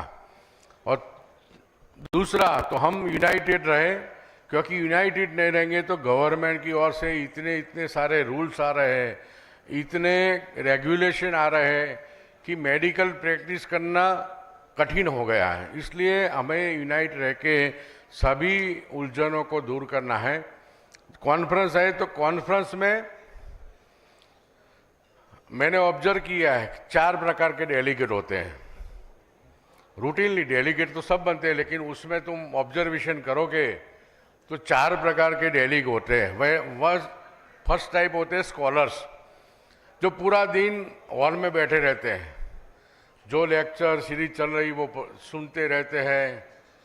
और उनका मेन कारण ये होता है या तो उनका फ्रेंड का लेक्चर होता है या उनके टीचर का लेक्चर होता है, या 2-5% ऐसे हो जिनको सही में सीखना होता है, बाकी कोई स्कॉलर होता नहीं है।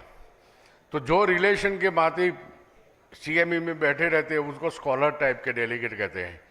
दूसरे आउटस्टैंडिंग डेलीगेट होते हैं, वो सुबह से शाम तक डोर के बाहर ही रहते हैं, आते हैं चाय नाश्ता करते हैं, घूमते रहते हैं, कभी अंदर लेक्चर में आते नहीं। तो second type is outstanding delegate. Third one is stalwarts. Stalwarts होते हैं वो आते हैं ब्रेकफास्ट करते भी स्टॉल में ही घूमते रहते हैं, किस स्टॉल में क्या है, किस स्टॉल में क्या मिल रहा है, क्या नहीं मिल रहा है, क्या है, उनकी पूरी इंफॉर्मेशन उनके पास होती है। तो तीसरे प्रकार के होते हैं स्टॉलवर्ड। और आज तो 1 दिन की कॉन्फ्रेंस है, बाकी 2-3 दिन की होती है सैटरडे संडे के। तो चौथा प्रकार है वो स्पिरिचुअल। जो हमारे स्पिरिचुअल डेलीगेट होते हैं वो शाम को एक आत्मा को दूसरे आत्मा से, स्पिरिट को स्पिरिट के मिलाने के मेडिकल की कॉन्फ्रेंस में होते हैं।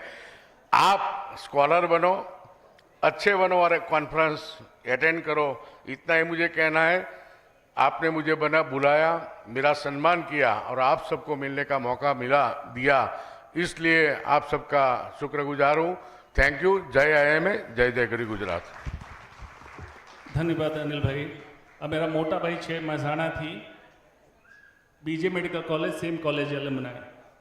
अब मैं अनुरोध करूंगा doctor Sharad Agarwal IIM national president अपने उद्बोधन को रखें।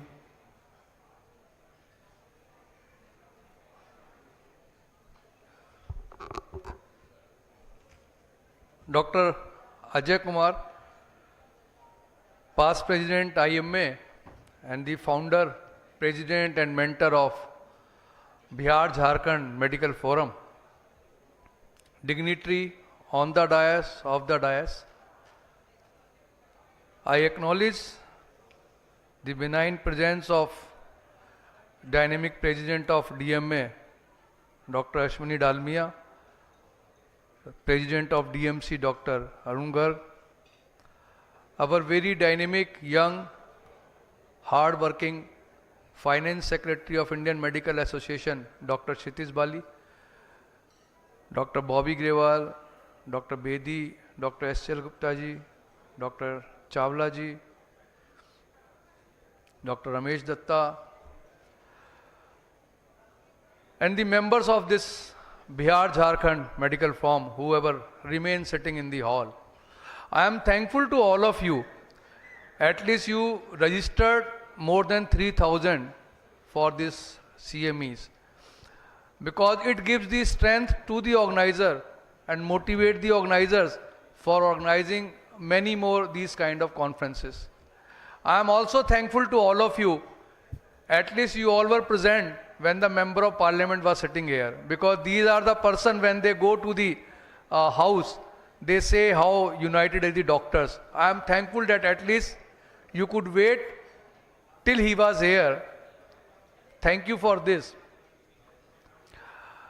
When we started this year, I gave the one slogan, one for all for one. The meaning of that, we are divided on different forum, different sub-specialties.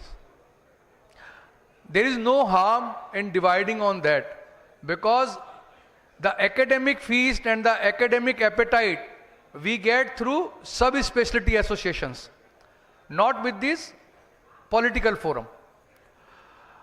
But mind you, whenever there is an issue of the medical fraternity, please come under the umbrella of Indian Medical Association. Indian Medical Association is the only association in India which is being recognized by the politician, by the government, by the administration. We should not be absolutely in our dream that anybody can grow and can become bigger than IMA.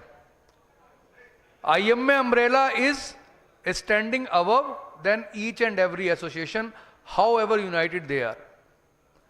IMA is having 4 lakh members. I don't think any other association is anywhere near to IMA.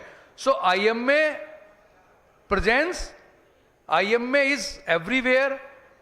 If there is any modern medicine doctor in India, it has been represented, recognized, honored only as a member of IMA, not by any other association. Please mind it. Recently, we were able, with the support of our seniors and support of our members, to solve very major issues. Whether it is an issue of generic medicine, whether it is an issue of sponsorship of the conferences, whether it is an issue of next of the kids of our future. Everybody was looking for IMA. And when the health minister called the IMA and NMC for final meeting, health minister himself mentioned in the meeting, lot of association want to join this meeting, but he didn't recognize them. They said, we only recognize Indian Medical Association as the representative of the modern medicine. That is why we only call the IMA, because all of them wanted, as we say in Hindi, ungli kata ke shaheedon mein naam likhwa lo. So when everybody knows that ministry has called IMA, so everybody was putting pressure on the health ministry or health secretary that please at least invite us so that we can start saying this is because of us.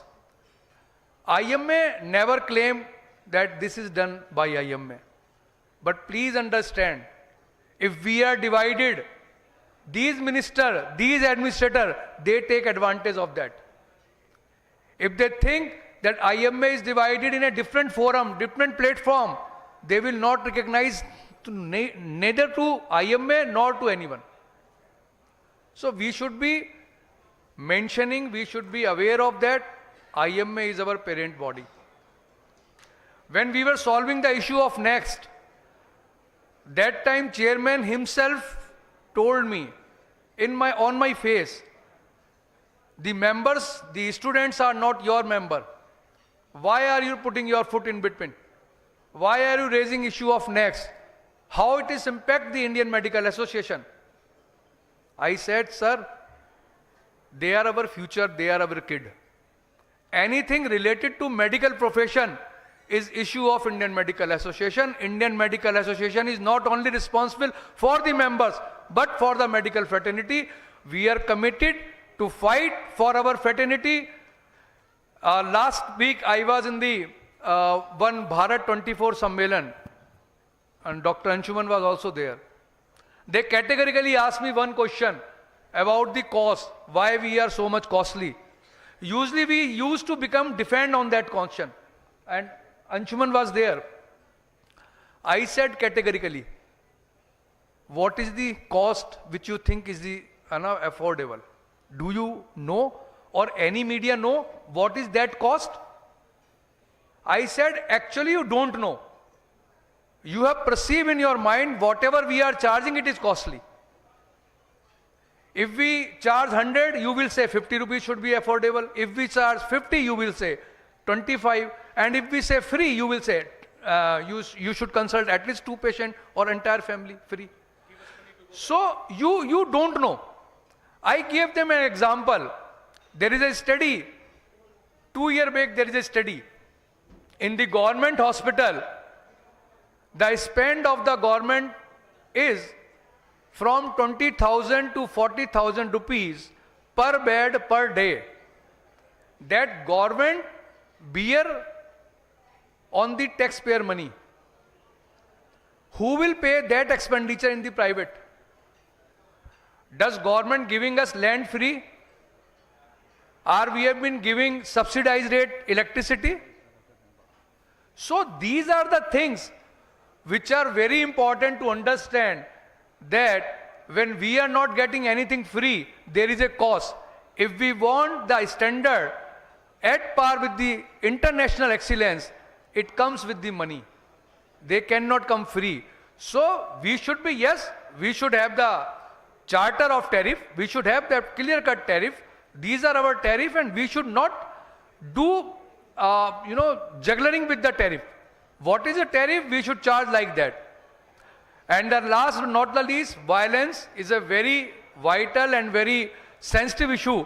IMA is fighting on that for the violence, and we keep fighting, and we are trying to have a central law against violence, and we are also trying for Indian Medical Services cadre. With these words, I am thankful to the Bihar Jharkhand Forum, particularly Dr. Ajay Kumar sir, because he only called me and he said that you have to come. I said, okay sir, will come. I am thankful. My best wishes for the future. Be united, be with the IMA. Thank you very much. Long live IMA. धन्यवाद doctor शरद। अब मैं एक ऐसे चेहरे को बुलाना चाहता हूं जो यंग है, अग्रेसिव है। जब डॉक्टर की बात आती है, जो डॉक्टर शरद ने बोला, जब स्टूडेंट की भी बात आती है, एक ही चेहरा सामने दिखता है, डॉक्टर विनय अग्रवाल। विनय अग्रवाल हमारे सामने है। Thank you doctor Anshuman. Bihar and Jharkhand medical association के फोरम के president doctor MP Sharma, secretary doctor Ajit Kumar, इस कॉन्फ्रेंस के organizing secretary doctor Mukesh Gupta, doctor NN Jha, हम सब लोगों के प्रेरणादायक mentor and patron of Bihar and Jharkhand medical forum के सबके प्रिय डॉक्टर अजय कुमार, हमारे नेशनल प्रेसिडेंट, मेरे छोटे भाई, very dynamic visionary doctor Sharad Agarwal, secretary Indian medical association doctor Anil J Nayak, मेरे छोटे भाई visionary dynamic doctor Ashwini Dalmia, president of Delhi medical association, Delhi medical council के बहुत ही सरल और simple president doctor Arun Gupta, doctor Kshitij Bali, finance secretary of Indian medical association doctor Ajay Bedi, हमारे बहुत सारे यहाँ बैठे हुए past presidents of Delhi medical associations and Bihar और झारखंड मेडिकल फोरम के सब एक्टिव मेंबर्स। मेरे बड़े भाई ने एक बात कही जब मैं लैंप जला रहा था कि आग यहां से लगती है, सच बात है। 1 साल पहले मुकेश मुझे मिले थे और उस समय ये बात हुई कि हम एक बिहार और झारखंड मेडिकल फोरम की एक छोटी सी गैदरिंग करना चाहते हैं। तो मैंने कहा आइए ना, आपका स्वागत है, मेरे घर पर आइए। और उस छोटे से समय में, इतने छोटे समय में 52 मेंबर्स को इसी सितंबर में लास्ट ईयर एक गैदरिंग की गई मेरे घर पे। मुझे मौका मिला आप सबको होस्ट करने का और मैं साधुवाद दूंगा आपको कि 1 साल के अंतरकाल में आपने 550 डेलीगेट्स, 450 की उपस्थिति, 3,000 लोगों को आपने चिन्हित किया जो आपके मेडिकल कॉलेजेस से हैं, और मैं आपको बताना चाहूंगा 3 नहीं है, ये लगभग 5,000 डॉक्टर्स हैं जो बिहार और झारखंड मेडिकल कॉलेजेस से दिल्ली के डिफरेंट हॉस्पिटल्स में, कुछ रजिस्टर्ड हैं दिल्ली मेडिकल काउंसिल से, कुछ बाकी काउंसिल से रजिस्टर्ड हैं, कुछ मेंबर्स हैं इंडियन मेडिकल एसोसिएशन और दिल्ली मेडिकल एसोसिएशन के, कुछ मेंबर्स नहीं हैं। जब मैं कहता हूं नहीं है तो मेरी प्रार्थना है कि उन सबको भी मेंबर बनाया जाए। बिहार एज सच देश की राजनीति में एक बहुत बड़ा रोल प्ले करता रहा है। मैं यूनाइटेड बिहार की बात कर रहा हूं, और अगर वहां से हम लें तो मुझे लगता है कि बिहार और झारखंड मेडिकल फोरम जो बना है और जो नंबर्स इनके हैं वो हम सबको डराते हैं। और इतने 5,000 नंबर्स और 5,000 डॉक्टर्स बहुत अपने देश से आकर, दिल्ली में आकर अपने को देश की सेवा कर रहे हैं और वहां के डिफरेंट हॉस्पिटल्स में अपना योगदान दे रहे हैं। मैं उस सब के लिए भी आप सबको साधुवाद देता हूं। पहली बार आपने ये साइंटिफिक मीट अरेंज की और इस लेवल की, इस स्तर की अरेंज की, इसके लिए भी आपको साधुवाद देता हूं। दिल्ली के जितने प्रोमिनेंट एकेडमिशियंस हैं, डिफरेंट हॉस्पिटल्स में हैं, या जिन्होंने रिसर्च में बहुत काम किया है, अंशुमन भाई हमारे यहां खड़े हैं जिन्होंने कैंसर सर्जरी में अपना बड़ा नाम, नॉट ओनली कैंसर सर्जरी में, पब्लिक में, बट एक पब्लिक फेस हैं और मीडिया के लिए भी एक बहुत इंपॉर्टेंट फेस हैं डॉक्टर अंशुमन। ऐसे लोगों को आपने यहां बुलाया जो पूरा समय यहां पर हैं, मैं आपको साधुवाद देता हूं। मैं ज्यादा समय नहीं लूंगा क्योंकि मेरे भाई अजय हैं, ये कुछ और एक आध छोटी वन लाइनर दे देंगे, और इसलिए मैं सिर्फ इतना कहूंगा, बहुत सारी समस्याएं, डॉक्टर शरद अग्रवाल ने उन सब समस्याओं को एनुमरेट किया, अच्छे तरीके से अपनी अपनी उपलब्धियां बताई। उन्होंने आखिर में एक धीरे से एक शब्द कहा वायलेंस के बारे में, मैं उसी को सबसे पहले लूंगा। लगभग 15 साल से Delhi medical association, Indian medical association violence पे अलग अलग तरीके से लड़ाई लड़ रहा है। बहुत सारे केरला में लेडी डॉक्टर को मार दिया गया, अभी आपने सुना बिहार में भी एक डॉक्टर को मारा गया। यही नहीं, करीब करीब हर दिन अखबार को अगर आप ध्यान से पढ़ेंगे तो कहीं ना कहीं जरूर लिखा होगा डॉक्टर असॉल्टेड। आज भी सुबह मैं पढ़ रहा तो पता लगा कि डॉक्टर वेस्ट दिल्ली में lady doctor was assaulted, she had multiple stab injuries. And इस तरीके की समस्याओं को, और हम लगभग 10-12 साल से कंटिन्यूअसली इस प्रॉब्लम पे लड़ रहे हैं। संजय भाई निकल गए, मैंने पहली बार पार्लियामेंट स्टैंडिंग कमेटी और हेल्थ में अपने तब के नेशनल प्रेसिडेंट के साथ रिप्रेजेंट किया था वायलेंस पे। और मैं कहूंगा, आप देखिए कैसे देश चलता है। नड्डा साहब हमारे स्वास्थ्य मंत्री थे, उन्होंने एक कमेटी बनाई जो इंटर मिनिस्ट्रियल कमेटी थी, उसका मैं 2.5 साल मेंबर रहा। उस कमेटी ने यूनानिमसली, जिसमें 4 मिनिस्ट्रीज के लोग थे, ज्वाइंट सेक्रेटरी लेवल के लोग थे, it was headed by the additional secretary of ministry of health, and उसने ये डिसाइड किया कि नो, वायलेंस पे सेंट्रल एक्ट होना चाहिए, क्योंकि 22 और 23 स्टेट्स ने ये बिल पास किया हुआ है जहां डिफरेंट प्रोविजंस हैं, कहीं बेलेबल हैं, कहीं नॉन बेलेबल हैं, तो ये बिल पास होना चाहिए। इस रिकमेंडेशन को, इसको बाद में पार्लियामेंट स्टैंडिंग कमेटी और हेल्थ में भेजा, इसलिए इसको पास कर दिया गया। एक बिल का प्रारूप दिया गया जिसमें इंडियन मेडिकल एसोसिएशन ने बहुत एक्टिव पार्ट प्ले किया। उस ड्राफ्ट बिल को बाद में पार्लियामेंट में, लोकसभा में रखा गया। लोकसभा में जब रखा गया तो कुछ मेंबर्स के कहने पे उसको दोबारा से पार्लियामेंट स्टैंडिंग कमेटी में भेजा गया। उन्होंने फिर यूनानिमसली पास करके कुछ अमेंडमेंट्स के साथ भेजा, जिसको कि ग्रुप ऑफ मिनिस्टर्स के पास भेजा गया, और ग्रुप ऑफ मिनिस्टर्स ने जब पास कर दिया गया तो उसको लॉ मिनिस्ट्री और होम मिनिस्ट्री में भेजा गया। लॉ मिनिस्ट्री में भी उसको पास कर दिया गया। उसके बाद जब वो होम मिनिस्ट्री में गया, उन्होंने कहा इन प्रोविजंस की कोई, ये तो ऑलरेडी आईपीसी में है, इन प्रोविजंस की जरूरत नहीं है, उसको ठंडे बिस्तर में रख दिया गया। 3 साल की मेहनत, यूनानिमस डिसीजंस, एक छोटे से आर्म इंस्ट्रक्शन ऑफिसर ने या ज्वाइंट सेक्रेटरी ने उसको रोक दिया, ये कह के कि स्टेट में ऐसे लॉ है और इसकी जरूरत नहीं है, बिकॉज आईपीसी में प्रोविजंस जरूरी है। मैं साधुवाद दूंगा हमारे सामने बैठे हैं आपके प्रतिनिधि, आपके नेता डॉक्टर अश्विनी डालमिया को, जिन्होंने प्रण लिया है कि आज 29 अक्टूबर को वायलेंस के इशू पे हम राजघाट चलो का नारा देते हुए, मुझे ये रिस्पॉन्सिबिलिटी दी है कि मैं इसका चेयरमैन रहूं, और उस नारे के साथ 10,000 डॉक्टर्स को हम इकट्ठा करेंगे, चलो राजघाट। यही सरकार 2 बिल और ला रही है।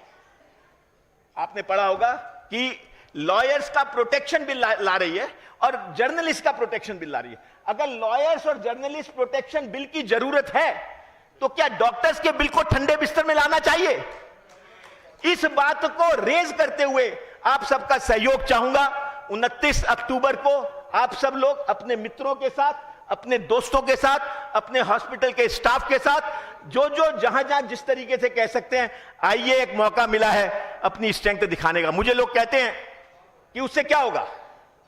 मैं हमेशा कहता हूं, इस बैकग्राउंड में अगर आपके वो 10,000 मेंबर इंकित होंगे तो Delhi medical municipal corporation of Delhi भी आपको बुलाएगी।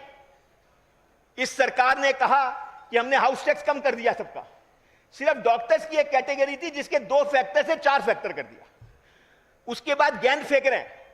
If you meet the municipal corporation, वो कहते हैं जी पिछली म्युनिसिपल कॉर्पोरेशन ने किया था। यू मीट द स्वास्थ्य मंत्री, वो कहते हैं जी एलजी करेगा, एलजी कहता है स्वास्थ्य मंत्री करेंगे। अगर इस कन्वेस पे आपके वो 10,000 मेंबर इंकित हो गए, विश्वास कीजिए, वही एमसीडी ऑफिसर्स, वही चीफ मिनिस्टर, वही लेफ्टिनेंट गवर्नर, वही स्वास्थ्य मंत्री आपको बुलाएगा और कहेगा अपनी प्रॉब्लम बताइए, हम उनको सॉल्व करने के लिए तैयार हैं। दोस्तों, इलेक्शन ईयर आने वाला है। आपके स्ट्रेंथ की जरूरत है, आपके साथ की जरूरत है, आपके आत्मसम्मान को जगाने की जरूरत है।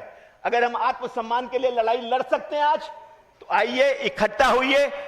25 दिन रह गए, 29 तारीख को जहां जहां आप ये बात को फैला सकते हैं, इकट्ठा कीजिए, लोगों को इकट्ठा करें। चलिए, मौलाना आजाद मेडिकल कॉलेज से एक और एफर्ट करते हैं।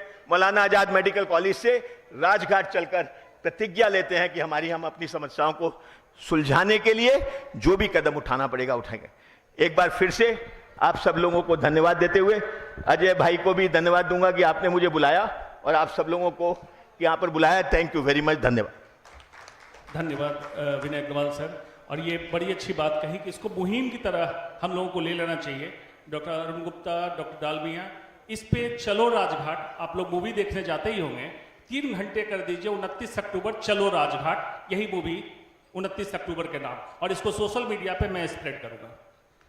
कोहिनूर को सब बचा के रखते हैं, और हमारे कोहिनूर जो पेशे से मूत्र रोग विशेषज्ञ हैं, लेकिन इनको देख के कई बाबाओं का मूत्र बंद हो जाता है। इनवाइट करूंगा डॉक्टर अजय कुमार। अब इसमें 1 लाइनर सुनने के लिए, तालियां बजाने के लिए तैयार हो जाइएगा।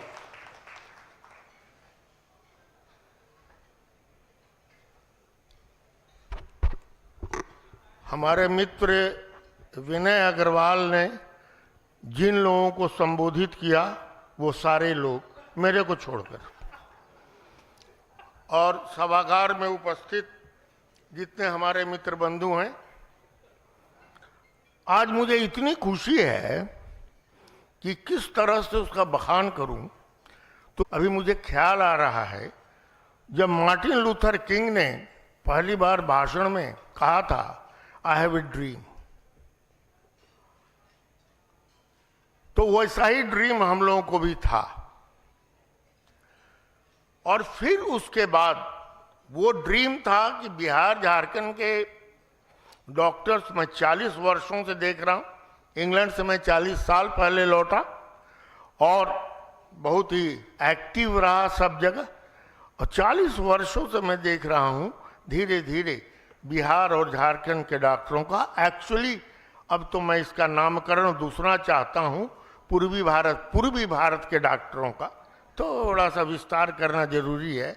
आफ्टर ऑल संघ ही शक्ति, तो संघ को जरा बड़ा करने से ये दिल्ली वाला लोग भी घबराएगा। गुप्ता जी हैं, ये डालमिया है, विनय तो पुराना पेशवाज है, अब बाकी सब जितने लोग हैं, देखिए बॉबी है, बहुत बड़ा तोंत फुला लिया है अब तो ये बॉबी ग्रेवाल वगैरह हैं, तो इन लोगों को हड़काने के लिए तो संघ ही बनाना पड़ेगा।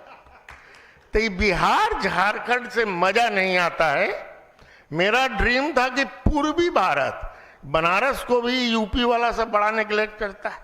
ये शरद जो है पश्चिमी वाला पूछता है कि पूर्वी यूपी क्या है जी, तो अब पूर्वी को भी हम जोड़ेंगे। उड़ीसा का भाई लोग इन्हें उन्हें बवाता रहता है, तो सबको जोड़ जाड़ के जरा पूर्वी भारत करते हैं। तो मेरा ये ड्रीम था। फिर late doctor APJ Abdul Kalam, जो हमारे आइडियल है आज के युग के, उन्होंने कहा था कि everybody should have a dream, dream should be converted into thought and thought into action. तो मैं हमेशा बोलता हूं कि जो खाली ड्रीमें देखता है वो मुंगेरी लाल का हसीन सपना ही देखता है, और जो थॉट पे उसको कन्वर्ट करता है वो थॉटफुल पर्सन कहलाता है।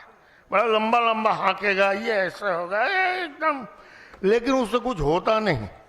एक्शन मैन की जरूरत होती है एक्शन में लाने के लिए। और हमारे ये कुछ भाई लोग दिल्ली वाले हैं जिनको हमने उत्साहित किया, उत्साहित तो पहले से थे। मुकेश हैं, राजीव हैं, राकेश हैं, अजीत है, अभी बहुत यंग है अजीत।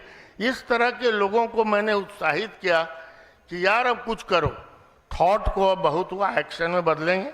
विनय के यहाँ एक छोटी मीटिंग हुई थी, मैं भी था वहाँ। फिर मैंने एक और मीटिंग की छोटी सी, एक होटल में, सबको बुलाया, बोला कि यार संघ बनाओ। अब ऐसे नहीं सुनने वाला है, there is no need to beg, we have to shake hand. और मोदी जी के शब्दों में न उठा के बात करूंगा, न गिरा के बात करूंगा, नजर मिला के बात करूंगा। तो अब हम लोग को नजर मिला के बात करनी है, और इन्होंने वो क्यों वहां से लिया। और ये जो आज का फंक्शन है, this is just the beginning. Arun ji, अभी आप लोग का इलेक्शन भी आने वाला है, काउंसिल भी आने वाला है, डालमिया जी इस डीए में भी आने वाला है। तो this is just the beginning. 4-5 साल में सोया हुआ था, थोड़ा हमको अलग रहना पड़ा, लेकिन मैं भी अब जाग गया और हमारे भाई लोग भी जाग गए। अब हम लोग आपसे यही कहेंगे, इस सभा को देखने के बाद आपको लगेगा सिर्फ 2 महीना में मुकेश उकेश किया है, तो 2 महीना में जब ये कर सकता है तो 1.5 साल में तो बुझिए क्या होने वाला है। और ये बहुत बढ़िया बोला कि हमारे विदेश के भी मित्र लोग आएंगे साइंटिफिक इसमें, लेकिन संघ बनाने में तो यहीं के लोग रहेंगे। और हम एक बहुत ही, और आजकल के राजनीति में, चाहे अंतर्राष्ट्रीय हो, राष्ट्रीय हो, या ऑर्गेनाइजेशन की राजनीति हो, अब वो दूगो मेजॉरिटी वाला ज्यादा काम नहीं करता है। अब अनटिल मोदी जी टाइप का नेता हो जाए, 300 350 ले आवे, अब उन्हें काम करता है। अब छोटका छोटका सब भी बड़ा इंपॉर्टेंट हो जाता है। 10 आदमी लेकर के हम ना आपको सपोर्ट करेंगे, खींच लिया। तो अब आप लोग समझिए, जो दिल्ली वाले यहाँ बैठे हुए हैं हमारे मित्र लोग, हम लोग भी खींचेंगे। अब हमें ना एससी है, तुम साउथ दिल्ली हो, साउथ दिल्ली में जरा मामला गड़बड़ है, वो सब ठीक करेंगे हम लोग, कोई चिंता की बात नहीं। तो ये सारा कुछ करके, क्योंकि नानी से ननिहाल का गप नहीं होना है। मैं 40 साल से दिल्ली की राजनीति को जानता हूं, और मेडिकल राजनीति को, तब से जब भाटला साहब, गर्ग साहब, उसके बाद एनके ग्रोवर, मुंजल, मामा मित्तल, और फिर प्रेम का अभ्युदय हुआ, प्रेम अग्रवाल का अभ्युदय हुआ, और फिर अंत भी हो गया। मेरे ही सिग्नेचर से प्रेम को आईएमए से मैंने निकाला था, मैं प्रेसिडेंट था उस समय। तो प्रेम का अभ्युदय हुआ आईएमए में, और उसके साथ साथ ढल्ला, ये वो सब थे, कठारिया उठारिया सब थे। तो मैंने आईएमए को बहुत नजदीक से, और डीएमए को तो बहुत ही नजदीक से देखा है। तो अब आप लोग सावधान हो जाइए भाई, ये तो साइंटिफिक है, हार्ट कैसे चलेगा, ट्यूमर हो गया था क्या करना है, प्रोस्टेट एगो दिखाया ही कि कैसे निकाल देना है, वो सब तो सामने चलता रहेगा। बस पीछे की बात यह है कि हमने इसको ऑर्गेनाइज किया है, और हमारे बिहार झारखंड के बंधु भी ठीक से सुने, हमने इसको ऑर्गेनाइज किया है अपने संघीय शक्ति को बढ़ाने के लिए। और ये संघीय शक्ति हमारी बढ़ेगी, and we should be by next election of DMA and DMC, we should be in a bargaining position to talk to them and talk one to one. विनय को पहले ही मैं हड़का चुका हूं कि अब एकदम शेर सब जाग गया है और उसको करना है। खैर ये मजाक की बात है, मजाक की नहीं है, बात तो सीरियस है, लेकिन मैंने मजाक में आप लोगों को बता दिया। तो हमें आज खुशी है, ज़्यादा नहीं बोलूँगा, बोलने की आदत बहुत ज़्यादा है, लंबा भाषण मैं देता हूँ, आज मैं लंबा भाषण नहीं दूंगा, मुझे भी भूख लगी है। आप लोगों को भूख लगी है, मुझे बड़ी खुशी है कि मेरे कहने पर शरत आ गए, अनिल आ गए, एक बार मैंने इन लोगों को कहा। और तो और बुझिए, हमारा अपना छोटा भाई परम प्रिय थोड़ा सा इन्होंने कर देता है, लेकिन है बहुत अच्छा, राजीव सूद। आप लोग समझते नहीं है, वाइस चांसलर हैं बिहार, हिंदुस्तान के सबसे बड़े मेडिकल यूनिवर्सिटी का वाइस चांसलर, और ऐसा क्रिएटिव आदमी मैंने बहुत कम देखा है। इतने कम समय में जो वाइस चांसलर हुआ बाबा फरीदकोट यूनिवर्सिटी का, तब से इसने इतने काम किए हैं कि मैं बता नहीं सकता। खाली वही बीच बीच में तो नहीं गड़बड़ा जाता है, हड़बड़ाया रहता है ना, कि जल्दी से जल्दी, जल्दी से जल्दी, उसी जल्दी को ही राजनीति में भी ले आता है। तो उससे होता क्या है, यूरोलॉजी सोसाइटी में तो इसका काम निकल गया, इसलिए कि वहाँ जितना राजनीति बुझे वाला आदमी सब नहीं है, दिन भर प्रोस्टेट और ये और PCNL करने वाला, वहाँ तो सेट कर दिया। IMA में सब पेचीदा ही, आई पेचीदगी में वो जरा सा गड़बड़ाया जाता है। लेकिन he was in Stuttgart last evening. जब मैंने इससे बात किया तो बोला कि सर मैं अभी जर्मनी में स्टुटगार्ट में हूँ, लेकिन सवेरे 8:30 में मेरी फ्लाइट रहेगी और 12 बजे आऊँगा। तो इस तरह के कमिटेड लोग हमारे पास आए, और ये लोग तो महान व्यक्ति लोग का नाम कई बार लिया गया है। सब लोग, आप लोग आए इस सभा में, उसके लिए Bihar and Jharkhand medical forum की तरफ से मैं बहुत ही ज़्यादा शुक्रगुजार हूँ। और आप लोगों की दया दृष्टि हमारे इस ऑर्गेनाइजेशन पर आगे रहनी चाहिए। उसे बहुत दया नहीं चाहिए, दृष्टि चाहिए। इन्हीं शब्दों के साथ आप लोगों को धन्यवाद देता हूं कि इतना अच्छा कॉन्फ्रेंस हुआ। Thank you. धन्यवाद अजय सर। आपसे रिक्वेस्ट करेंगे कि ही मंच के आगे आ जाएं। डॉक्टर विनय अग्रवाल से रिक्वेस्ट करेंगे आगे आ जाएं। हमारे साइंटिफिक कमेटी के ऑर्गेनाइजिंग जिन्होंने हाथ में रखा हुआ डॉक्टर निंझा, इन्होंने रिक्वेस्ट की थी कि अग्र पंक्तियों में बैठे कुछ महानुभाव हैं, उनको आप नहीं बुलाएंगे, मैं बुलाऊंगा। वो मेरे करीबी मित्र हैं, चाहे गुप्ता सर हों, डालमिया सर हों, ग्रेवाल सर हों, तो इनकी रिक्वेस्ट से ही आप आएँ, बेहतर होगा। It's my honor to honor all the dignitaries sitting off the dais. मैं सबसे पहले बुलाना चाहूँगा doctor Kshitij Bali, is the finance secretary of IMA national.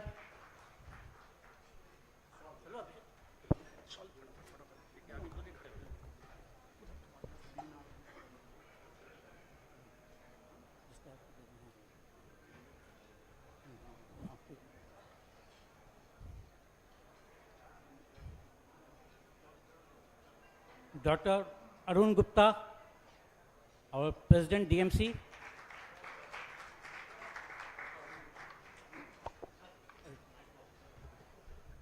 Dr. Naresh Chawla, Vice President, Delhi Medical Council, we are lucky to have 2 stalwarts from North Delhi, Dr. Naresh Chawla,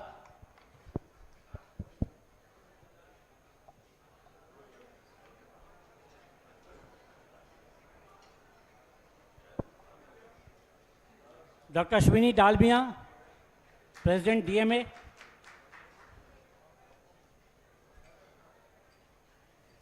Dr. Ajay Bedi, Secretary DMA,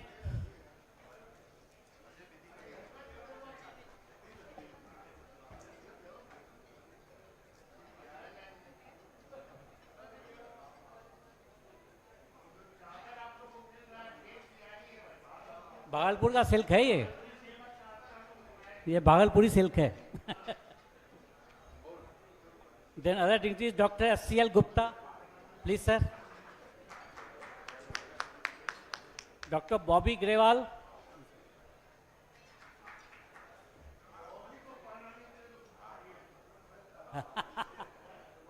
नहीं sir भागलपुरी सब बिहारी सवाल है sir, कोई दिक्कत नहीं है। ऐसा है। Dr. Vipendra Sabharwal is the owner of Jeevan Nursing Home.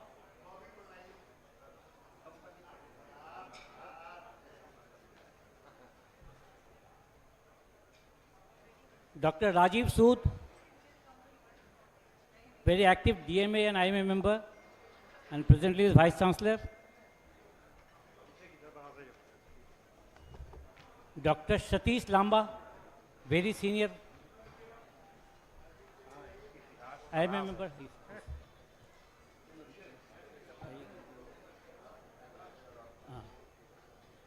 Dr. S.N. Gupta is the director of NIMS. Dr. S.N. Gupta. And our very senior member, Dr. Ramesh Datta, sir.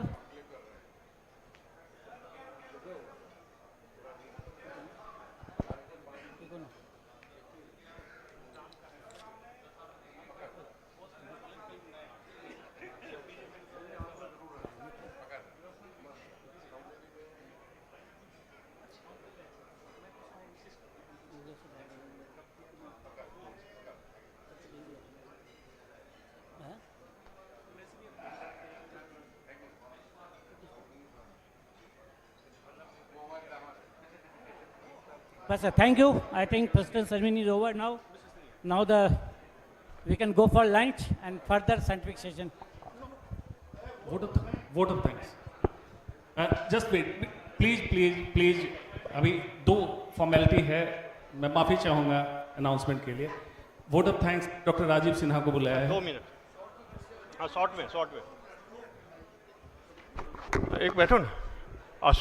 And souvenir release होगा. हाँ. So let us first inaugurate the souvenir. Please give to the VIPs.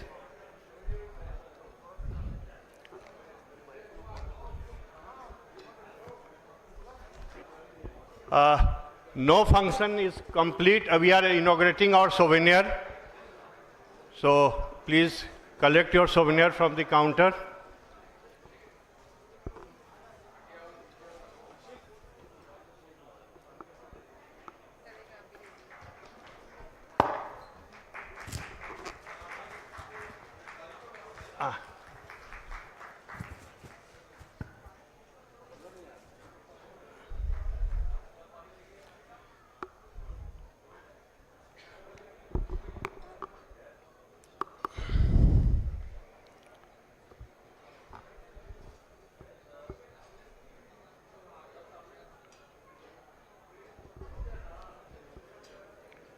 So please take your seat, all of your dignitaries.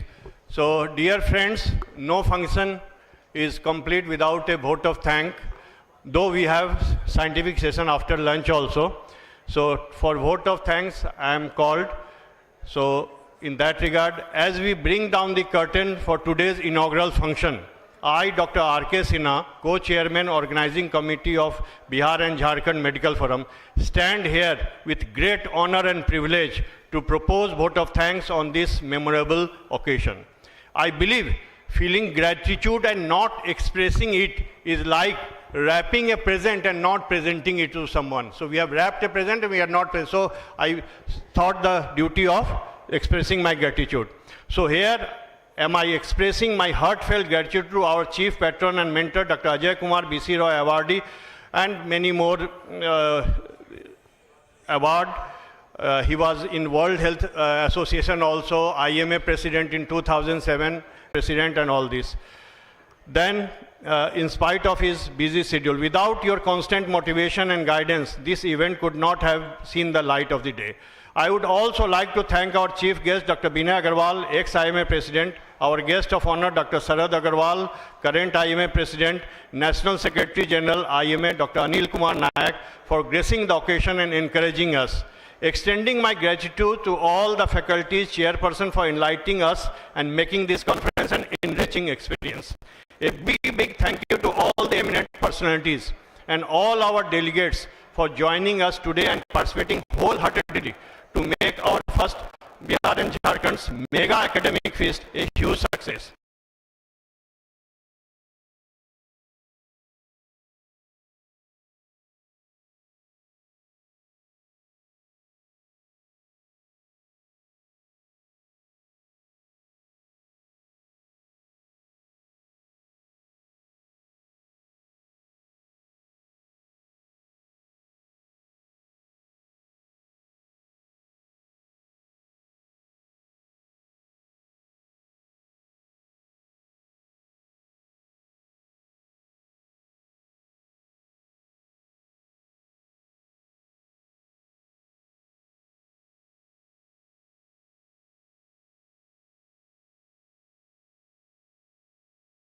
honor national anthem, please. सबको ले जाओ।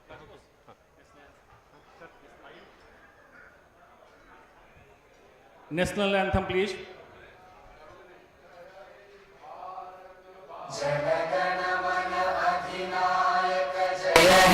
भारत भाग्य विधाता, पंजाब सिंध गुजरात मराठा द्राविड़ उत्कल बंगा, विंध्य हिमाचल यमुना गंगा उज्जल जलधि तरंगा, तव शुभ नामे जागे, तव शुभ आशीष मांगे, गाहे तव जय गाथा, जन गण मंगल दायक जय हे भारत भाग्य विधाता, जय हे जय हे जय हे, जय जय जय जय हे।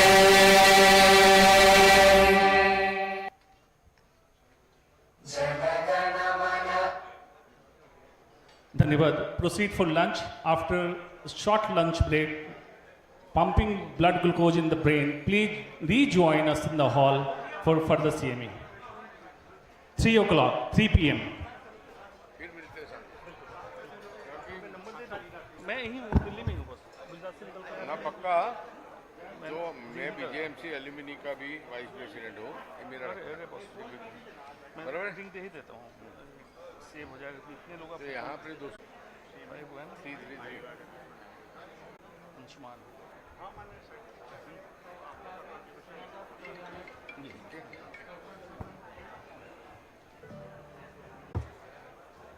जो आदिकाल से लेकर वर्तमान काल तक विद्यमान अवशेष अभी भी वहां मिलते हैं।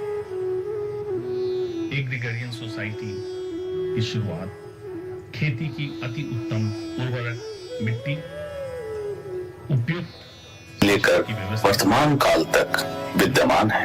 सबसे पहले आदिकाल के आदि मानव दे रहे हैं, अभी भी वहां मिलते हैं। एग्रीकल्चरल सोसाइटी की शुरुआत खेती की अति उत्तम उर्वरक मिट्टी उपयुक्त सिंचाई की व्यवस्था होने के कारण सबसे पहले वहीं शुरू हुई। मगध की धरती पर ही पीपल के ठंडी छांव में बुद्धत्व प्रदान किया भटकते हुए सिद्धार्थ को बोध गया ने। आज महिला सशक्तिकरण का विश्वव्यापी संघर्ष चल रहा है। बिहार में चिराकाल से यह परंपरा का हिस्सा है। त्रेता काल में पति की अनुपस्थिति में सीता ने ससुर दशरथ का किया था संस्कार। नगर वधु आम्रपाली के प्रश्न से निरुत्तर होकर बुद्ध ने खोला था बौद्ध धर्म का द्वार। 16 शिष्याएं थी महावीर की। सिख धर्म के 10वें और अंतिम गुरु गुरु गोविंद सिंह ने खालसा पंथ का जन्म दिया और गुरु ग्रंथ साहब को गुरु मानने का ज्ञान। विदेशी धर्मों को भी अपनाया बिहार ने। मनेर शरीफ पूरे देश के 3 शरीफों में से एक है। पटना में स्थित पादरी की हवेली ईसाई धर्म की उपस्थिति बतलाता है। धर्म के क्षेत्र से आगे बढ़कर शिक्षा के क्षेत्र में तो पौराणिक और उत्कृष्ट विश्वविद्यालय नालंदा संस्कार युक्त शिक्षा पर बल था। यहाँ शिक्षक और छात्र का अद्भुत अनुपात जिसकी बात आज पूरा विश्व करता है, तब भी यहाँ पे 5 छात्रों पे 1 शिक्षक उपलब्ध हुआ करते थे। यही अनुपात विक्रमशिला विश्वविद्यालय में 10 छात्रों पे 1 शिक्षक का था। वाल्मीकि ने मूल रामायण की रचना यहीं की। वैशाली में डेमोक्रेसी उस समय फल फूल रही थी जब विश्व में राजतंत्र की तूती बोलती थी। विश्व की पहली राजधानी रोम को माना जाता है और दूसरी पाटलिपुत्र को, जो बाद में पटन देवी के नाम पर पटना कहलाया। अखंड आर्यावर्त का सपना देखने वाले आचार्य चाणक्य ने एक आम मिट्टी के बेटे को मौर्य सम्राट बनाया। अशोक हिंसा को छोड़कर जब धन अशोक बना तो इसे विश्व ने महान सम्राट अशोक की संज्ञा दी और इसी के चक्र और 4 सिंह वाले प्रतीक चिन्हों को भारत सरकार ने अपनाया। विज्ञान, कला, संगीत, साहित्य, चिकित्सा, गणित, खगोलीय शोध, धर्म, दर्शन जैसे नए नए शोध हुए इस धरती पर। गुप्त काल में ही प्रजा को अलग अलग धर्म पालन करने की छूट भी थी। आयुर्वेद से दुनिया का परिचय कराने वाले महर्षि चरक इसी भूमि के हैं। गर्भ में शिशु का लिंग शुक्राणु से निर्धारित होता है। चरक ने तब बताया था जब अल्ट्रासाउंड और कैरियोटाइपिंग की फैसिलिटी उपलब्ध नहीं थी। शून्य की खोज करने वाले खगोलविद आर्यभट्ट इन्हीं के संतान हैं। सुश्रुत आयुर्वेद के महर्षि और पौराणिक सर्जन जिस समय मॉडर्न साइंस की शुरुआत भी नहीं हुई थी इसी धरती के लाल हैं। कालिदास ने अभिज्ञान शाकुंतलम की रचना इसी भूमि से की। इसी धरती में चिकित्सा विज्ञान का अद्भुत समागम 1925 में Prince of Wales Medical college के तौर पर पटना मेडिकल कॉलेज जो अब जाना जाता है, उस समय के भारत के 4 मेडिकल कॉलेज में से एक हुआ करता था। अन्य मेडिकल कॉलेज राजधानी medical college Ranchi, Darbhanga medical college Darbhanga, SKM medical college Muzaffarpur, N Magadh medical college Gaya, Bhagalpur medical college, Nalanda medical college, NJ medical college Jamshedpur, Pataliputra medical college Dhanbad और इन्हीं चिकित्सा महाविद्यालय के अंकुरित चिकित्सक देश के महानगरों से गांव तक, यूनाइटेड स्टेट ऑफ अमेरिका से यूनाइटेड किंगडम तक, कनाडा से ऑस्ट्रेलिया तक अपनी कला, विज्ञान, मेहनत, लगन और समर्पण का लोहा मनवा रहे हैं। इसी धरती में कृषि और मजदूरी के लिए लौह भुजाओं को बनाया। लौह भुजाओं से रोबोटिक कैंसर सर्जरी करने की नरम उंगलियों तक बनाया। IAS IPS की प्रशासनिक समझ से राजनीतिक गलियारों तक अपने सुपुत्रों को भेजा। फिल्म, कला, गायकी, नृत्य के लिए भी उर्वरक है यह धरती।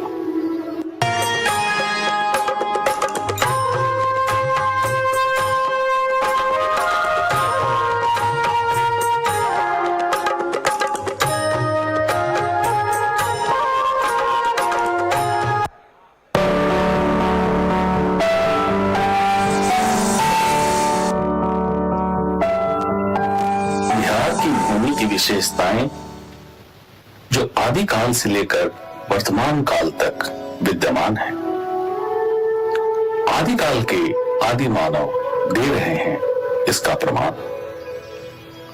छपरा से 11 किलोमीटर दूर चिरान नवपाषाण युग के अवशेष अभी भी वहां मिलते हैं।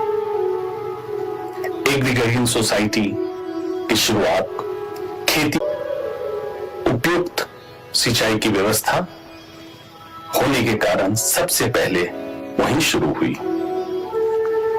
मगध की धरती पर ही पीपल के ठंडी छांव में बुद्धत्व प्रदान किया भटकते हुए सिद्धार्थ को बोधगया ने।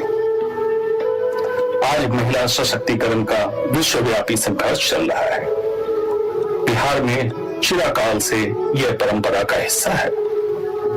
त्रेता काल में पति की अनुपस्थिति में सीता ने ससुर दशरथ का किया था संस्कार।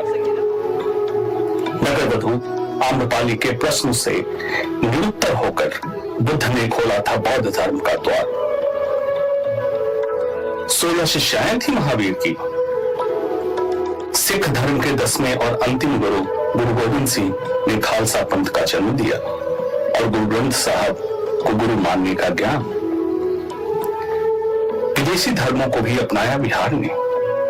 मनेर शरीफ पूरे देश के 3 शरीफों में से एक है। पटना में स्थित पादरी की हवेली ईसाई धर्म की उपस्थिति बतलाता है। धर्म के क्षेत्र से आगे बढ़कर शिक्षा के क्षेत्र में तो पौराणिक और उत्कृष्ट विश्वविद्यालय नालंदा संस्कार युक्त शिक्षा पर बल था। यहाँ शिक्षक और छात्र का अद्भुत अनुपात जिसकी बात आज पूरा विश्व करता है, तब भी यहाँ पे 5 छात्रों पे 1 शिक्षक उपलब्ध हुआ करते थे। यही अनुपात विक्रमशिला विश्वविद्यालय में 10 छात्रों पे 1 शिक्षक का था। वाल्मीकि ने मूल रामायण की रचना यहीं की। वैशाली में डेमोक्रेसी उस समय फल फूल रही थी जब विश्व में राजतंत्र की तूती बोलती थी। विश्व की पहली राजधानी रोम को माना जाता है और दूसरी पाटलिपुत्र को, जो बाद में पटन देवी के नाम पर पटना कहलाया। अखंड आर्यावर्त का सपना देखने वाले आचार्य चाणक्य ने एक आम मिट्टी के बेटे को मौर्य सम्राट बनाया। अशोक हिंसा को छोड़कर जब धर्म अशोक बना तो इसे विश्व ने महान सम्राट अशोक की संज्ञा दी और इसी के चक्र और 4 सिंह वाले प्रतीक चिन्हों को भारत सरकार ने अपनाया। विज्ञान, कला, संगीत, साहित्य, चिकित्सा, गणित, खगोलीय शोध, धर्म, दर्शन जैसे नए नए शोध हुए इस धरती पर। गुप्त काल में ही प्रजा को अलग अलग धर्म पालन करने की छूट भी थी। आयुर्वेद से दुनिया है। गर्भ में शिशु का लिंग शुक्राणु से निर्धारित होता है। चरक ने तब बताया था जब अल्ट्रासाउंड और कैरियोटाइपिंग की फैसिलिटी उपलब्ध नहीं थी। शून्य की खोज करने वाले खगोलविद आर्यभट्ट यहीं के संतान हैं। सुश्रुत आयुर्वेद के महर्षि और पौराणिक सर्जन जिस समय मॉडर्न साइंस की शुरुआत भी नहीं हुई थी, इसी धरती के लाल हैं। कालिदास ने अपना शाकुंतलम की रचना इसी भूमि से की। इसी धरती में चिकित्सा विज्ञान का अद्भुत समागम 1925 में Prince of Wales Medical college के तौर पर पटना मेडिकल कॉलेज जो अब जाना जाता है, उस समय के भारत के 4 मेडिकल कॉलेज में से एक हुआ करता था।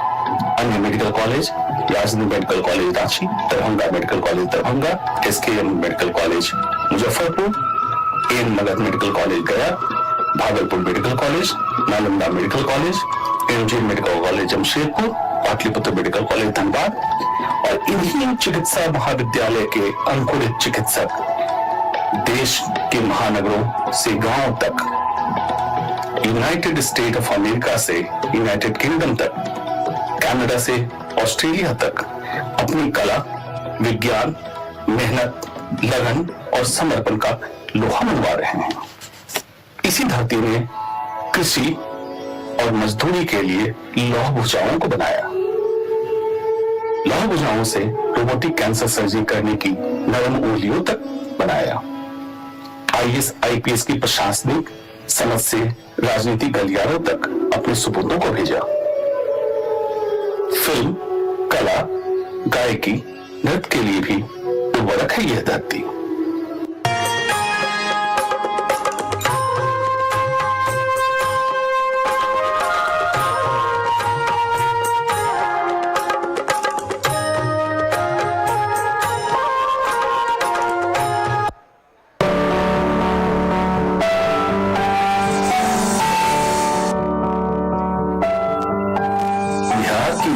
विशेषताएं जो आदिकाल से लेकर वर्तमान काल तक विद्यमान है।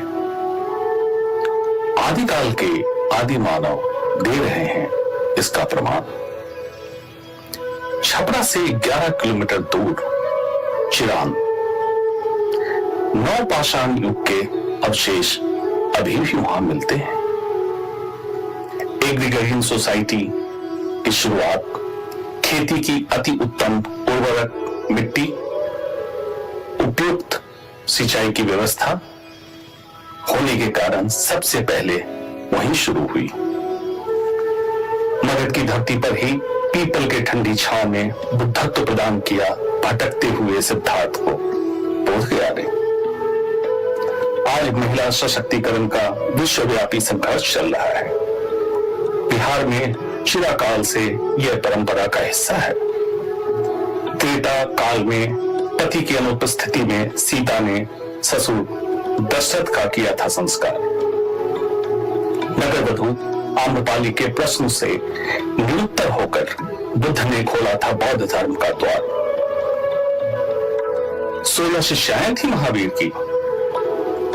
सिख धर्म के 10वें और अंतिम गुरु गुरु गोविंद सिंह ने खालसा पंथ का जन्म दिया और गुरु ग्रंथ साहब को गुरु मानने का ज्ञान। विदेशी धर्मों को भी अपनाया बिहार ने। मनेर शरीफ पूरे देश के 3 शरीफों में से एक है। पटना में स्थित पादरी की हवेली ईसाई धर्म की उपस्थिति बतलाता है। धर्म के क्षेत्र से आगे बढ़कर शिक्षा के क्षेत्र में तो पौराणिक और उत्कृष्ट विश्वविद्यालय नालंदा, संस्कार युक्त शिक्षा पर बल था। यहाँ शिक्षक और छात्र का अद्भुत अनुपात, जिसकी बात आज पूरा विश्व करता है। तब भी यहाँ पे 5 छात्रों पे 1 शिक्षक उपलब्ध हुआ करते थे। यही अनुपात विक्रमशिला विश्वविद्यालय में 10 छात्रों पे 1 शिक्षक का था। वाल्मीकि ने मूल रामायण की रचना यहीं की। वैशाली में डेमोक्रेसी उस समय फल फूल रही थी जब विश्व में राजतंत्र की तूती बोलती थी। विश्व की पहली राजधानी रोम को माना जाता है और दूसरी पाटलिपुत्र को, जो बाद में पटन देवी के नाम पर पटना कहलाया। अखंड आर्यावर्त का सपना देखने वाले मौर्य सम्राट बनाया। अशोक हिंसा को छोड़कर जब धन अशोक बना तो इसे विश्व ने महान सम्राट अशोक की संज्ञा दी और इसी के चक्र और 4 सिंह वाले प्रतीक चिन्हों को भारत सरकार ने अपनाया। विज्ञान, कला, संगीत, साहित्य, चिकित्सा, गणित, खगोलीय शोध, धर्म, दर्शन जैसे नए नए शोध हुए इस धरती पर। गुप्त काल में ही प्रजा को अलग अलग धर्म पालन करने की छूट भी थी। आयुर्वेद से दुनिया का परिचय कराने वाले महर्षि चरक इसी भूमि के हैं। गर्भ में शिशु का लिंग शुक्राणु से निर्धारित होता है। चरक ने तब बताया था जब अल्ट्रासाउंड और कैरियोटाइपिंग की फैसिलिटी उपलब्ध नहीं थी। शून्य की खोज करने वाले खगोलविद आर्यभट्ट यहीं के संतान हैं। सुश्रुत आयुर्वेद के महर्षि और पौराणिक सर्जन जिस समय मॉडर्न साइंस की शुरुआत भी नहीं हुई थी, इसी धरती के लाल हैं। कालिदास ने अभिज्ञान शाकुंतलम की रचना इसी भूमि से की। इसी धरती में चिकित्सा विज्ञान का अद्भुत समागम 1925 में Prince of Wales Medical college के तौर पर पटना मेडिकल कॉलेज जो अब जाना जाता है, उस समय के 4 मेडिकल कॉलेज में से एक हुआ करता था। अन्य मेडिकल कॉलेज राजधानी medical college Ranchi, Darbhanga medical college Darbhanga, SKM medical college Muzaffarpur, N Magadh medical college Gaya, Bhagalpur medical college, Nalanda medical college, MJ medical college Jamshedpur, Pataliputra medical college Dhanbad और इन्हीं चिकित्सा महाविद्यालय के अंकुरित चिकित्सक देश के महानगरों से गांव तक, यूनाइटेड स्टेट ऑफ अमेरिका से यूनाइटेड किंगडम तक, कनाडा से ऑस्ट्रेलिया तक अपनी कला, विज्ञान, मेहनत, लगन और समर्पण का लोहा मनवा रहे हैं। इसी धरती में कृषि और मजदूरी के लिए लौह भुजाओं को बनाया। लौह भुजाओं से रोबोटिक कैंसर सर्जरी करने की नरम उंगलियों तक बनाया। IAS IPS की प्रशासनिक समझ से राजनीतिक गलियारों तक अपने सुपुत्रों को भेजा। फिल्म, कला, गायकी, नृत्य के लिए भी उर्वरक है यह धरती।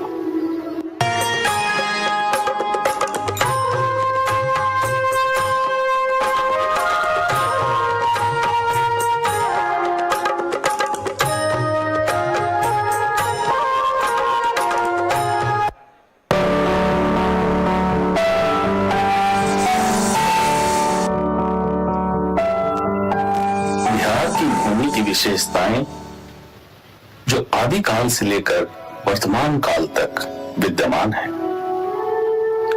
आदिकाल के आदि मानव दे रहे हैं इसका प्रमाण। छपरा से 11 किलोमीटर दूर चिरांद नवपाषाण युग के अवशेष अभी भी वहां मिलते हैं। एग्रीकल्चर सोसाइटी की शुरुआत, खेती की अति उत्तम उर्वरक मिट्टी, उपयुक्त सिंचाई की व्यवस्था होने के कारण सबसे पहले वहीं शुरू हुई। मगध की धरती पर ही पीपल के ठंडी छांव में बुद्धत्व प्रदान किया भटकते हुए सिद्धार्थ को बोध गया ने। आज महिला सशक्तिकरण का विश्वव्यापी संघर्ष चल रहा है। बिहार में चिराकाल से यह परंपरा का हिस्सा है। त्रेता काल में पति की अनुपस्थिति में सीता ने ससुर दशरथ का किया था संस्कार। नगर वधु आम्रपाली के प्रश्न से निरुत्तर होकर बुद्ध ने खोला था बौद्ध धर्म का द्वार। 16 शिष्याएं थी महावीर की। सिख धर्म के 10वें और अंतिम गुरु गुरु गोविंद सिंह ने खालसा पंथ का जन्म दिया और गुरु ग्रंथ साहब को गुरु मानने का ज्ञान। विदेशी धर्मों को भी अपनाया बिहार ने। मनेर शरीफ पूरे देश के 3 शरीफों में से एक है। पटना में स्थित पादरी की हवेली ईसाई धर्म की उपस्थिति बतलाता है। धर्म के क्षेत्र से आगे बढ़कर शिक्षा के क्षेत्र में तो पौराणिक और उत्कृष्ट विश्वविद्यालय नालंदा, संस्कार युक्त शिक्षा पर बल था। यहाँ शिक्षक और छात्र का अद्भुत अनुपात जिसकी बात आज पूरा विश्व करता है, तब भी यहाँ पे 5 छात्रों पे 1 शिक्षक उपलब्ध हुआ करते थे। यही अनुपात विक्रमशिला विश्वविद्यालय में 10 छात्रों पे 1 शिक्षक का था। वाल्मीकि ने मूल रामायण की रचना यहीं की।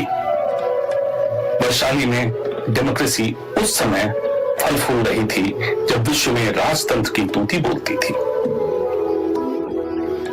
विश्व की पहली राजधानी रोम को माना जाता है और दूसरी पाटलिपुत्र को, जो बाद में पटन देवी के नाम पर पटना कहलाया। अखंड आर्यावर्त का सपना देखने वाले आचार्य चाणक्य ने एक आम मिट्टी के बेटे को मौर्य सम्राट बनाया। अशोक हिंसा को छोड़कर जब धर्म अशोक बना तो इसे विश्व ने महान सम्राट अशोक की संज्ञा दी और इसी के चक्र और 4 सिंह वाले प्रतीक चिन्हों को भारत सरकार ने अपनाया। विज्ञान, कला, संगीत, साहित्य, चिकित्सा, गणित, खगोलीय शोध, धर्म, दर्शन जैसे नए नए शोध हुए इस धरती पर। गुप्त काल में ही प्रजा को अलग अलग धर्म पालन करने की छूट भी थी। आयुर्वेद से दुनिया का परिचय कराने वाले महर्षि चरक इसी भूमि के हैं। गर्भ में शिशु का लिंग शुक्राणु से निर्धारित होता है। चरक ने तब बताया था जब अल्ट्रासाउंड और कैरियोटाइपिंग की फैसिलिटी उपलब्ध नहीं थी। शून्य की खोज करने वाले खगोलविद आर्यभट्ट यहीं के संतान हैं। सुश्रुत आयुर्वेद के महर्षि और पौराणिक सर्जन जिस समय मॉडर्न साइंस की शुरुआत भी नहीं हुई थी, इसी धरती के लाल हैं। कालिदास ने अभिज्ञान शाकुंतलम की रचना इसी भूमि से की। इसी धरती में चिकित्सा विज्ञान का अद्भुत समागम 1925 में Prince of Wales Medical college के तौर पर पटना मेडिकल कॉलेज जो अब जाना जाता है, उस समय के भारत के 4 मेडिकल कॉलेज में से एक हुआ करता था। अन्य मेडिकल कॉलेज याजनी medical college Ranchi, Darbhanga medical college Darbhanga, SKM medical college Muzaffarpur, N Magadh medical college Gaya, Bhagalpur medical college, Nalanda medical college, MG medical college Jamshedpur, Pataliputra medical college Dhanbad और इन्हीं चिकित्सा महाविद्यालय के अंकुरित चिकित्सक देश के महानगरों से गांव तक यूनाइटेड स्टेट ऑफ अमेरिका से यूनाइटेड किंगडम तक, कनाडा से ऑस्ट्रेलिया तक अपनी कला, विज्ञान, मेहनत, लगन और समर्पण का लोहा मनवा रहे हैं। इसी धरती ने कृषि और मजदूरी के लिए लौह भुजाओं को बनाया।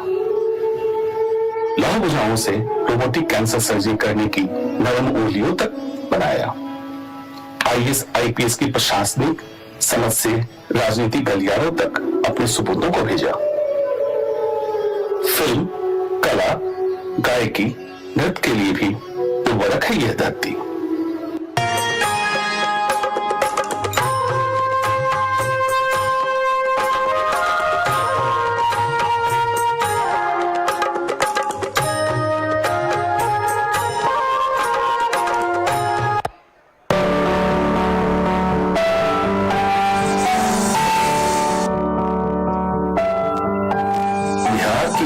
विशेषताएं जो आदिकाल से लेकर वर्तमान काल तक विद्यमान है।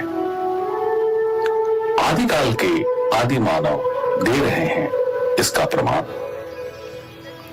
छपरा से 11 किलोमीटर दूर चिरान, नवपाषाण युग के अवशेष अभी भी वहां मिलते हैं। एग्रीकल्चर सोसाइटी की शुरुआत, खेती की अति उत्तम उर्वरक मिट्टी, उपयुक्त सिंचाई की व्यवस्था होने के कारण सबसे पहले वहीं शुरू हुई।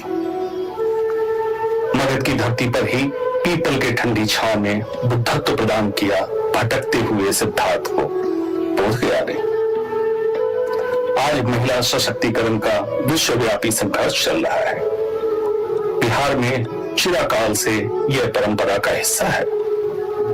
त्रेता काल में पति की अनुपस्थिति में सीता ने ससुर दशरथ का किया था संस्कार। नगर वधु आम्रपाली के प्रश्न से निरुत्तर होकर बुद्ध ने खोला था बौद्ध धर्म का द्वार। 16 शिष्याएं थी महावीर की। सिख धर्म के 10वें और अंतिम गुरु गुरु गोविंद सिंह ने खालसा पंथ का जन्म दिया और गुरु ग्रंथ साहब को गुरु मानने का ज्ञान। विदेशी धर्मों को भी अपनाया बिहार ने। मनेर शरीफ पूरे देश के 3 शरीफों में से एक है। पटना में स्थित पादरी की हवेली ईसाई धर्म की उपस्थिति बतलाता है। धर्म के क्षेत्र से आगे बढ़कर शिक्षा के क्षेत्र में तो पौराणिक और उत्कृष्ट विश्वविद्यालय नालंदा, संस्कार युक्त शिक्षा पर बल था। यहाँ शिक्षक और छात्र का अद्भुत अनुपात जिसकी बात आज पूरा विश्व करता है, तब भी यहाँ पे 5 छात्रों पे 1 शिक्षक उपलब्ध हुआ करते थे। यही अनुपात विक्रमशिला विश्वविद्यालय में 10 छात्रों पे 1 शिक्षक का था। भोजन ले लिया है, वापस हॉल में आ जाए। वाल्मीकि ने मूल रामायण की रचना यहीं की। वैशाली में डेमोक्रेसी उस समय फल फूल रही थी जब विश्व में राजतंत्र की तूती बोलती थी। विश्व की पहली राजधानी रोम को माना जाता है और दूसरी पाटलिपुत्र को, जो बाद में पटन देवी के नाम पर पटना कहलाया। अखंड आर्यावर्त का सपना देखने वाले आचार्य चाणक्य ने एक आम मिट्टी के बेटे को मौर्य सम्राट बनाया। अशोक हिंसा को छोड़कर जब धर्म अशोक बना तो इसे विश्व ने महान सम्राट अशोक की संज्ञा दी और इसी के चक्र और 4 सिंह वाले प्रतीक चिन्हों को भारत सरकार ने अपनाया। विज्ञान, कला, संगीत, साहित्य, चिकित्सा। मैंने कई लोगों को शेयर किया, बोला कि हम नहीं जा रहे, हम बैठेंगे, लाइफस्टाइल वाला सुनना है। हाँ ठीक। तो थोड़ा माहौल बना के आप ही करिएगा। अभी बना अभी नहीं, अभी तो रजित का third doctor Hima. Hello, good afternoon. After lunch, this post-lunch session we are going to start now. And the first session is, the chairpersons are Dr. Umesh Gupta. Dr. Umesh Gupta, please. All the delegates. Dr. Umesh Gupta. Dr. Umesh Gupta is a ex-Chief Medical Officer, NTPC. Dr. Sanjeev Chandra, Senior Consultant Pediatrics, Municipal Corporation of Delhi. Dr. Durga Paswan. Dr. Durga Paswan. Durga Paswan, please come to dais. She is Additional Professor Anatomy, NIMS. Dr. Maruti Sinha. Dr. Maruti Sinha. She is a gynecologist at Kasturba Gandhi Hospital. And the first speaker is Dr. Rajit Channa. I request the chairpersons to introduce him and the topic. Chairperson, please. And timing has to be restricted not more than 50 minutes in any case. Chairpersons, please. Hello. Chairpersons. अपने में लगे हुए. Chairpersons, please. You have to stick to the timings. If it is 15 minutes, no questions, answers. Okay, if 1 or 2 minutes, one question or something. So it has to be very strict. We are running late about half an hour. Okay, thank you. So now introduce the speaker and the topic. Thank you.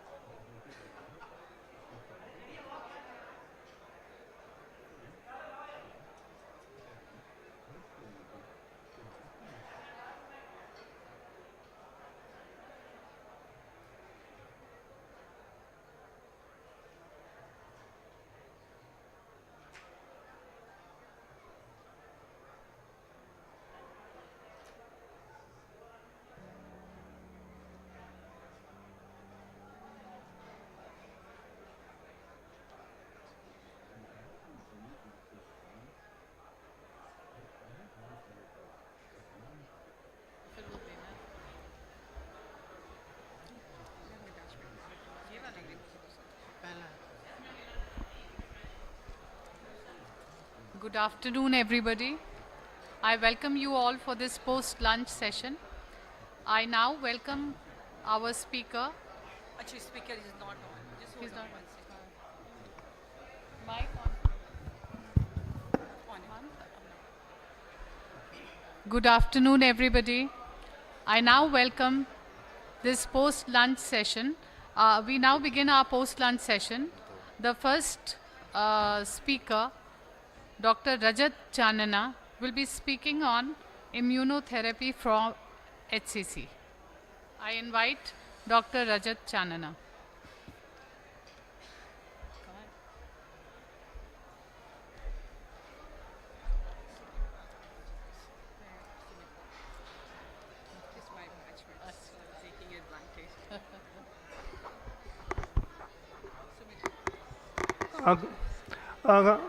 Please, can you all please be seated? So I'll just take 10 or 15 minutes. Thank you, BJ Forum. Thank you, Dharamshila Narayana. So I am Dr. Rajat Channa, so Senior Consultant Medical Oncologist. So I'll be discussing regarding the role of immunotherapy in hepatocellular carcinoma. So the drug that is used in HCC is called as Tecentriq. So it is given in combination with a targeted therapy that is called as bevacizumab. So it is given in first-line unresectable hepatocellular carcinoma. So coming to the global incidence and mortality, liver cancer represents 4.7% of all cancer diagnoses. It is the 6th most common cancer and it is 3 times more common in males.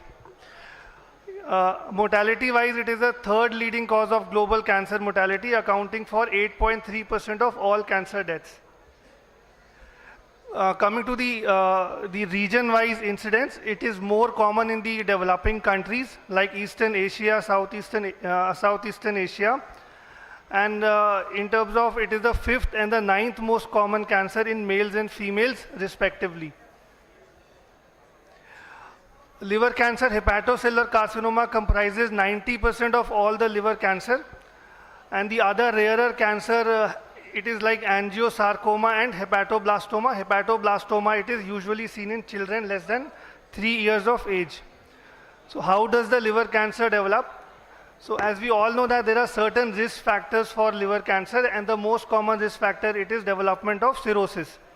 So cirrhosis occurs in a background of hepatitis B, hepatitis C, alcohol, non-alcohol related hepatitis like NASH, and certain toxins like aflatoxin. Then this chronic hepatitis due to stellate cell activation in hepatocyte senescence can lead to cirrhosis. So as of now, we do see a lot of patients which are non-viral HCC because of the lifestyle diseases that is happening. So diabetes can lead to NASH, which can turn to cirrhosis. So coming to the Indian data, there were around 35,000 new cases of liver cancer in 2020. Liver cancer was the 8th most common cancer causing cancer-related mortality. And the 5-year prevalence rate was 2.8%. And majority of the cancer, they are usually detected at a later stage. So this is a problem that we do face, especially for cancers of the internal organs. And because of the late presentation, the 5-year survival is around 2.3%. And there are limited treatment options. So before this development of immunotherapy, we had only tablets, which were called TKI, sorafenib and lenvatinib. So after the introduction of immunotherapy, this combination has led to improvement in survival. So this timeline, you can see that in 2007, we had sorafenib for this cancer. Then after about 10 years, we developed 2 more drugs, that is lenvatinib, and the second is the combination of immunotherapy plus bevacizumab. So this treatment has practically, changed the treatment of advanced HCC patients.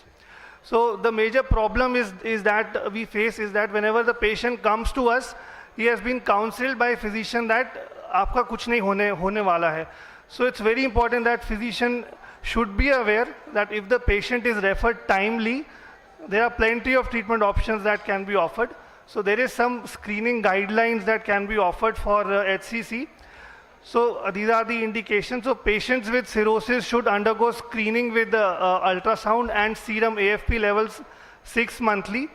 Patients with hepatitis B and cirrhosis with a family history of HCC should also undergo screening. And patients with HCV should also go screening 6 monthly with ultrasound and serum AFP levels. And based on the screening test, we can offer them further advanced imaging like triple phase CT scan or a triple phase MRI. So these can detect nodule with a sensitivity and specificity of more than 90%. So I think it's high time, because you guys see most of these patients and they are not screened properly. So, so till the time they are diagnosed, it's already too late for us to treat them. So what is the rationale for combining the immunotherapy with bevacizumab for the patients of advanced HCC? So what happens is that when there is the tumor cell, then there is interaction which releases cancer cell antigens, and this leads to cancer antigen presentation and leads to priming and activation, causing trafficking of T cells to tumors, which leads to infiltration of these T cells into tumors, and these T cells recognize the tumors and kill the cancer cell. So in cancer, what happens, there is something that is called as cancer escape. So there is escape of the cancer by the normal killing of the T cells. So this is where this combination immunotherapy and targeted therapy helps us. So you can see that bevacizumab, it normalizes the tumor vasculature, increasing the T cell infiltration, and the immunotherapy drug Tecentriq, it restores the anti-cancer immunity, and it also promotes the T cell activation. So this combination is synergistic and has been proven to provide benefit in patients with advanced HCC. So this is a basic general guidelines of how we treat HCC. If the patient present in an earlier state, if it is resectable and transplant eligible, then surgery is the treatment of choice, either resection or transplant. And if the patient is not resectable or not medically operable, then we offer these patients loco-regional medical therapy or systemic therapy. And if the patient is stage 4, then we offer them systemic therapy or best supportive care. So it's very, very important that we do screen the high-risk population, diabetes patients, those who have HCV, HBV, those who have increased weight, they are candidates for screening. So this is the trial that showed the benefit of combination. that is the IMBRAVE 150. It is a phase 3 trial. So what they did was, they checked for patients of locally advanced or metastatic HCC, and they randomized to receive immuno plus targeted therapy versus the then standard of care sorafenib. The primary endpoint was survival and progression-free survival, that is till what time the disease was under control. And this trial also included high-risk patients, that those who had portal vein thrombosis, had bile duct involvement, and had more than 50% of liver-occupying tumor. So the baseline characteristics were similar in both the groups. Both HBV, HCV were there, and AFP level more than 400, AFP level less than 400 were also taken. Median age was 64. Majority of the patients, they were male. Coming to the progression-free survival, that is till what time this regimen was able to control the disease. You can see from this graph that the standard arm, that is sorafenib, did worse as compared to the combination of immuno plus targeted. So it was 6.8 months the PFS versus 4.3 months. And the follow-up systemic therapy, you can see that only about 30 to 40% of the patients, they are able to receive second-line treatment. So it becomes very, very important that we give the best treatment in the first-line setting. And coming to the survival, so see what this drug has done, that it has almost doubled the survival. So before this drug, the survival was around less than 1 year, so now it's around 20 months. So we are able to achieve survival of 20 months for a stage 4 liver cancer patient with this combination. And this survival benefit, in terms of percentage also, it is much, much better even at the end of 18 months. And coming to the response, that is the decrease in size, around 30% patients, they do develop decrease in size, and around 50% of the patients have stable disease with this combination. So that is around 80% of the patients we are able to achieve control with this combination. So this is a cartoon which is showing a very devilish liver, which is saying that no one can hurt me. So now we have some combination. So you can see what this drug can do. On the left hand side is the scan before the treatment is started. And it has shown almost 70 to 80% remission once we give this combination. That is a scan done after 9 months. So coming to the safety profile, see some side effects are there with this regimen, most of them and gastrointestinal side effect. There are certain different side effects that is called as immune related side effects. So mostly they are manageable. And in terms of other parameters also, that is apart from survival also, this combination helps in the quality of life, in the control, like fatigue, appetite loss, diarrhea and jaundice. So the patient related outcomes in terms of time to deterioration of symptoms, it is almost double with this combination, that is almost around 1 year as compared to 4 months with the sorafenib arm. And in terms of other symptoms like appetite loss, diarrhea, fatigue, jaundice, pain, this combination, you can see from this forest plot that there is significantly better benefit with this combination. So this is the guidelines that the systemic therapy for first-line unresectable metastatic HCC. So you can see that this combination, it is a category 1 indication, that is atezo plus bev. It is the first-line treatment. Followed by, we have other second-line treatment options also. So what we in oncology follow is the NCCN guidelines, is the ASCO, that is American Society of Clinical Oncology, and the ESMO guidelines. So all these guidelines, they have agreed that this is the first-line treatment that should be offered. So the conclusions is that based on the IMBRAVE 150, the combination of atezo plus bev has demonstrated efficacy in patients with unresectable HCC. And there is a statistically significant and clinically meaningful improvement in the OS and PFS. And in terms of quality of life parameters also, like physical functioning, role functioning, this drug is proven to be better. So this positive phase 3 trial, because of this trial, it has become the first line treatment option. So we do know that Jawan is a blockbuster, it is a game changer. So similarly in oncology, immunotherapy drugs, they are actually game changers in many solid tumors and liquid tumors. They have actually improved the survival of the patients from 6 months to more than 5 years.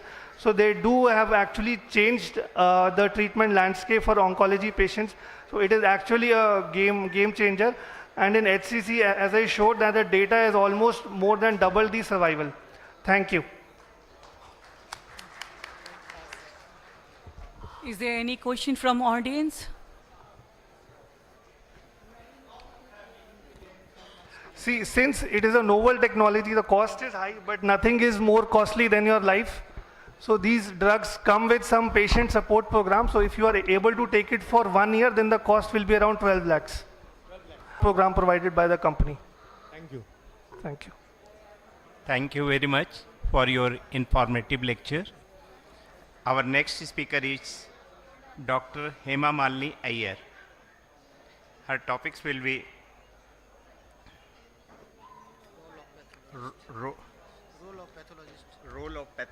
role of pathologist in cancer diagnosis and precision care in oncology. A very good afternoon to everybody. Thank you very much. And it's a pleasure to be here, such an august gathering. Thank you for inviting a pathologist. The role of the pathologist in cancer diagnosis and in precision oncology care. As we've just heard Dr. Ajit say, immunotherapy, that a pathologist plays a role in determining whether a patient receives immunotherapy or not. Current cancer, we all know that cancer is now an almost epidemic. 18 million new cases, second only to ischemic heart disease. And some cancers have a particularly dismal prognosis, like for example, hepatocellular. The commonest being lung, breast, prostate, and in India, a fair amount is contributed to by cervix as well. So the pivotal role of a pathologist in cancer care and precision oncology medicine, we step in at every step. So from primary diagnosis to resection, to staging, to determining precision oncology medicine. At every step of the process, a histopathologist is involved, and we fairly handhold all our clinician friends, and this is the era of integrated histologic molecular diagnosis. So molecular is here to stay, and what we are looking at is just the tip of the iceberg. We're going to be a molecular biology paradigm shift in classification and interpretation of tumors, and it is critical therein that a pathologist should understand a framework of oncology care, diagnosis, selection of tissues, allocation of tissue for various tests, especially the high-end immunohistochemistry and molecular tests. And during microscopic examination itself, the pathologist should attempt to identify the need for further ancillary testing, anticipate the need for further ancillary testing, and processing, sectioning should be determined by that. And this is just a broad, this is a very busy slide. So what we are trying to tell you is that everything depends on the quality of the tissue, and so the quality of the tissue is critical, fixation is critical. Fixation just requires 10% neutral formalin. So all our friends who do biopsies, send biopsies, can help us by ensuring that the tissue is adequately fixed. This will help the patient all through at every step, including high-end testing, determination of oncology, further treatment, medicine, and so on. This is just a quick overview how the selection is done for further ancillary testing. The slide is actually assessed for the volume of tumor that is present in the slide, and that is critical because the volume of tumor that is present determines the suitability of the tissue for further testing, and especially for high-end ancillary testing. So what are these ancillary staining techniques that are routinely used? We are doing a wide panel of immunohistochemistry, probably the largest panel, and in tandem with the apex oncology institutions now in the country. Special stains and immunohistochemistry are critical now for diagnosis and patient care and treatment. So the application of immunohistochemistry is protean. It includes not only diagnostics, where it helps the pathologist, it also includes theranostics and prognostics. That is theranostics as in treatment related. So immunohistochemistry increasingly now is used to determine whether or not a patient is eligible for specific drugs, and prognostics. So it determines prognosis of the patient also. So we have, we all know now almost everyone gets at least an ERPR done for all breast cancers. So estrogen receptor, progesterone receptor now is part of the protocol that is followed for all patients in breast cancer. Oncogene, tumor suppressor gene products, markers of proliferative activity, all of these are a part of our routine armamentarium with which we deal with oncology. The applications are protean, as I said. The number of markers are mind-boggling, and the speed at which new markers are entering the market is again also mind-boggling at the rate of rocket speed. So we have to stay abreast with all of them, use them intelligently, wisely, and in conjunction with the good histomorphology. This is just a quick illustrative examples. This was a 56-year-old male who presented to us with an intracranial tumor, and as you can see, the tumor is absolutely black in color. That is the gross appearance. So this even grossly looked to us like a metastatic melanoma, and this is just gross photograph. Even the tumor looks black on H&E, and these are special stains, HMB45, and also the patient was diffusely positive for BRAF V600E mutation, commonly present in malignant melanomas. This was a secondary intracranial melanoma. This is, for example, now this is a large cell neuroendocrine, common in the breast, and this is diagnosed on the basis of specific immunohistochemical markers like synaptophysin. This is a glial tumor. Now this is what I was saying, that we are now issuing integrated diagnosis where we index, and this will be increasingly the trend as we go along. This is a glial tumor. What would have been called an astrocytoma grade 4, probably a glioblastoma, will now be called, as per the current CNS WHO 2021, a diffuse astrocytoma IDH mutant CNS WHO grade 4. The IDH mutant, again a monomorphic epitheliotropic intestinal T-cell lymphoma, relatively rare intestinal T-cell lymphoma. Again, the diagnosis hinges on immunohistochemistry and the positivity for T-cell markers like 3, 4 and 8. Potential prognostic and therapeutic antigen markers which are available are legion now, and so many that it is difficult to enumerate in any given setting. So it's but molecular testing, which includes PCR, NGS, and so on.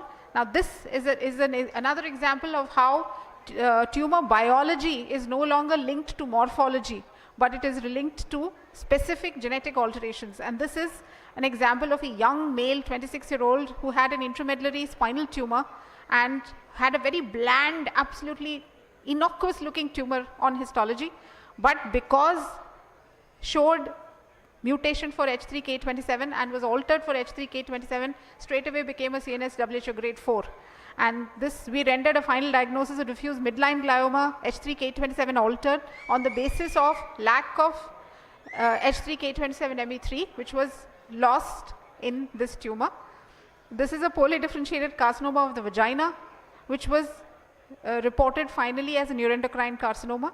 This is non-small cell carcinoma favoring adenocarcinoma. This is classic lung carcinoma, where the application of specially therapeutic markers is now part of routine practice.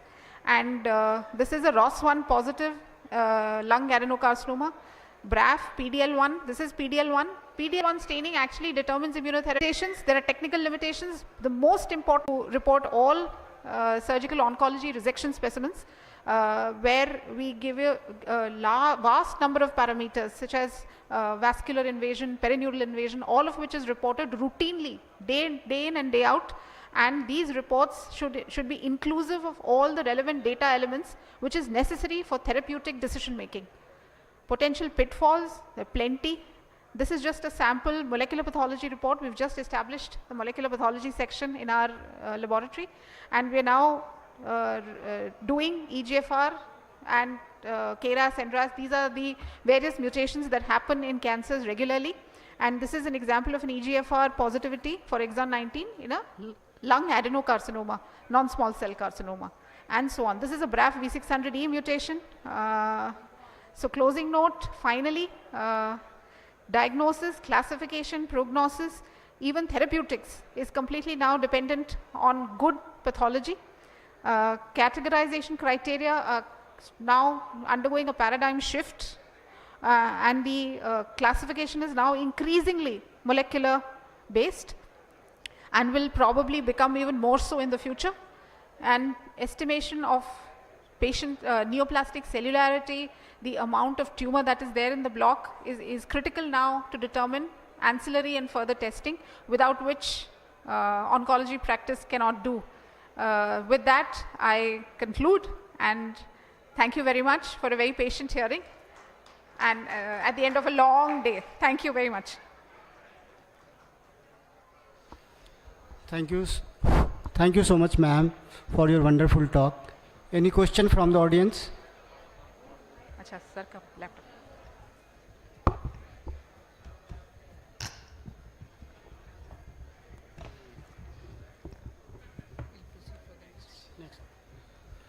So, next topic is very interesting.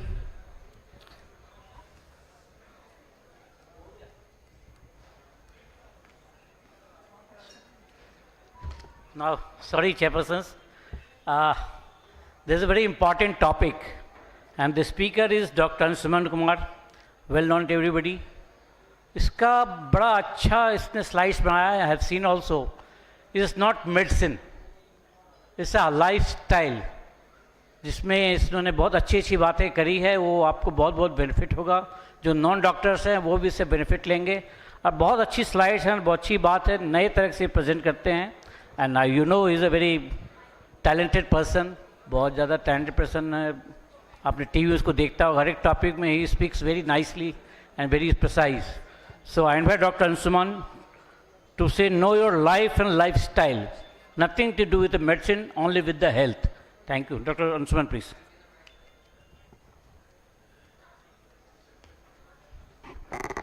Thank you boss. Respected chairperson, सब हमारे senior हैं. ऐसा लग रहा है मैं Patna medical college के auditorium में बैठा हूँ. अगर कॉर्डलेस माइक मिल जाए तो बड़ी मेहरबानी होगी, नहीं भी मिलेगा तो मैं बोल ही दूंगा. Topic for today is no your life and life style. अपने जीवन और जीवन शैली को समझे. दोनों बातें समझना बहुत जरूरी है, जीवन और जीवन शैली. जीवन शैली की बातें बहुत लोग कहते हैं जिसमें बाबा लोग होते हैं, और जीवन की बात भी कुछ उस तरह के लोग कह जाते हैं. इसलिए टॉपिक महत्वपूर्ण है. रिसेंटली अभी पीजी नीट का काउंसलिंग में पता चला कि 40% डॉक्टर्स उनका जब हेल्थ चेकअप हुआ, इधर डेंटल प्रॉब्लम, हाइपरटेंशन, ओबेसिटी और कोलेस्ट्रॉल की प्रॉब्लम. इसलिए ज़रूरी है डॉक्टरों को भी जानना. एक साइड है लाइफ, दूसरी साइड है लाइफ स्टाइल, और बीच में हेल्थ है. Life, meaning of life, purpose of life and outcome of life. Lifestyle, whether it's artificial और natural lifestyle, ultimately both combined will lead to actual health of a human being. हमारा modern medicine कहता है not mere absence of disease but mental, physical and recently spiritual well-being is health. But Ayurveda ने कहा सम दोष समग्निश सम धातु मलह क्रिया प्रसन्न आत्मेंद्रिय बना स्वस्थ विधीयते. मत आत्मा, इंद्रिय, मन सभी का स्वस्थ होना उतना ही जरूरी है आपके स्वस्थ कहलाने के लिए. और प्रसाद सर बैठे हैं. Integration is the answer. Integration का हिंदी है विलय होना, और उर्दू में कहते हैं फना होना. तेरी दिल में मेरी सांसों को पनाह मिल जाए, तेरे इश्क में मेरी जान फना हो जाए. दुर्गा मैम, पीएमसीएच याद होगा ऑडिटोरियम. और सर मैंने जो कहा था, गालिब का एक शेर है, पर्वते खुद से है शबनम तालीम, मैं भी हूँ इनायत की एक नज़र होने तक. अगर इन सबको इंटीग्रेट करने अपने लाइफ में तो एक डॉक्टर भी स्वस्थ रहेगा. And the answer is not I, सब मैं मी एंड माई सेल्फ पे हैं, which lead to illness. Answer is we, that is wellness. Agar we collectively of all the medicine doctors, Ayurvedic doctor, all collectively decide how to be healthy, that will be the solution. Ministry of health and family welfare, स्वास्थ्य एवं परिवार कल्याण मंत्रालय, लेकिन इसके programme सारे चलते हैं budget for illness not for wellness. तो इसका कर देना चाहिए ministry of ill and sick. Hospitals, tuberculosis hospital, cancer hospital, cardiac hospital, तो इसको कर देना चाहिए हेल्थ केयर की जगह.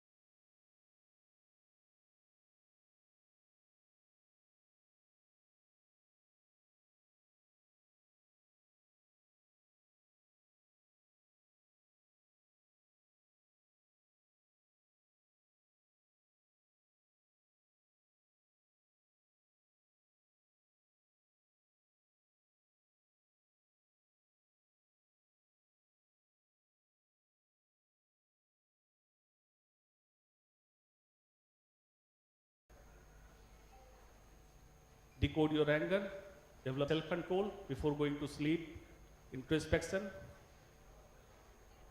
live in present. This is very important. Samay ka prabandhan. Ikigai is a very good concept. Ichigo Ishi, another concept from Japan. Be mindful.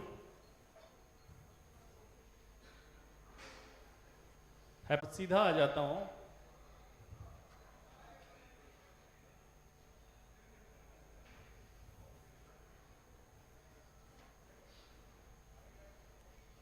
To summarize, for body, do शुद्ध भारतीय भोजन, स्वच्छ जल, व्यायाम, नींद, hygiene.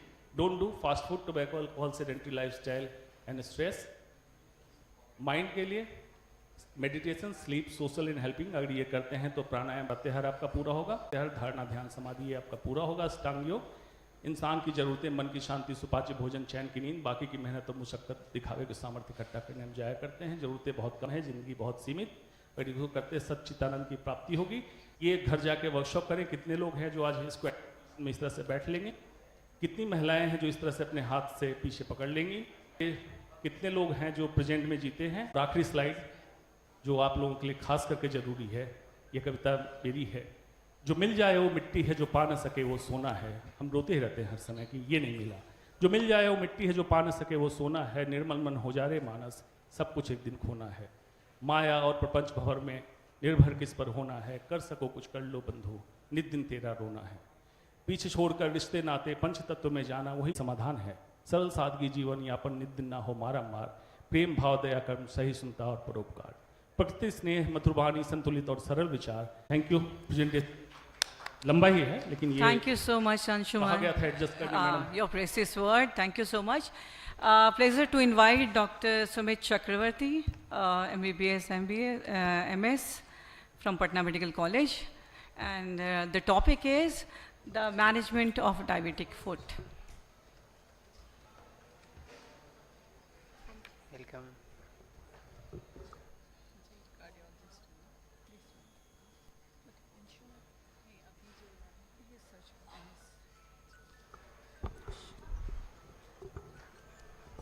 Thank you Anshuman, मेरा काम आसान करने के लिए लाइफ के बारे में इतना बता दिया कि मेरा काम आसान हो गया। बट मैं चाहता हूं कि अगले कुछ मिनट्स में और स्लाइड्स में मैं कुछ भयावह दृश्य दिखाऊं जिससे कि लाइफस्टाइल डिजीज़ को प्रिवेंट करने में आसानी हो आप सब लोगों को। होप मैं अपने मकसद में कामयाब होऊंगा। धन्यवाद।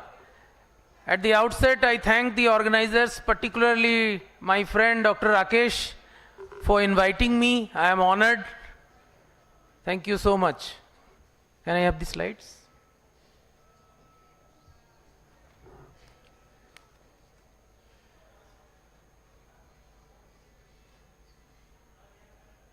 So my topic allotted to me is the how to manage a patient of diabetic foot. I will quickly go through my slides in next 13 to 14 minutes. Be patient. So we all are talking since morning the global burden of diabetes. I think we have moved into a country which is the diabetes capital of the world. It is no rocket science now. So why it is the diabetes boom? It is basically the North India which is having the maximum number of cases of diabetes and mostly related to the lifestyle. So what is a diabetic foot? The foot of a diabetic patient that has the potential risk of pathological consequences including infection, ulceration or destruction of deep tissues, ultimately leading into vascular diseases or a dangerous gangrenous condition. This definition is by WHO.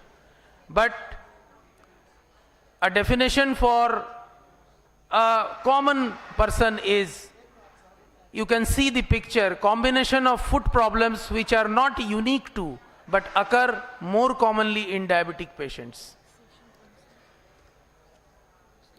So as per the disease condition and the prevalence incidence is concerned, I can only quote, every 30 seconds a lower limb is lost somewhere in the world as a consequence of diabetes, and that is dangerous.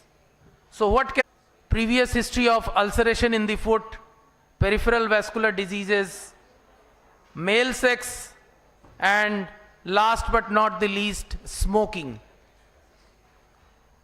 So these are few conditions which predisposes to a diabetic foot ulceration: the flat fit and the high arch fit, a biomechanically unstable fit, and wrong footwear.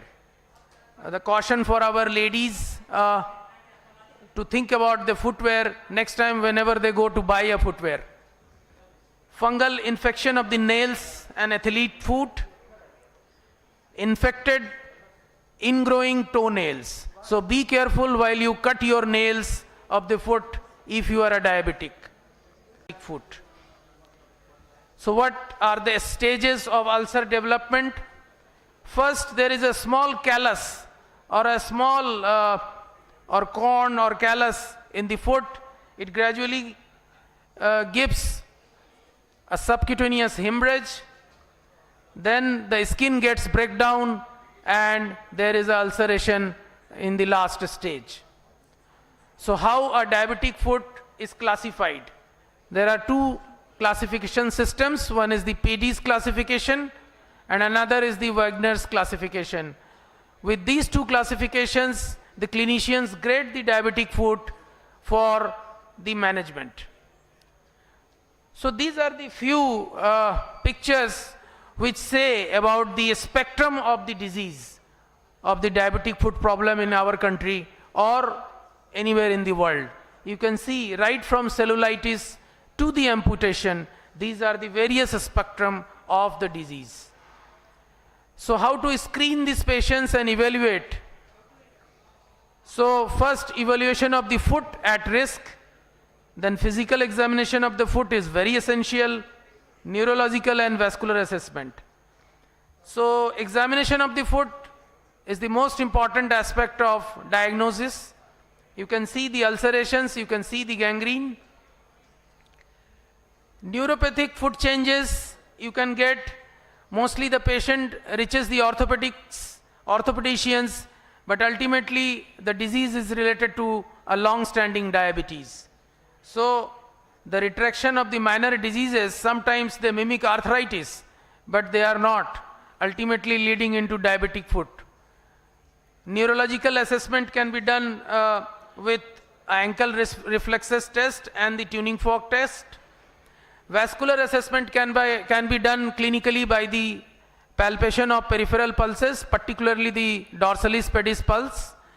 And objective assessment is done by the duplex scan or measuring the ankle and the toe pressures.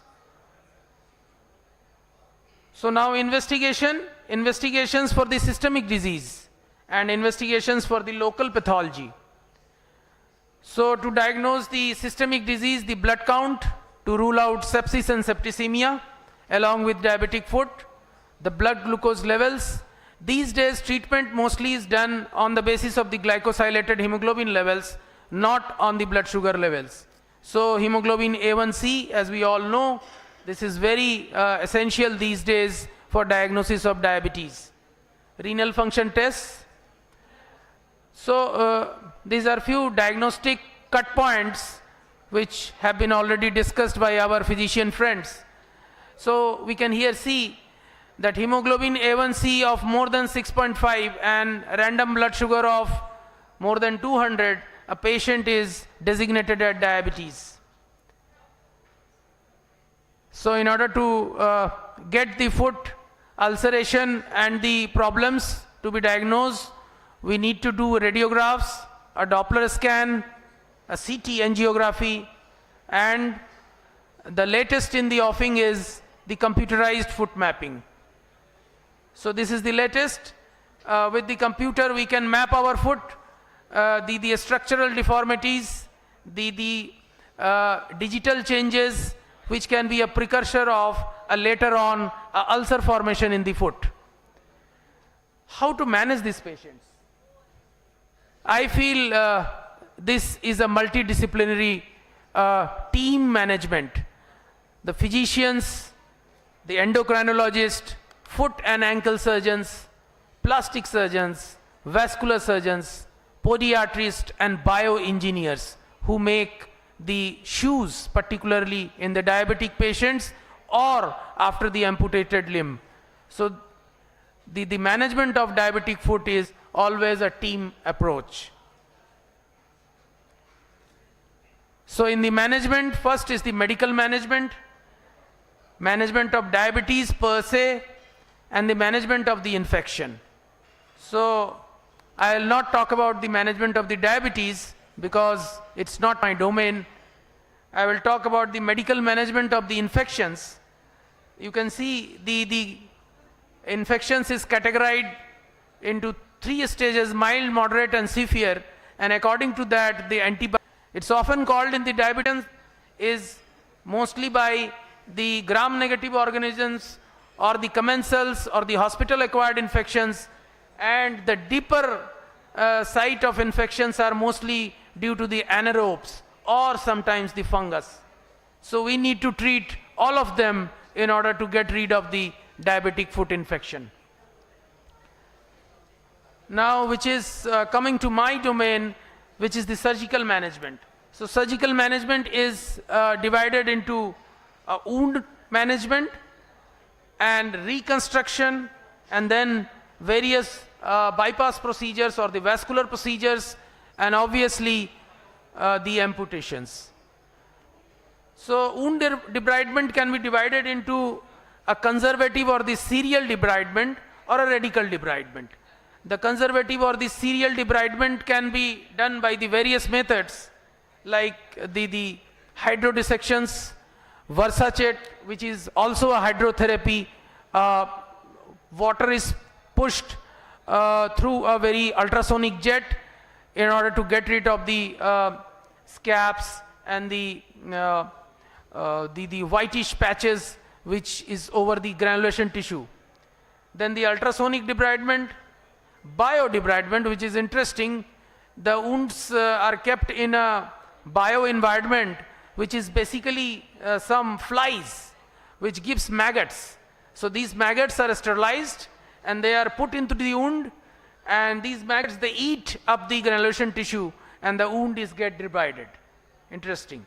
So then again the low level laser therapy, which is also important. And in this also I can say that vacuum dressings are also important, which is very. Then there are a lot of growth factors which helps in the wound healing after the debridement, which can be utilized. Then after the thorough debridement and the radical debridement, we can have flap pictures. Wound can be covered with a flap, can be a free flap, can be a vascular rotated flap, can be a flap based on the artery. Then the limb salvage procedure. Amputations. Amputation cannot be said a failure of treatment, but if we can provide a good functional stump, this is basically a culmination of a successful reconstructive procedure, so that foot can be made out of it after the amputations. Amputations, although they look very dangerous, mostly done in dead, deadly and damn nuisance conditions. So how these can be prevented? So first is the patient education. We all are talking about patient education. So this is basically related to the lifestyle. But the foot care specialists are the most important in order to prevent a further formation of diabetic foot or diabetic foot ulcers. So here is the role of foot care specialist, which is very important. So diabetes and footwear. When buying a footwear, look for shock absorption, motion control and stability of your footwear. Always try to buy footwear in the evening. We wonder why. Because most of the time in these diabetes patients, the foot is swollen in the evening. So best to buy a footwear so that it doesn't get congested if you buy it in the morning hours. So always buy footwear in the evening. It should be well cushioned. People with diagnosed foot problems may need special footwears designed by orthotics. So key to amputation prevention in diabetic is a regular peripheral pulse checkup, a sensory examination, an X-ray of the foot, and a vascular examination. So I end this with a few quotes. Prevention is the first step towards solving diabetic foot problems. 85% of all amputations in diabetes should be preventable. Strategies should be aimed at preventing foot ulcers, and which should be cost effective and cost saving, which should recognize the risk factors for the development of foot problem. So thank you very much for your patient listening. I end by saying, put your feet first and prevent amputation. Thank you so much. Thank you, Dr. Sumit Chakravarty. Thank you. Thank you, chairpersons and the speaker. I request the chairpersons to honor our speaker. Either this side. Hello. Either aa. And I will start straight away the next session, and after that I will make some announcements. Dr. Vivek Ranjan. Dr. Vivek Ranjan.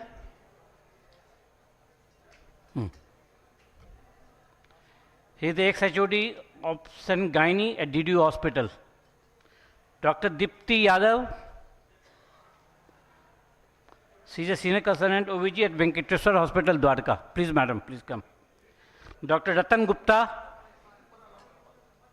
He is consultant pediatrics at Safdarjung Hospital. And Dr. Parmeshwar Ram.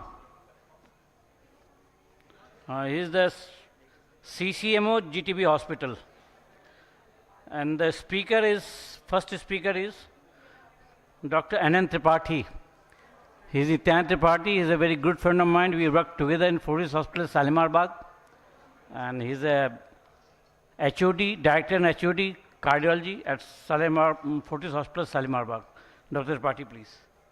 And before that, there is an announcement that kit will be distributed after 4:30, after the end of this season. And there is a trolley bag is there for the kit, delicate kit bag. And there is a lottery we are going to have with the Dr. Pratibha Sharan, please. We are going to end of the session draw. Aye, Dr. Pratibha, please. Aye, sir.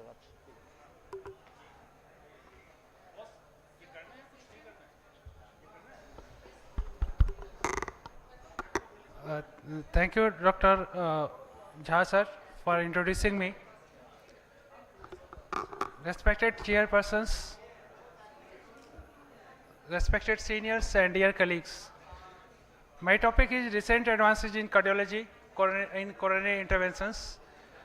As we know that coronary artery disease is most prevalent in India, and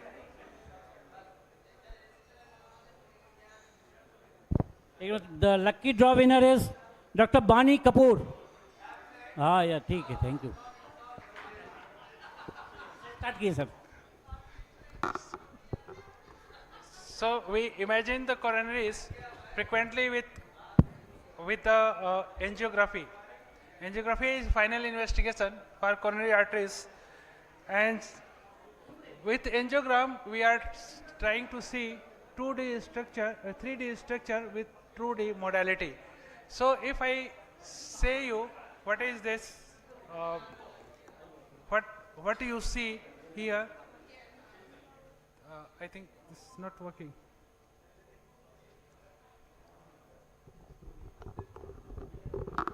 So here we can easily say that there is a rabbit sitting in the basket, but if we look closely, it is fruit which is lying in the basket. That is what is the difference when we see a coronary artery with the angiogram, and when we see it with the OCT or IVUS, that is coronary imaging. So imaging helps to see the coronary artery in more detail.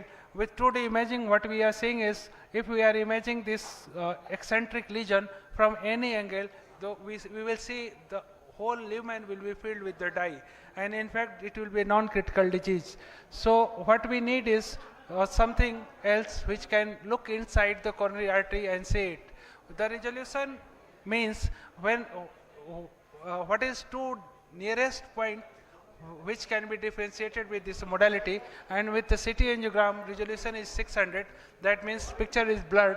Angiogram resolution is 200, while IBUS has resolution of 100 and OCT has resolution of 10 micron. Intima, media and adventitia are clearly visible with this. Here we can characterize it as a fibrous tissue. We can see there is a fibrous tissue and there is a calcium and lipid can be easily seen in this with this modality.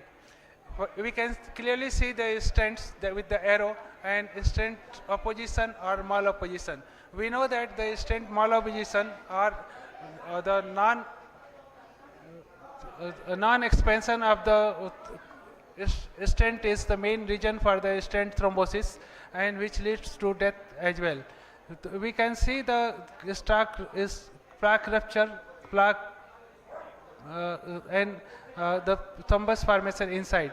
In the pre-PCI OCT, morphology, length and diameter can be clearly compared to the PDCA. When we do it with the imaging guided, there is a vast difference in the outcome.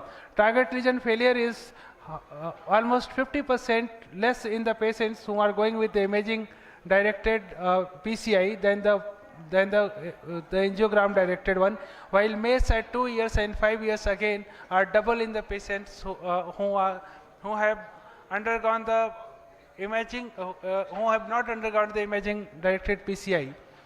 There has been multiple trials, and if we see the outcome of them, they all have shown that there is significant decrease in death, mass stent thrombosis and TABR in these patients.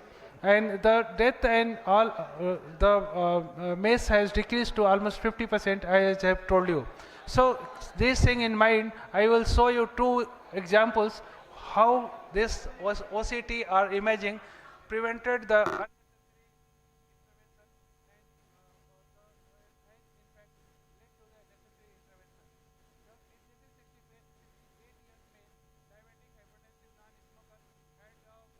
chest discomfort and cardiac arrest outside the hospital. He was resuscitated, sent to us. Patient had LBBB. EF was 20%, 25%, global hypokinesia. Patient was stabilized and taken for angiogram. Angiogram shows triple vessel disease with the left main disease. Patient was advised CABG, but patient and attendants refused it. They showed the CD to lot of cardiologists. All of them were in opinion that he should go for an angiogram and a CABG. And I think the video is not playing. Video is not playing. Can somebody help it? Excuse me, can somebody help? The video is not playing. I told you that it's play the video from there.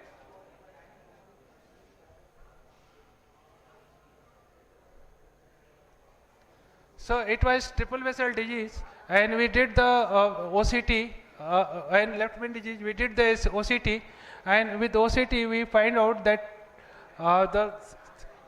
this LCX and LAD has 30 to 40% disease, and this left main was also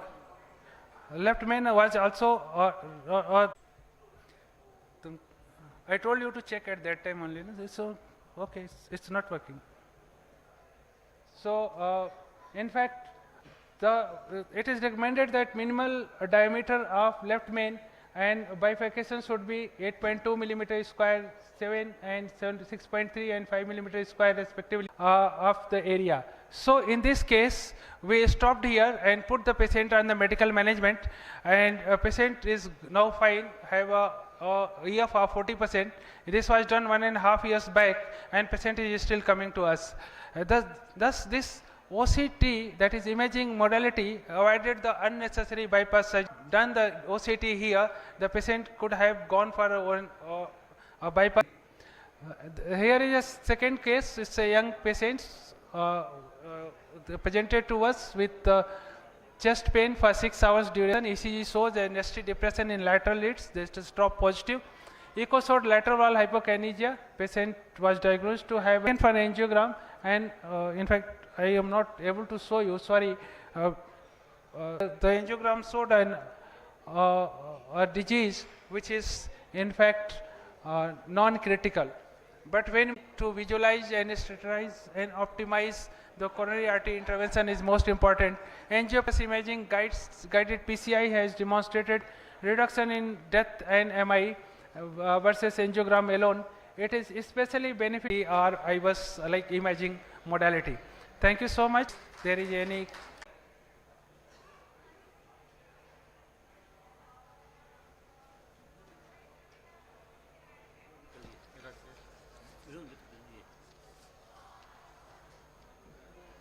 Dr. Binod Mittal sir, please come to the dais.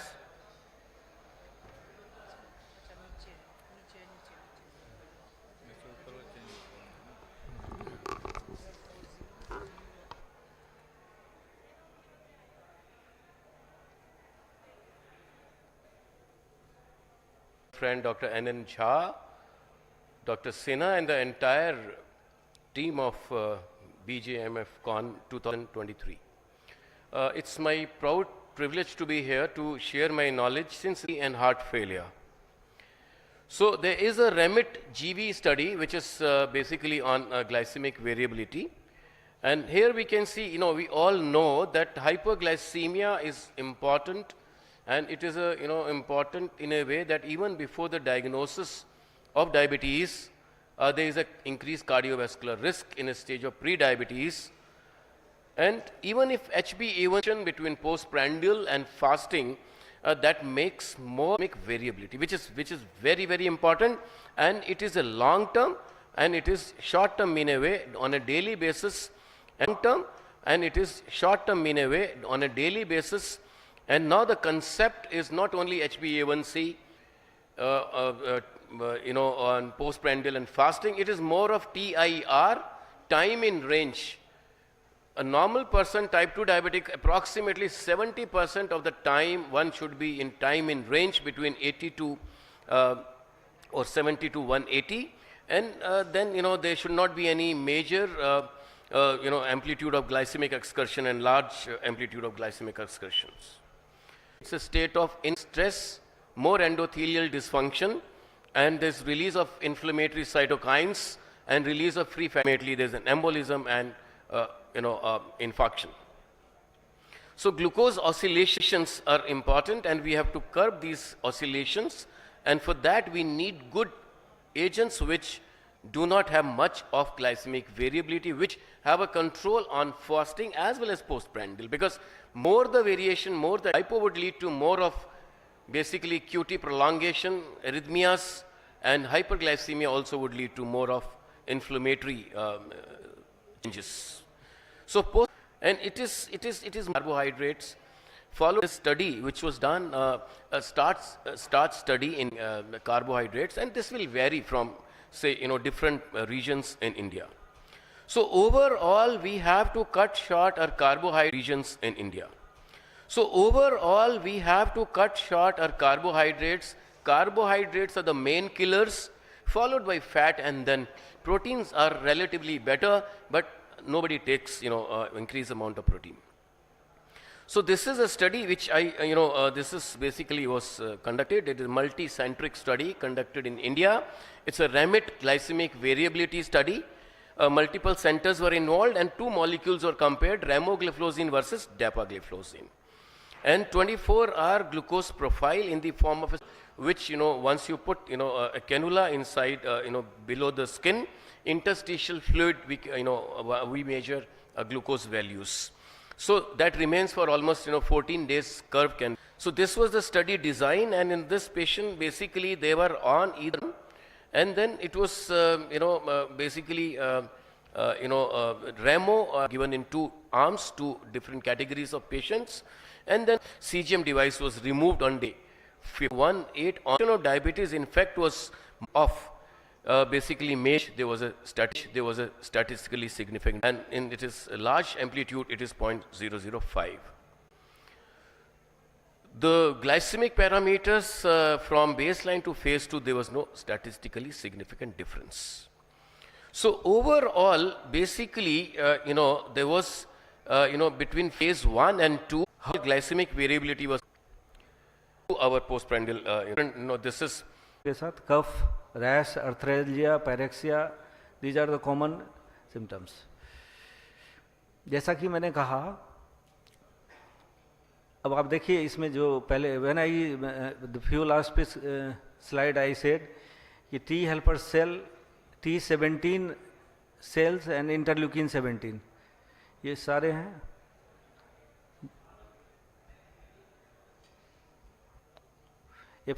Now the case report, study 1. A 48-year-old male presented with the emergency with generalized pustules over erythematous background for 2 months with chronic history of erythematous scally patch.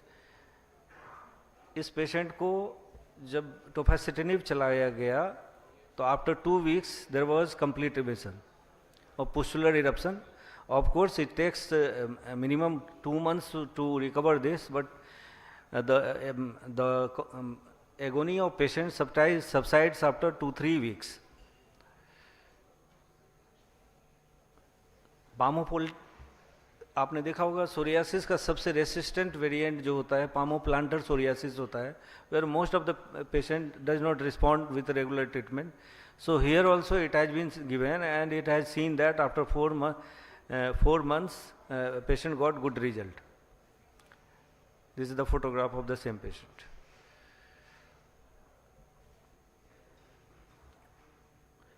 Alopecia areata, when it is resistant kind, फिर देखिए interferon gamma and interleukin 15 plays role.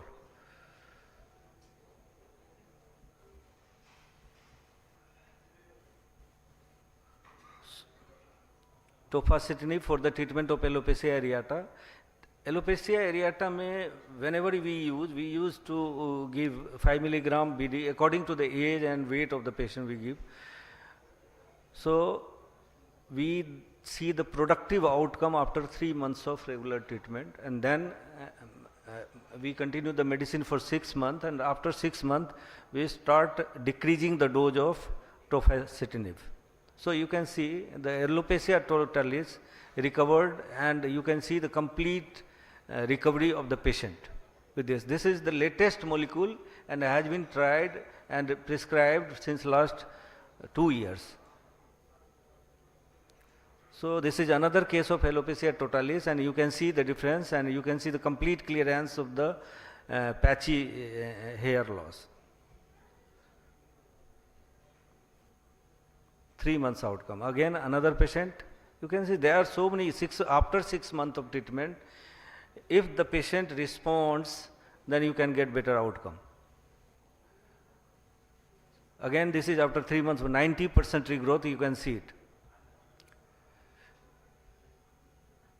So vitiligo, you can see, I will show you the photograph of vitiligo patient.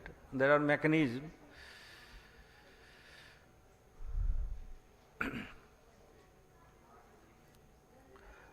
When you give the tofacitinib, after 24 weeks, you can get improvement. I will take 2 more minutes, 1 minute please. So you can see the patches on the face, forearm, dorsal surface of the hands and feet. After 5 months of the treatment of 5 milligram, you can see the outcome. I will show you only the photograph. Hand and acrofacial vitiligo is very resistant, and you can see the outcome on the dorsal of the hand. I have tried myself in few patients of atopic dermatitis and vitiligo, and of course psoriasis, and I got the outcome after 3 months of the treatment. In fact, the few resistant case of atopic dermatitis, airborne contact dermatitis, and the patient was suffering since last 15 years, and when I gave this tofacitinib to that person, it recovered. So I have experience with this medicine and it's doing good. Let's see in the long run what does happen.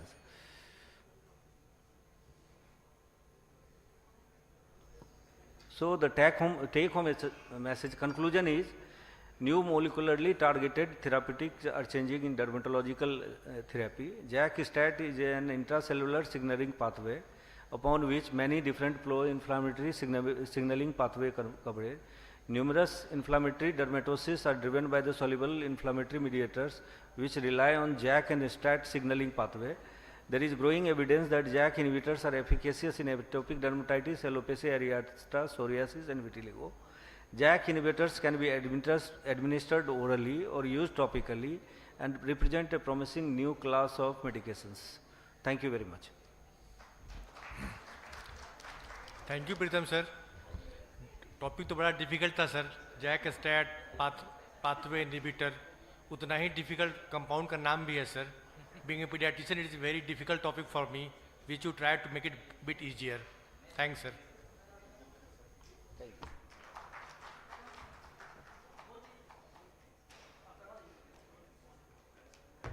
Thank you. This session over. Thank you, chairpersons and the speaker. I request the chairpersons to honor our speaker. Dr. Pritam, please come this side. दूसरा memento ले लो. He is the only person who had two topics. The important announcement, mega lucky draw will be held at the end of the session. We have 2 lectures and mega draw is real mega draw. So wait for that. Next session, I think we start. एक session draw कर. The session draw. One session draw is pending.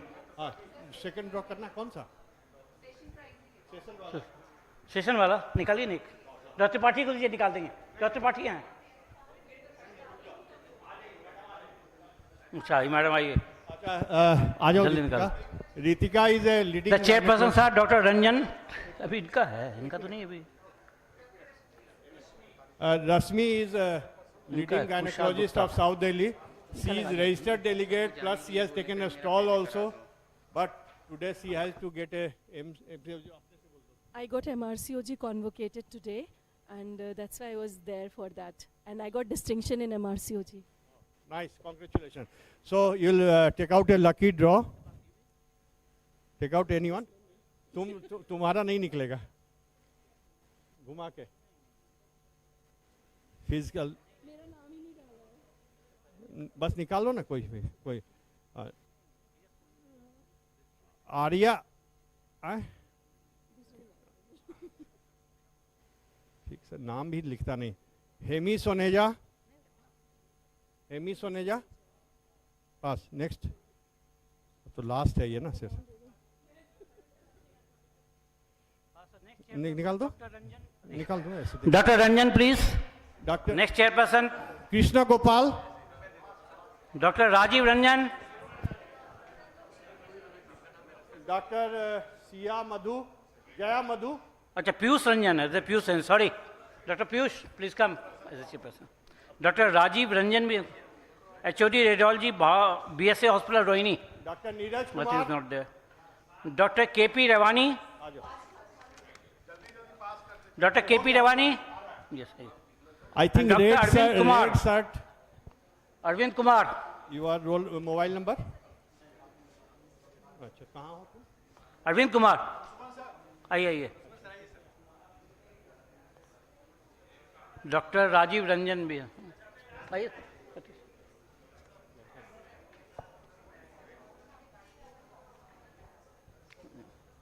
लगा दो interactive slide.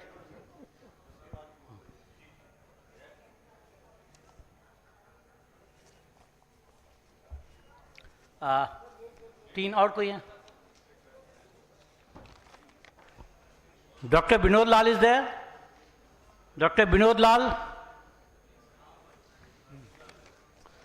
And the topic is, the speaker is Dr. Kusha Gupta, and topic is about the allergy. So I request chairperson to introduce the speaker, please. So for this last session.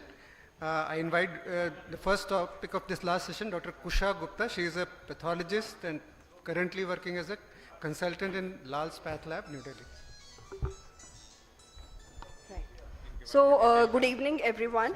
I would like to present my topic, which is regarding allergy. Right. So, let's move.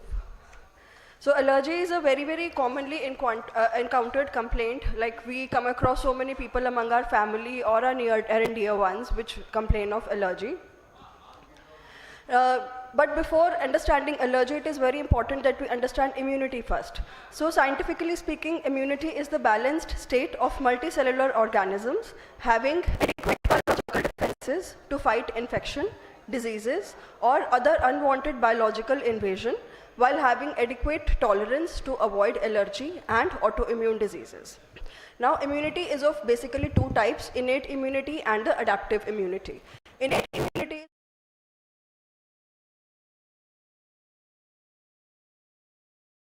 proteins, dendritic cells or NK cells. Adaptive immunity or the acquired immunity, it basically consists of lymphocytes and their proteins. So the immune system is a host defense system within our body that protects us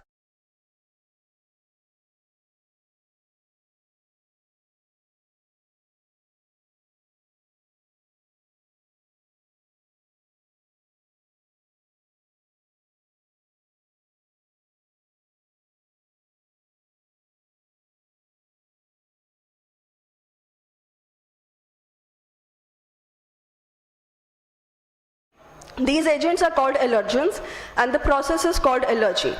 And to make it even worse, sometimes the immune system starts recognizing our own antigens as foreign and they start fighting against it, which is autoimmunity, and that is a separate topic altogether. So allergy is the prototype disorder for type 1 hypersensitivity reactions, and the major immunoglobulins, we have 5 immunoglobulin classes in our body, IgM, G, A, D, E. As we can see, IgE is just 0.002% in our body, but even this is highly increased in people with hypersensitivity. And this is the antibody which basically is responsible for all the pathophysiologic mechanisms for allergy. So the various kind of allergic manifestations that we come across are hay fever, food allergies, atopic dermatitis, allergic asthma, and anaphylaxis. The common symptoms which we come across, they include red eyes or itchy rash, runny nose, shortness of breath, and swelling. The common allergens which we come across, they are pollens, latex, medications, certain kind of food items like soy, milk, gluten, egg, fish, non-vegetarian food like chicken, etc. We'll come to this later. And mast cells, now mast cells are basically present in our body. They are produced by bone marrow and they are found in subepithelial tissues near nerve endings and near blood vessels, and they basically contain membrane bound granules. So upon allergen stimulation, these membrane bound granules, they are ruptured, leading to the release of vasoactive amines like histamines, which basically cause the various inflammatory responses like increased permeability of the blood vessels, which cause inflammation and swelling, contraction of smooth muscles, which cause for bronchial muscles, and increased mucus production. So from the first exposure to allergic reaction, how does the disease progress? The sensitization, when there is the initial exposure to allergen, so the allergen first binds to the B cell, which is coupled with the T cell, and it leads to the production of IgE antibodies. Now these IgE antibodies, they bind to the mast cells, and in the second exposure, the consequent exposure, when the allergen comes again, now it binds with the mast cell coupled with IgE antibody, which leads to the degranulation of the mast cells, releasing histamine from the mast cells. And because of this, the allergic reaction ensues.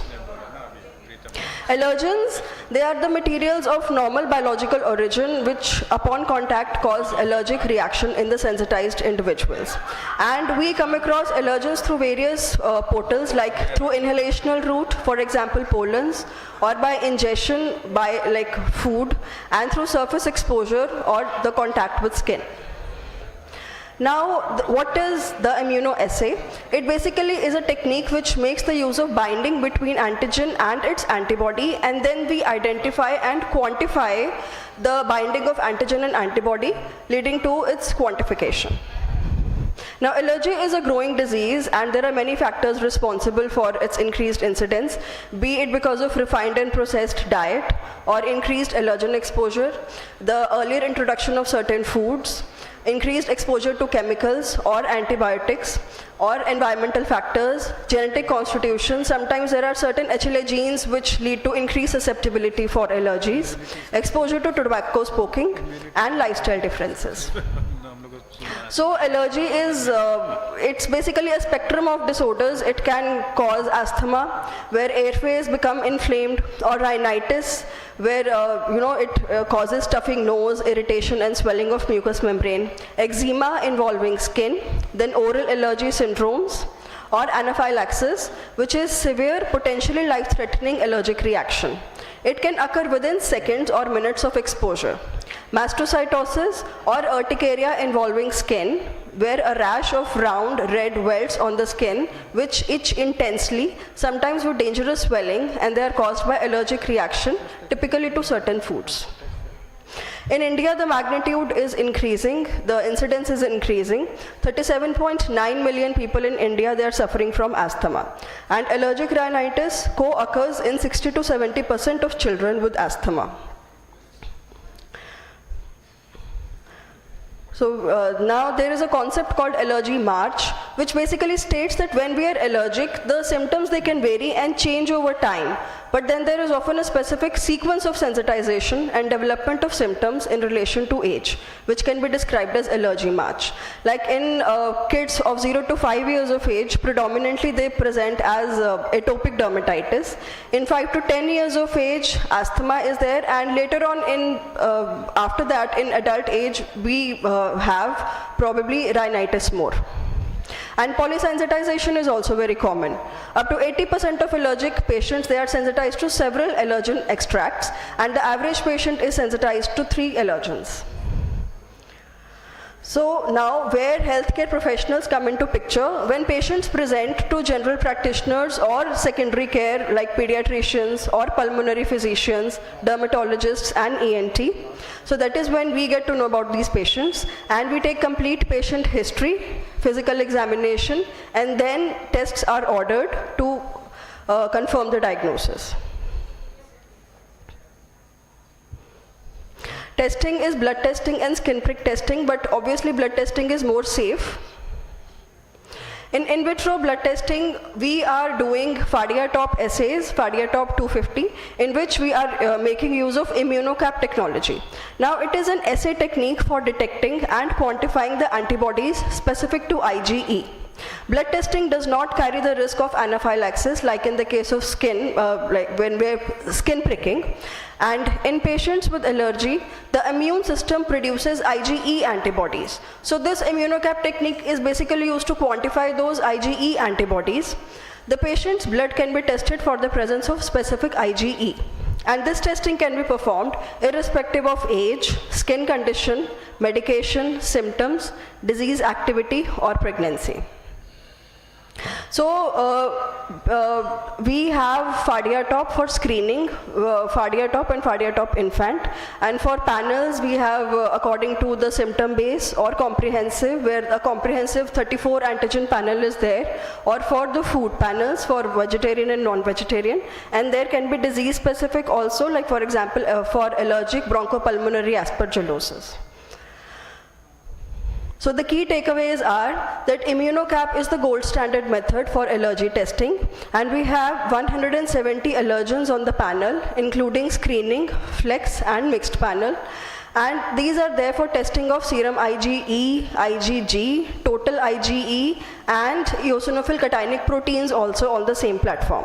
And this is basically based on the principle of fluorometric enzyme-induced immunoassay for quantitative results to give us very specific and reproducible results.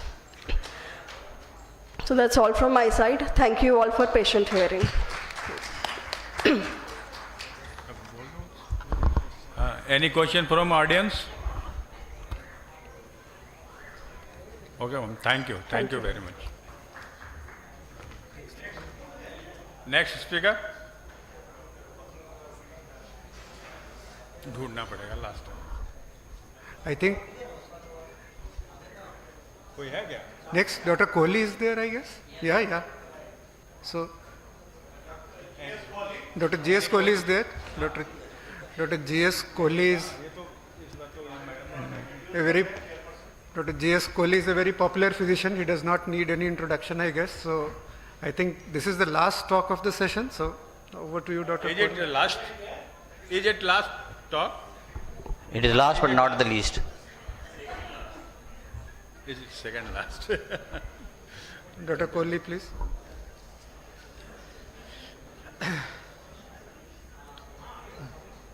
More. It is second last. नहीं ये खुद ही कह रहे थे ना 2 बचे हैं तो So I will introduce myself, I think. I am Dr. G.S. Kohli. I am a product of Maulana Azad Medical College and have got about 45 years of experience. I passed out in 1976 and I was just the best PG students there in my college and won Vice President's Gold Medal. And I have been the President of Indian Medical Association West Delhi for 4 years continuously. 5th year I resigned myself. And I am actively involved in various CMEs. We do it at least twice a week in west part of Delhi. So today the topic assigned to me is early CKD management in type 2 diabetes.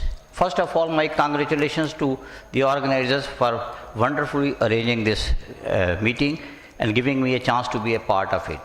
So let's go to the topic quickly. Why we need to discuss this topic?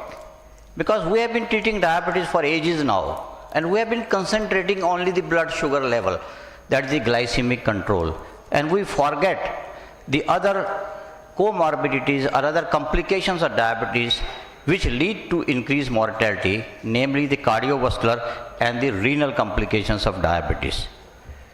So what we will be discussing here is how to address, how to find out that a patient is suffering from CKD early and intervene early so that we can stem the progress of CKD in these patients.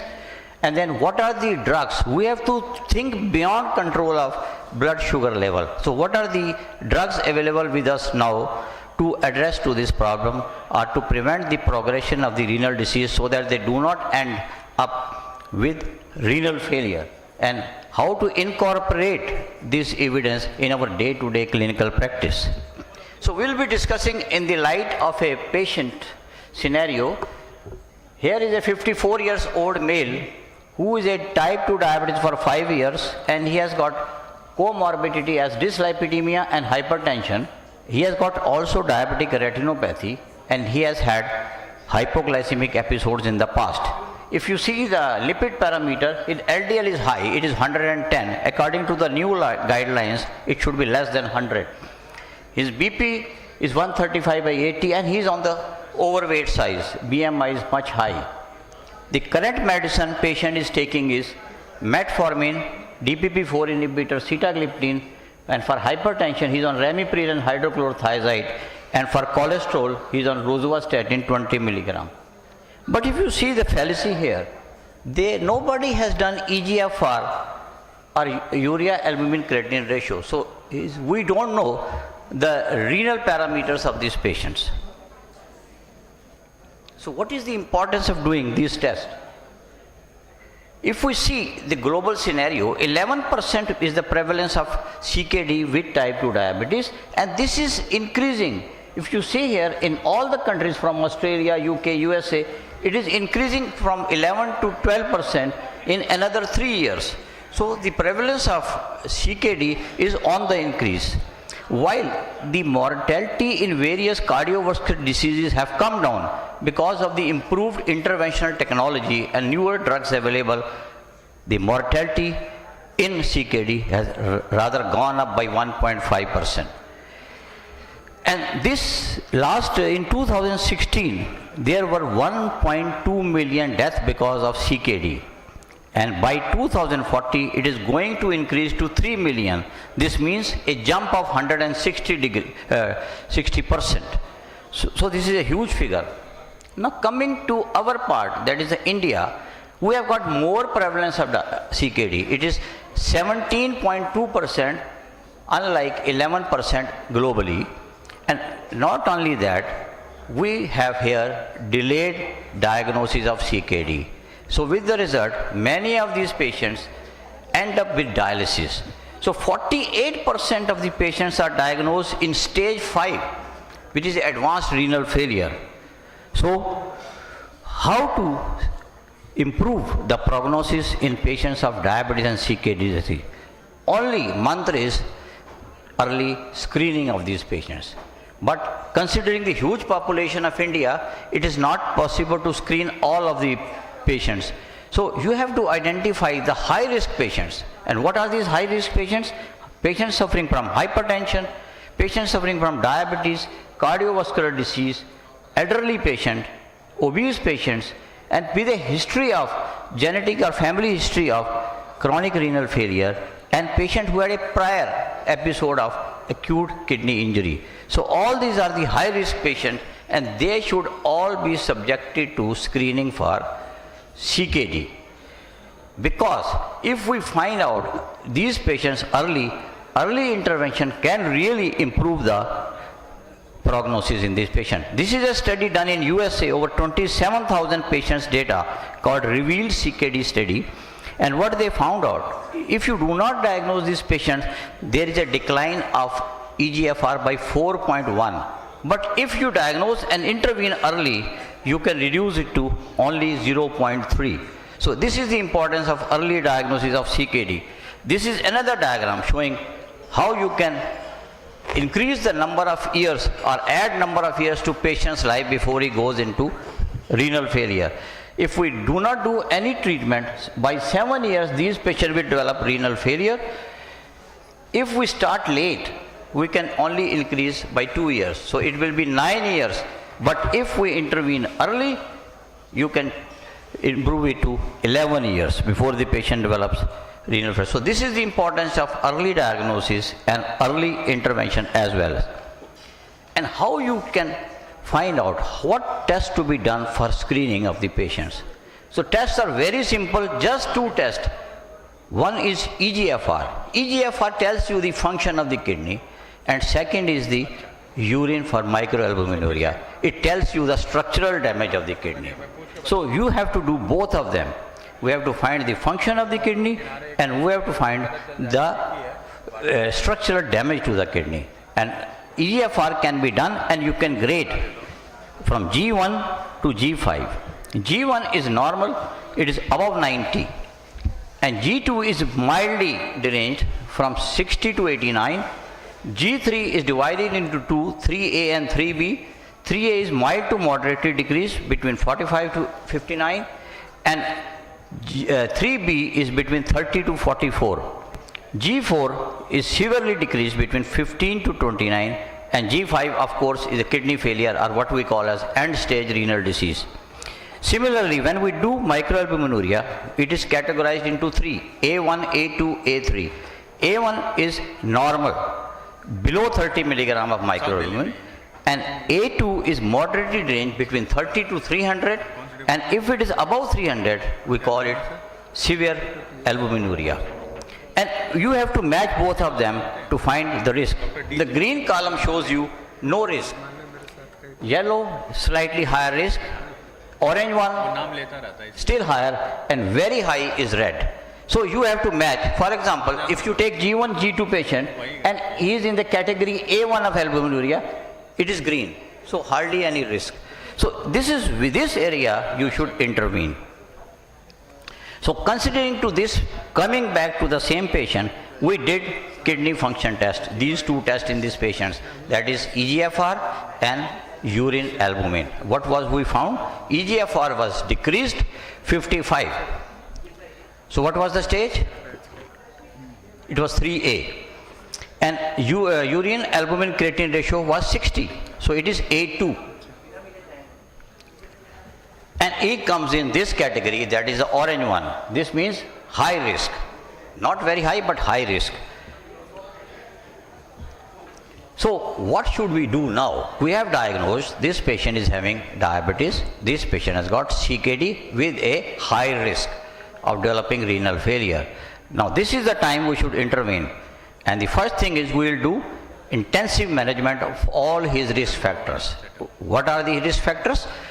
Control his blood pressure, control his blood sugar level, control his lipids.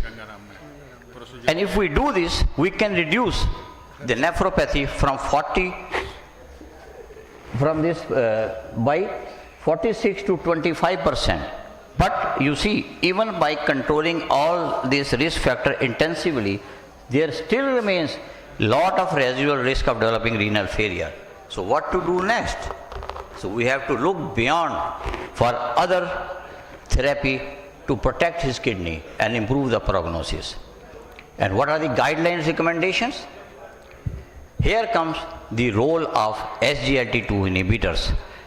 And they have said if you do physical activity, nutrition, weight loss, that means lifestyle modifications, add SGLT2 inhibitors in these patients, provided the eGFR is above 20%, and you can actually improve the progress of the renal failure. So these are the American guidelines 2022, treatment of patients of type 2 with CKD. They say if there is an albuminuria in these patients, that is more than 200 milligram, start the patient on SGLT2 inhibitors. This is irrespective of whatever blood glucose level he is on and whatever drugs he is on. Just add SGLT2 inhibitor. If patient cannot tolerate it, add GLP-1 analogs. If it is not able to control with this drug alone, add GLP-1 analog or as those drugs which are not nephrotoxic. Then CKD, if there is eGFR is less than 60, again you have to add this drug, and you can continue this drug till eGFR is up to the eGFR of 20%. So don't stop it, and you can combine it with GLP-1 analog if needed. Now the question comes, which SGLT2? Now we have got the maximum evidence in favor of dapagliflozin. We have got two major trials. One is the DECLARE TIMI trials, where they have shown there is a 47% risk reduction in progress of the renal disease or patient reaching the renal targets. And what are they? More than 50% decline in renal functions, going to end stage renal disease, or death due to renal cause. You can prevent by 47% in DECLARE TIMI trial. And this was irrespective of the baseline eGFR or whether the patient is having already atherosclerotic heart disease or not. Then another thing they showed, that there was improvement in the albuminuria in these patients. And what macroalbuminuria became microalbuminuria, and microalbuminuria became normoalbuminuria. So then came another trial which was a CKD dedicated trial, which is called DAPA CKD trial, and where they have taken both diabetic and non-diabetic patients but at a lower eGFR and more proteinuria. And the results you can see here. Primary composite outcome, which I have told you, more than 50% decline in eGFR, renal death, progress to end stage renal disease improved by 39%, all-cause mortality by 31%, and CV death and hospitalization for heart failure reduced by 29%. So all parameters, renal and cardiovascular, improved dramatically with this drug, and this was irrespective whether the patient was a diabetic or non-diabetic. So came the new guidelines. If there is a CKD, even if the patient is not diabetic, patient has to have a SGLT2 inhibitors like in heart failure. So when they compared the various therapies which are used to delay the progress of renal disease, like GLP-1 analogs, SGLT2 inhibitors, and Fineron, the new drug, they found that dapagliflozin stands at the top as far as the reduction in the renal endpoints are concerned. Now, last few words. When we are using dapagliflozin, try to use the original one, because I myself have experience with Vimada. I have been using Vimada more than 100 patients, and Patient, because of the cost, resorted to the cheaper ones, and in 2 days he was back with breathlessness. So I will prefer the original one rather than the generic one because of the no variability in bioequivalence and less of side effects, because most of these trials I've talked about have been done with the original brand and not with this. Then lastly, I want to have a latest 2023 August ESC guidelines, which concluded on 24th of August last month only in Amsterdam. Now they have recommended diabetes coming with CKD, you have to give SGLT2 inhibitors along with Fineron, not only for renal protection but also to prevent heart failure. So this is the latest August 2023 guidelines. So all patients, you give this, so it has got no preventive role. We are talking about the curative role. So now give to all CKD and diabetic patients these two drugs. Thank you very much.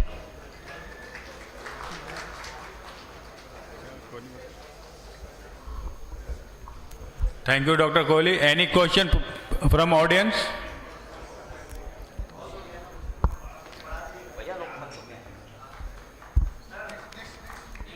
हाँ, next पे वो कौन है पता नहीं, detail नहीं है हमारे पास. Next speaker. ओके, जा रहे हैं.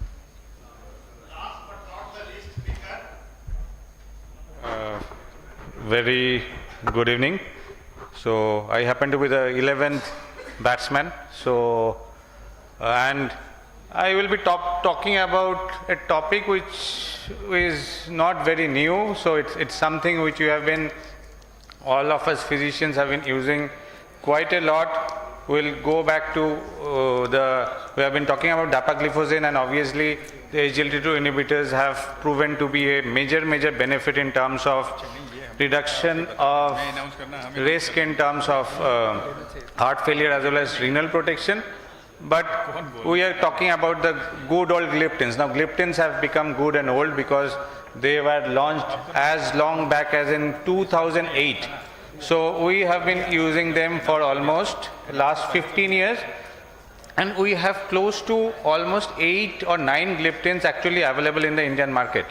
So the advantage of gliptin is that they are very well tolerated. So maybe around 10-15 years back we used to blindly prescribe metformin. Then there are some issues about GFR, some issues about GI tolerability, but gliptins happen to be one of the most well tolerated oral hypoglycemic agents, and you can blindly prescribe it in most of the clinical situations without any fear of hypoglycemia, without any fear of weight gain. But there are queries that which gliptin is most effective. We all know that more or less all gliptins have equal efficacy in terms of HbA1c reduction. So the HbA1c reduction will be in the range of 0.6 to 0.7%, and I can't say that okay, this gliptin is better than the other in terms of HbA1c reduction. So it's more or less understood, and everybody acknowledges the fact that gliptin's glycemic efficacy is modest, but since they are very well tolerated without any side effects, so we can safely use it. And as we all know that FDA said that after the rosiglitazone saga that we most of the gliptins need to undergo CV outcome trials. But there are a lot of them which were done, which involve sitagliptin, saxagliptin, even linagliptin, and they more or less say that all the gliptins are CV neutral, they don't have any CV risk. But apart from saxagliptin, which went slightly into disfavor, we don't know still why. That partly because of patient selection, that more or less all the gliptins are also okay as far as the heart failure risk are concerned. But some issues related to saxagliptin, so maybe we are using it less. We still don't know why this happened. Maybe some differential selectivity between DPP4, DPP8, DPP9. But these are the two molecules which are not that used commonly, and still we believe that part of the reason can be because of patient risk selection. So now I was told to talk about vildagliptin. So we know that gliptins are CV safe. We know that they have reasonable efficacy. We don't know that they don't cause weight gain. We don't know that they don't cause hypoglycemia. So this was a very interesting trial where this molecule, mind you that vildagliptin does not have a dedicated CV outcome trial, unlike sitagliptin or saxagliptin or linagliptin. So vildagliptin, if you ask, do we have CV safety data in an RCT, large multi-center trial, we don't have it. But this was a very interesting trial, which is called the VIVID trial, where you mind it, so the area of doubt about gliptin is risk of hospitalization due to heart failure. And this was a trial where patients who had an ejection fraction of less than 40%, they were actually only included in the trial.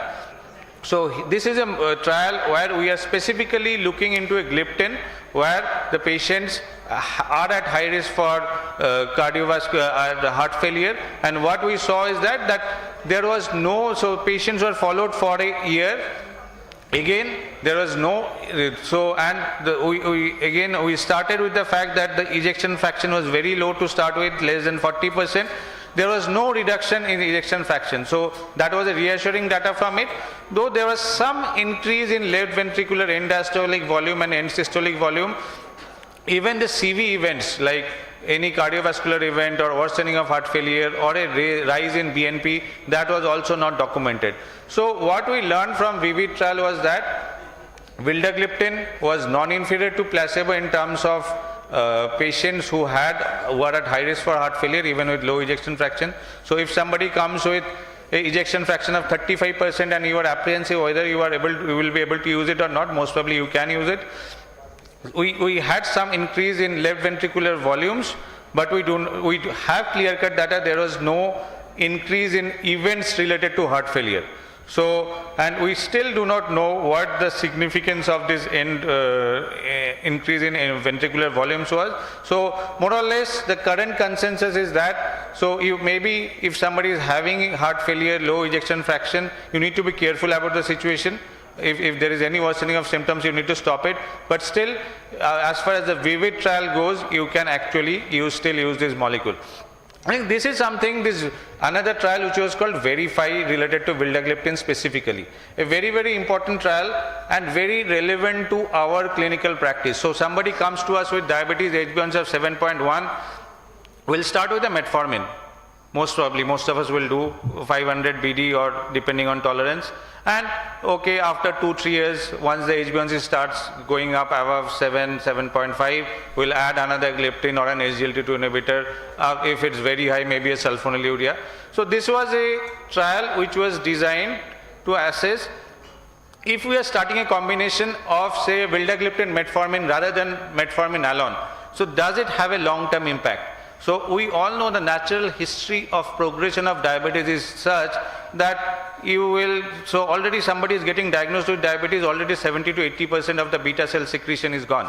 So, and the natural history is that the residual beta cell will also keep on waning, partly will depend on the lifestyle and environmental factors, partly will depend on the genetic tendency. So can we actually prevent that decrease in beta cell function? So if somebody comes to us, comes to me for the first time with, say, recently diagnosed diabetes, and the first question is that will I need to continue medicine for rest of my life? So usually the answer is yes, and unless somebody is doing something very, very drastic, maybe a 10 or 15% weight loss, where the medicines might get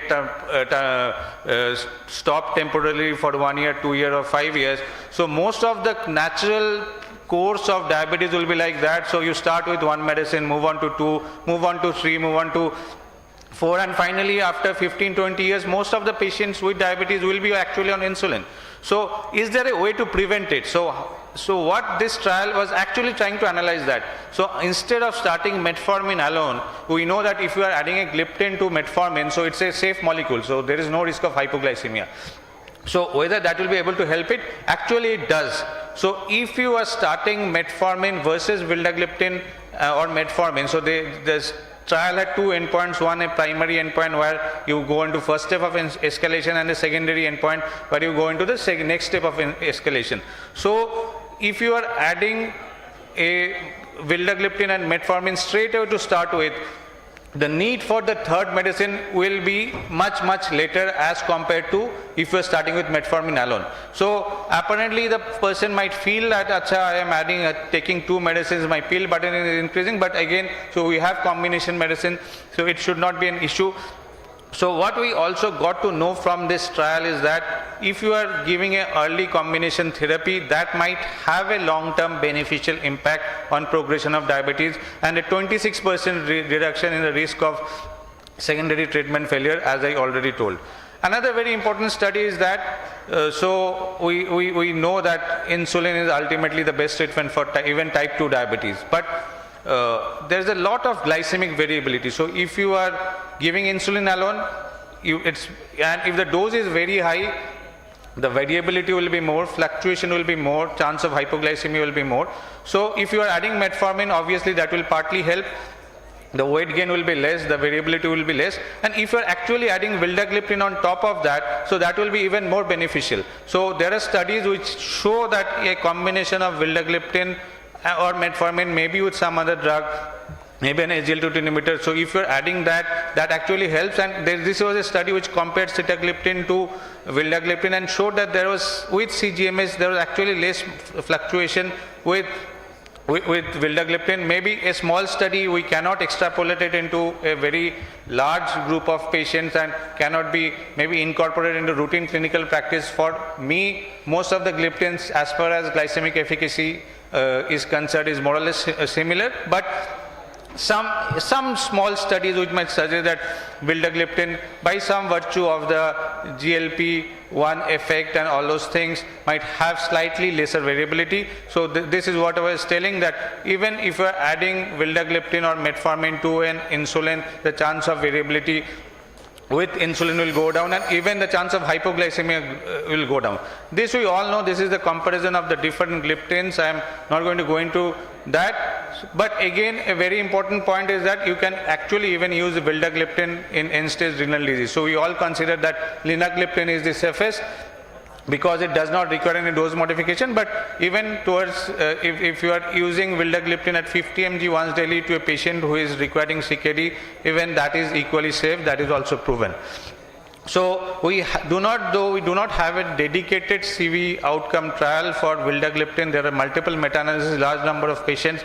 So more or less safe, neutral in terms of CV safety. So finally, to summarize, I think gliptins, in spite of all the advantages we have in terms of usage and the safety and the benefits with SGLT2 inhibitor and GLP-1 analogs, so they happen to be one of the most well tolerated medications in diabetes. So if you are thinking of adding, so we have a genuine evidence where you can think of adding a molecule like metformin on in combination with vildagliptin or any other gliptin, and that actually might have a long-term beneficial effect in terms of progression of diabetes. Even there is studies where we see that if the ejection fraction is as low as less than 40%, you can safely use this molecule without any clinical risk of worsening of heart failure. And there is, even in CKD, there is only minimum need of dose modification. With sitagliptin, you need to bring down from 100 to 50, then 25, depending on the GFR. With vildagliptin, we only have 2 days. Either you give it once daily, or either you give it or twice daily. So if GFR goes below a certain extent, you just need to make it once daily. So it's a reasonably well tolerated molecule.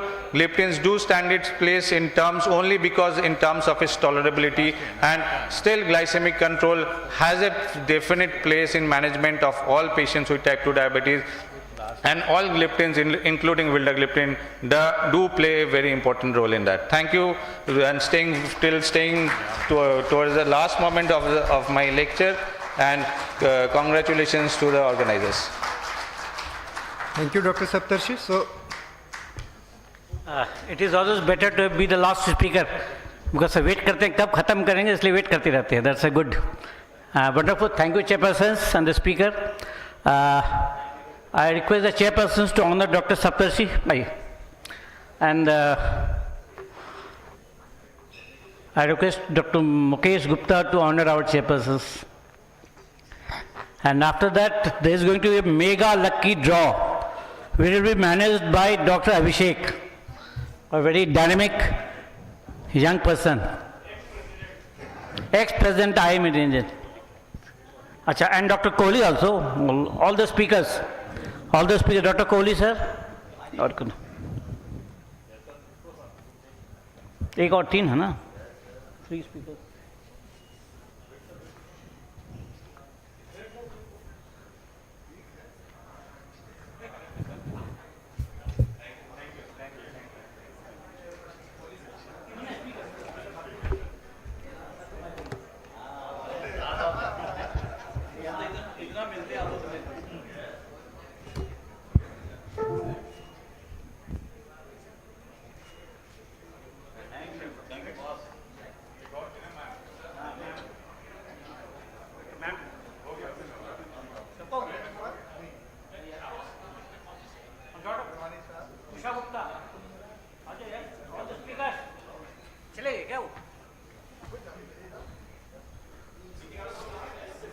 Dr. Kusha Gupta. बस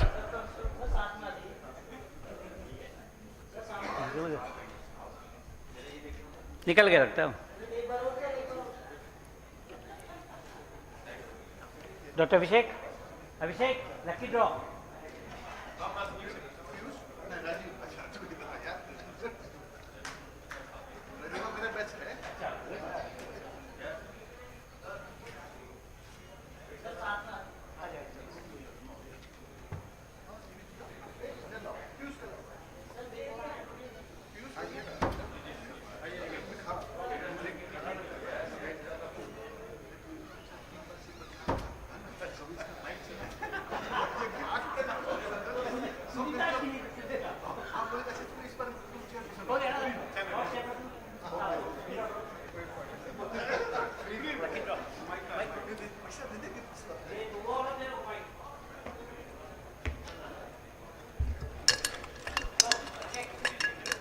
ये ना उसमें से session draw है, एक चीज निकलना है. पढ़िए क्या नाम है? Hello, this is sessions lucky draw. Pramod Kumar. Pass next. चलिए. नहीं है, आइए जोर से बोलो यार. आ जाओ. अच्छा चल. मेगा ड्रॉ निकालो. अभिषेक मग्गा draw. The 3 prizes for the mega draw. ऊपर आ जाओ. मेगा ड्रॉ आपको, हाँ? मेरा नाम नहीं है इसलिए मुझे कोई फायदा नहीं, कोई भी निकाले. हाँ? इधर ले आओ अभिषेक. अरे यार तू खाली पढ़ाई. मेगा ड्रॉ निकालते. अभिषेक तू तो वहीं रह जाएगा.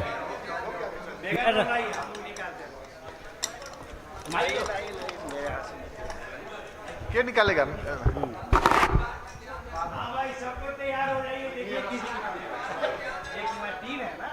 जल्दी पास कर दूंगा, 1 सेकंड के अंदर बोलना.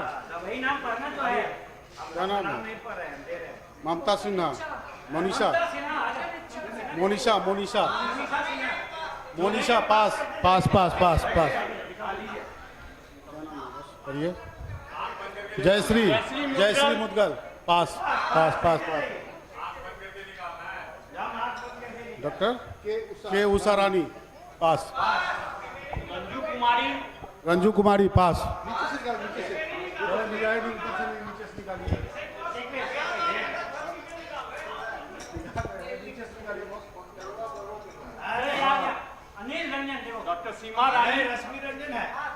अनिल रंजन. पास.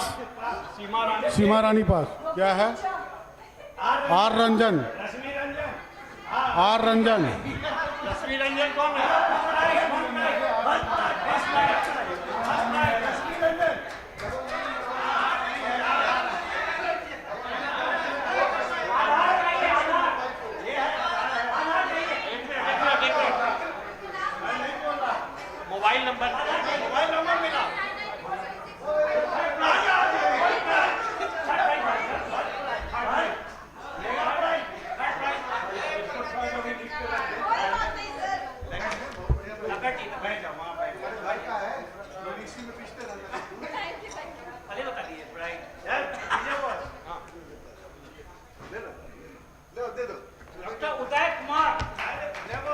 इन लोग को दिलवाएं। I request Dr. Anand Jha.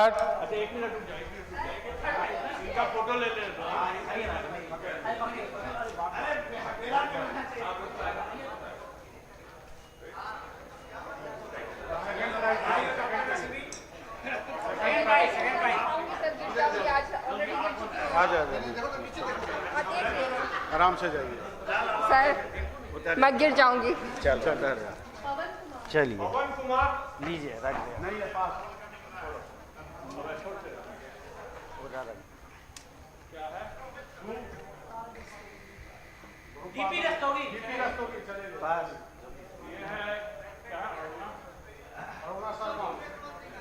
Aruna Sharma खत्म हो गया नहीं है।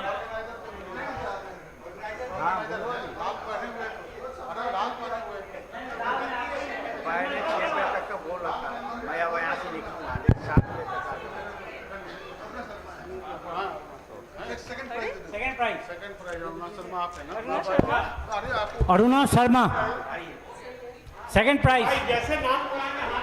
ये देखो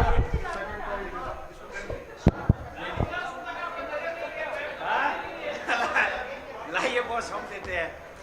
ये लीजिए अरुणा शर्मा कौन है? ये भी पीछे पड़ी फोटो ले रहा है उधर देखिए। Now the first prize. First prize. Air fryer है बढ़िया। Doctor Rajiv Kumar Ranjan. Mobile number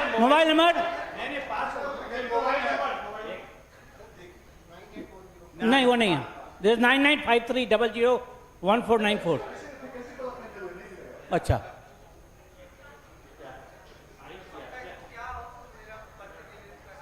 98112216 98112216। ठीक है नाम डॉक्टर शैलेश कुमार। शैलेश को होना चाहिए। ओ चला गया, चलो अच्छा है।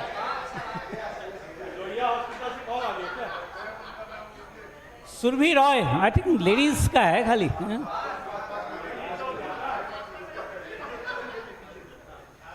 डॉक्टर रजनीश कुमार पास। जो है भैया डॉक्टर रोशन कुमार। रोशन कुमार क्या नाम है?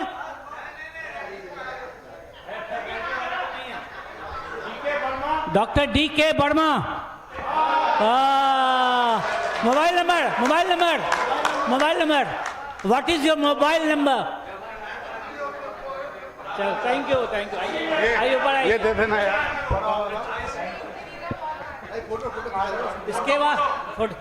इसके बाद गिफ्ट पैकेट में। इसके बाद doctor Rajiv Sinha as usual vote of thanks देंगे।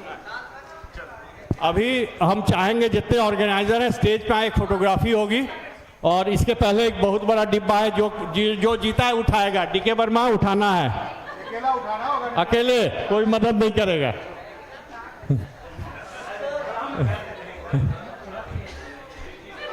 इसमें ये हेल्दी डाइट के लिए, ऐसे तो ये दुबला पतला है, हम लोग को जरूरी था। एयर फ्रायर है इसमें,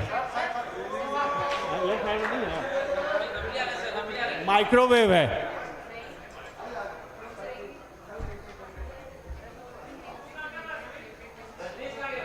चलो जा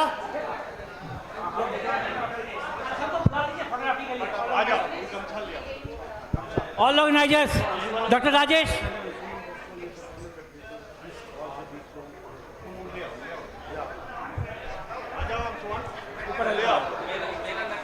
डॉक्टर राजेश शर्मा कहाँ जा रहे हैं? डॉक्टर राजेश आइए इधर, अभी फोटोग्राफी होगी आपकी।